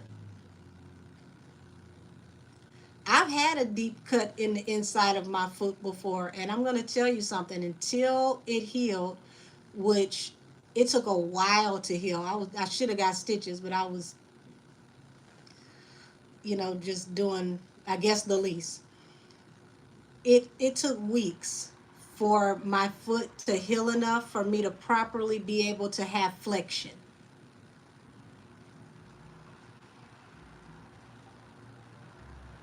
So the fact that she had the flexion, not just in her foot, but, from the foot on up, to be out twerking and partying with that type of injury, that was a telltale. Said then she has no marks. And that's not possible, with that type of wound, because it burns, it scars. And as it heals, you have an actual scar from, where you were impaled.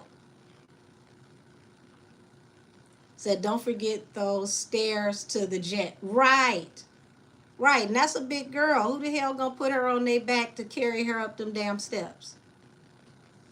Not to say that it ain't, well, Justin, he built sturdy. He could do it. But still, you got to be able to go up and down, and then you have to be able to, you need to have your foot elevated, because, once you get up in a certain altitude, it messes with, the circulatory system anyway.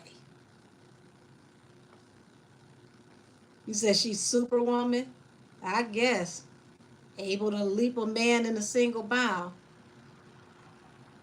Said then she went to DJ Khaled's house taking pictures on her tippies. The girl was everywhere. Now, see, I didn't even see that one. And once again, see what I mean? The flexion of the foot. How are you on your tippy toes taking a picture when you had a bullseye on your foot?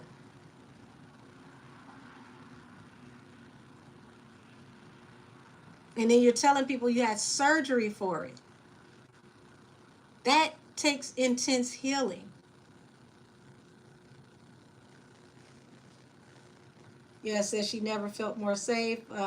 That's why she came back and made it very clear that she didn't get pow-powed in the tendons when people clocked her back then. You know what? That still didn't make sense, because like one of the other people just said here on YouTube, what about all the tiny bones in the foot?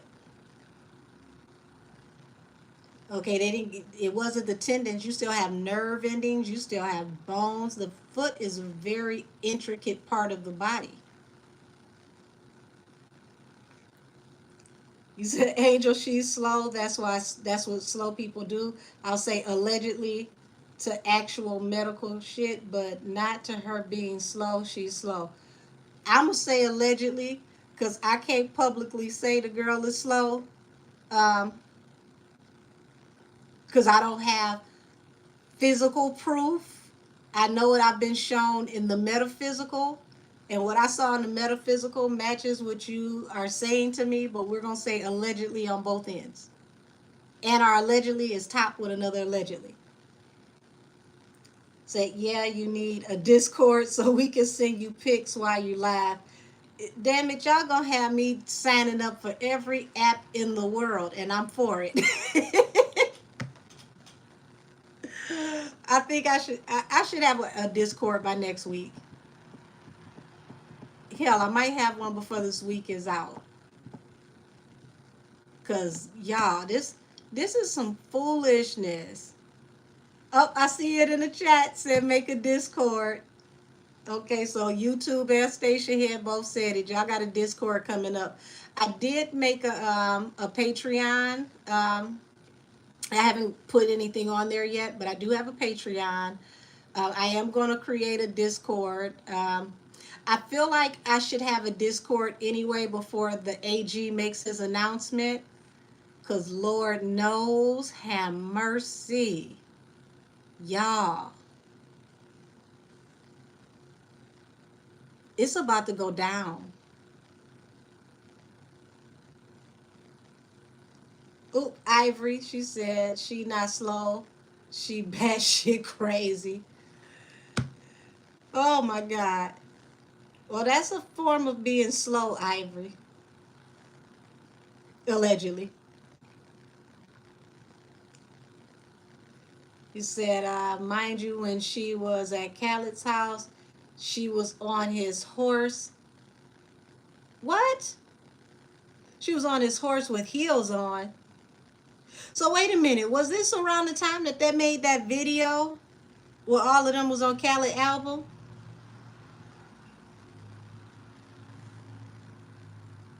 Because if that's the video, then I remember that, and I didn't know that was shot around that time.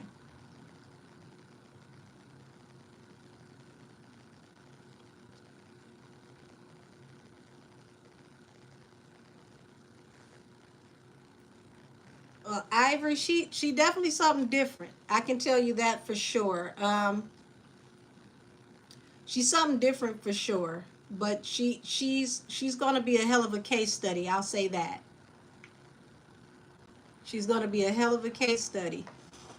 Hey, Alicia said I still have a bullet fragment in my foot, and I wasn't doing none of this.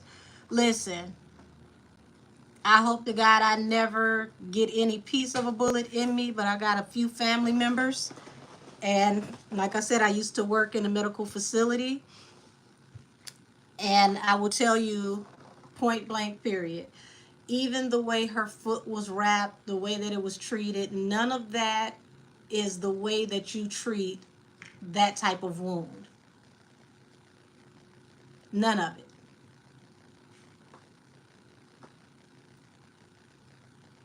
Says she wants us to believe she's superhuman.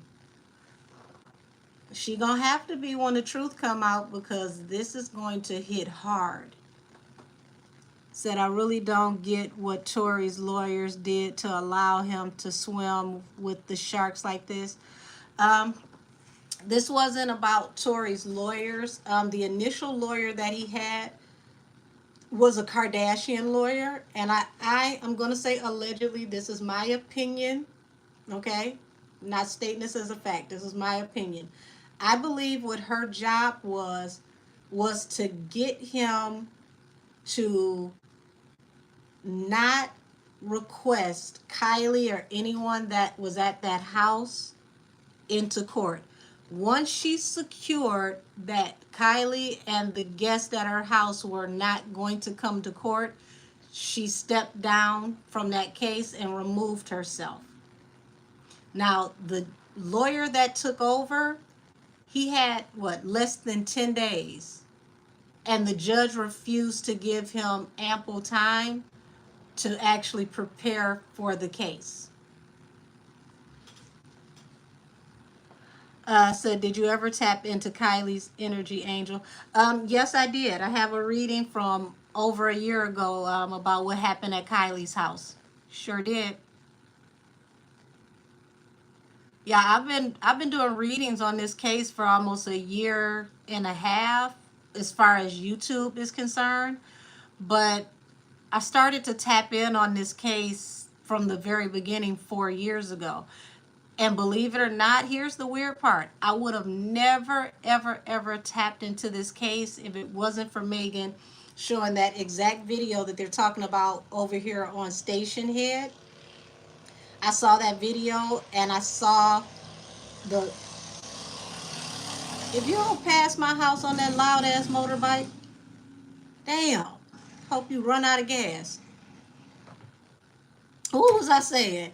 Yeah, I saw that video of her in what appeared to be like a triage room, and then I saw the paperwork and she was talking about, oh yeah, I had surgery, y'all don't believe me, and she showed the paperwork and it said irrigation and, thank you for correcting me, debridement.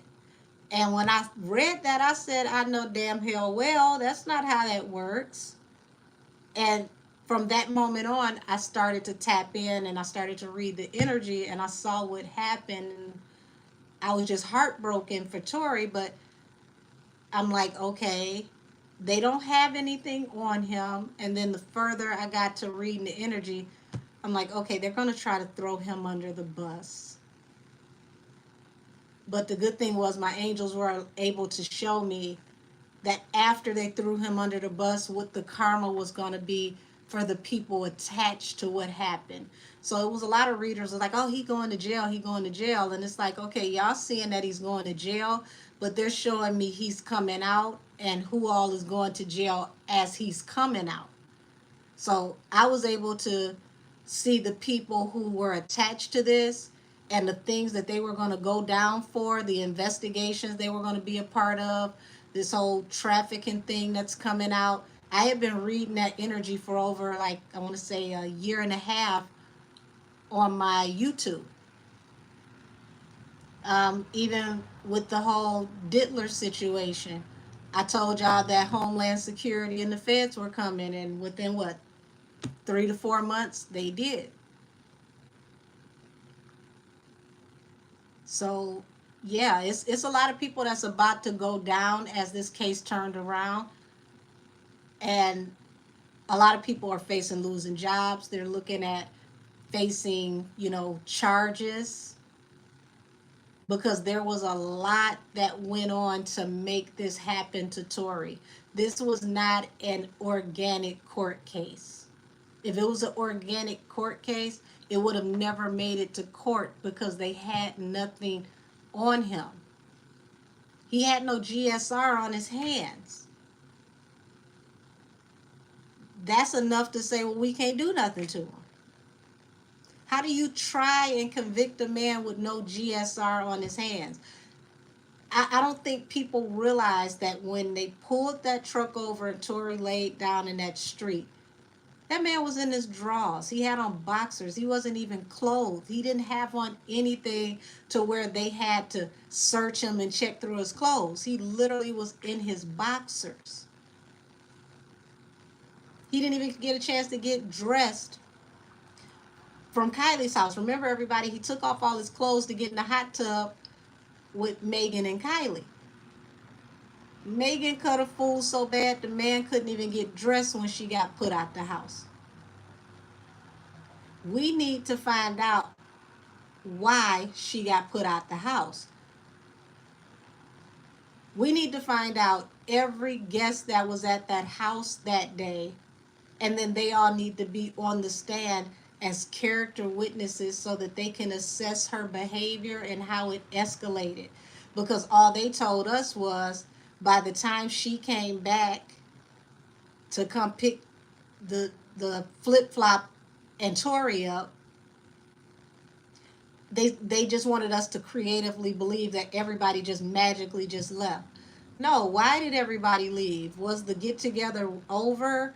Was this so you and Tori can have an intimate, private moment? Like, how did everybody leave? When did they leave? Where is the footage to your security camera so we can see her ass getting thrown out? I know I want to see her get thrown out the house. I want to see the how, the why. I'm nosy. This is all evidence. If you threw this woman out of your house and this isn't, in the middle class neighborhoods, in the hood, there are ring cameras on almost every house. So you mean to tell me in this wealthy, well-to-do community, there was no security footage of her being thrown out the damn house? Why wasn't that brought to the court so that we can see how everything escalated before they took this trip and all of this happened out in the middle of the street?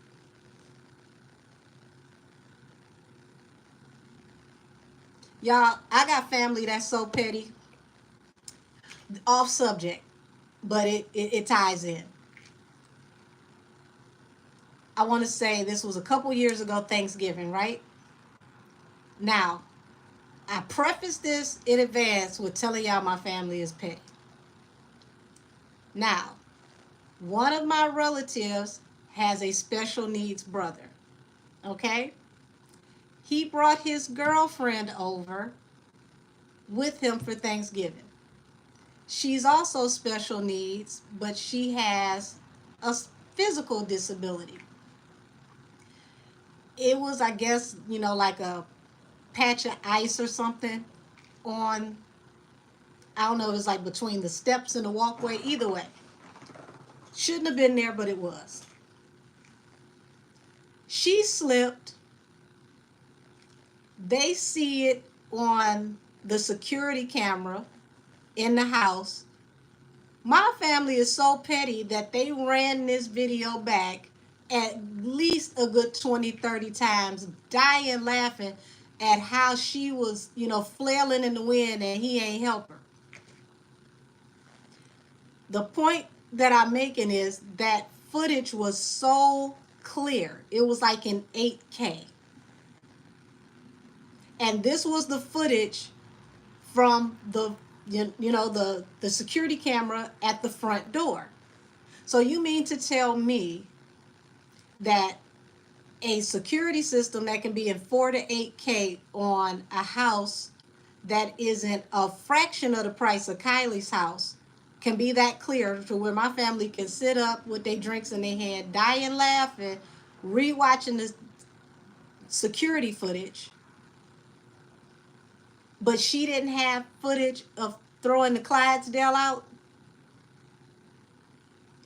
We need to see that. For one, we need to see that her foot wasn't injured before she left the house. We need to see that there was a possible situation where there may have been an altercation that led up to things progressing. Chances are she has a very state-of-the-art system where you can also hear everything. We need to hear what the confrontation was because all of this goes into evidence. I told you they was petty as hell. You said that's horrible. Laugh out loud. I prefaced it with I promise you. I walked up and the first thing I thought was like, see, God, I am not as bad as half of these people in the room. Because I had no idea that this is what they were all, gathered together to watch. But yeah, they watched that video over and over again. Said, I just want to hear from KJ all together. I wish Kylie would say something. Well, see, here's the thing. She may be forced to now, guys, because this is before the Supreme Court of California. This is no longer LA County. This is out of, the District of Hollywood Favors. So this is going to get very, very interesting if they can get the AG to decide that this deserves a retrial. That's why I said this AG is very, very important.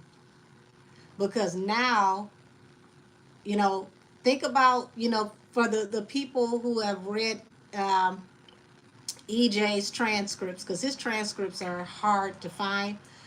But for those of you who've read his transcripts that remember, I remember like it was yesterday. He let us know that he, Odell Beckham, and another white football player that he brought with him did not drink. They were the only three there that did not drink. He said that there were 12 people there in total. He said that they got there around 1 o'clock, and from 1:30 to about 4:30, they had polished off 5 to 6 full bottles of liquor.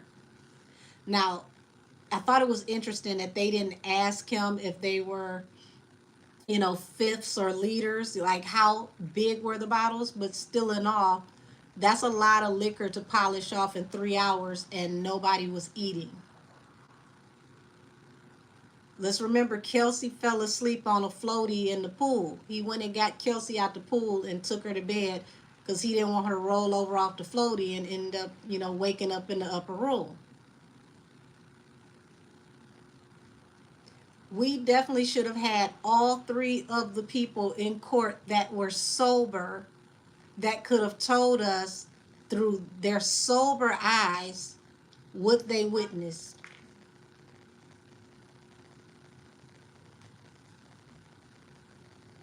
Because funny enough, when I saw that white party that they just had, and Megan and Glo were at the white party, and I saw Odell Beckham there, I said, this ain't a funny, coinky dink. You still hanging in parties with this man after all this time, and he saw what was going on in that house. He's, talk to the sisters behind the scenes and know what's going on. Like, that's real bold. Like, I mean, her balls is heavy for that.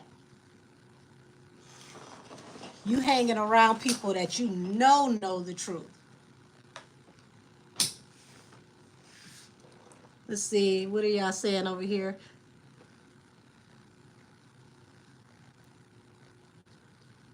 Said they didn't, hold on, it's moving a little fast. So they didn't want to televise it because the public was going to see right through we'll say the manure.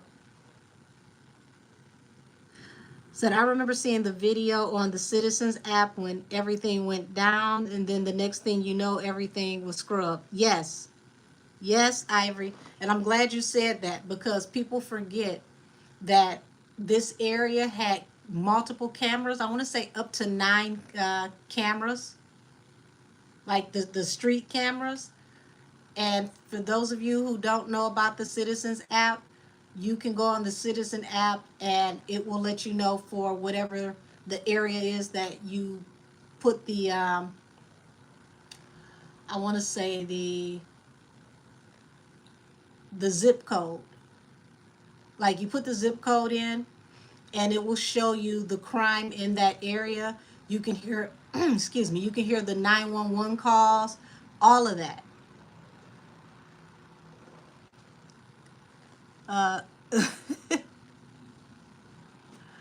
Hold on, Nisi, you moving a bit fast, blocking people. Hold on.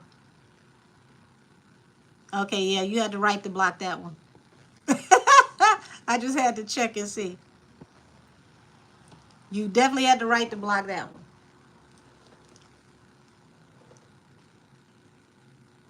So, yeah, they scrubbed everything. The 911 calls, they scrubbed the Citizens app with all the footage. I want to say before 24 hours was up, a lot of the stuff that was open to the public had automatically been shut down.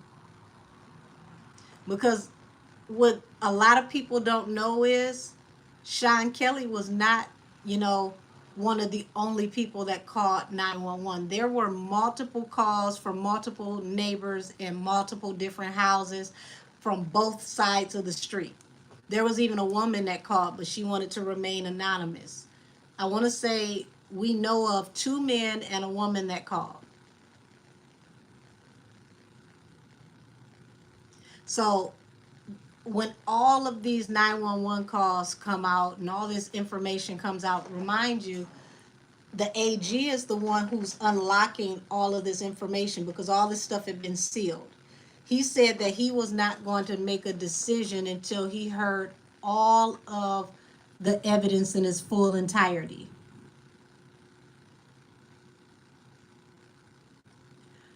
That to me was the hand of God moving. Because the AG could have simply been like, okay, well, that was your job to get this stuff unlocked. But the AG said, no, I'm going to use my influence and my juice. You said they told you no? Oh, ain't nobody going to tell me no. Watch this. So once the AG gets all of this stuff unlocked and it becomes public record again, it's going to be crazy how this works out. Because the content creators, especially the ones that are like, oh, he did it, he did it, he did it. I want to see how many of these people are humble enough, just out of journalistic integrity, to do retractions. See, you only have to do one retraction. You could have done 100 terrible stories, and you just do one retraction. I want to see how many of these people are going to be solid enough to do that one retraction. Even in the community where I'm in. Because if y'all only knew how many, tarot card readers are pissed at me for my Tory readings, y'all be amazed. But they never, no matter how mad they get, they never, ever, ever want to acknowledge when my readings come to fruition. I told y'all that they were going to start overturning the stuff. I told y'all about all the stuff that was coming legally, and y'all got to see it. It's happening right now. I just hope that when this is all said and done, that Tory gets the peace of mind and the possible therapy that he needs for this situation. Because we don't know what he's been through, what he's seen, what his experiences had to be while he's in there in the belly of the beast.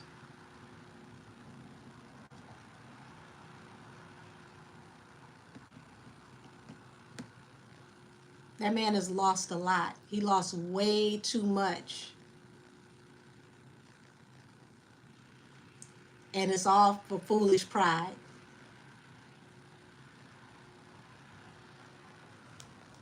Yes, that Jay was at that party too, I think.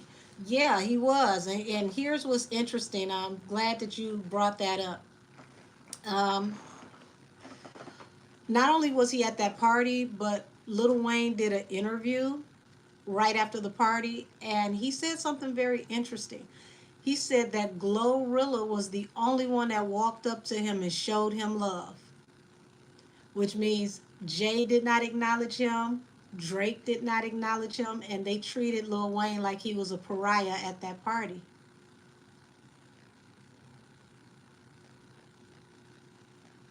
Why would y'all be treating Lil Wayne like that?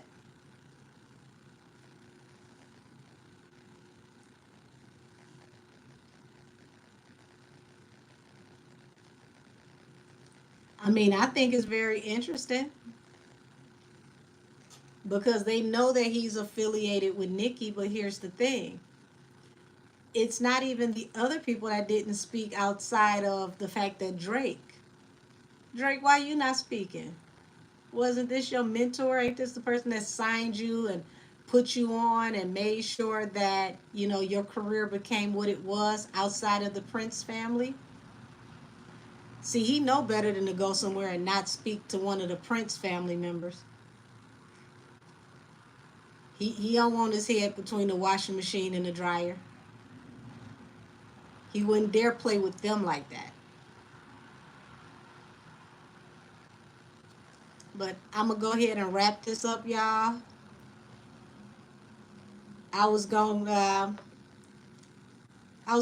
tap into googly eyes, but I'll save her from another time, another live. I have thoroughly enjoyed all of you. Station head, I'm gonna sign out with y'all first, but I do have a playlist curated. So what I'm gonna do the next time I come on Station Head, I'm gonna just start off with music, and we can do, you know, music intermittently, and you know, I'll talk in between. But I'll have to do that on a day when I'm not on YouTube, because I don't want the music to play and then YouTube get to hating on me. But good night to all of you. God bless everyone that is in the station head. Many blessings to all of you. And I will be speaking to y'all soon. And thank you so much for everyone in the chat that was informing me or updating me or correcting me. I greatly appreciate it. That way we can all keep each other on our toes so that we can, you know, be up to date with the actual facts and the legalities of this case, because it's a lot of people that really just don't know what really happened. People got emotional and they decided to just pick sides off of some battle of the sexes type mess, and a lot was lost in translation. So I appreciate everyone that is an open thinker, even if, you know, we don't believe the same. I always like the idea that no one can, you know, come on my platform and feel ostracized.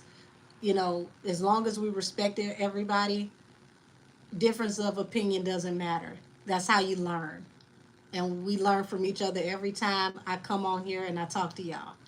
So I love y'all and good night. I'll be talking to y'all soon. Station head, I'm calling it a wrap. Till next time, bye bye, y'all.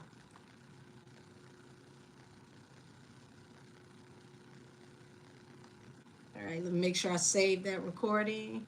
There we go. And YouTube,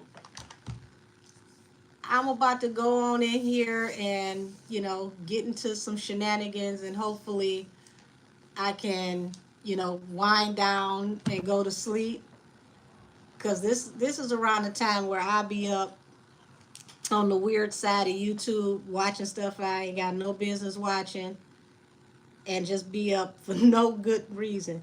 Let me, before I log off with y'all, I want to make sure these other videos are up. Okay, so let's see, let's edit this one. So as soon as I log off with all of you,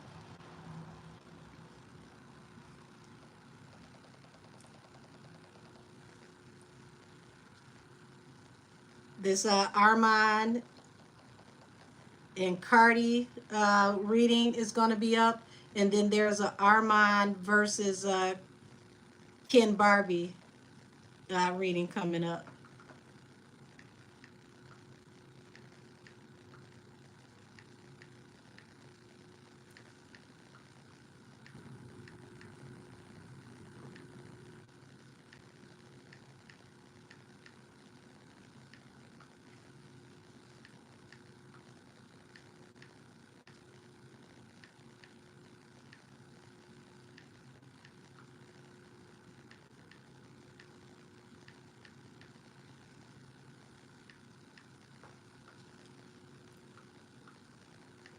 Let's see.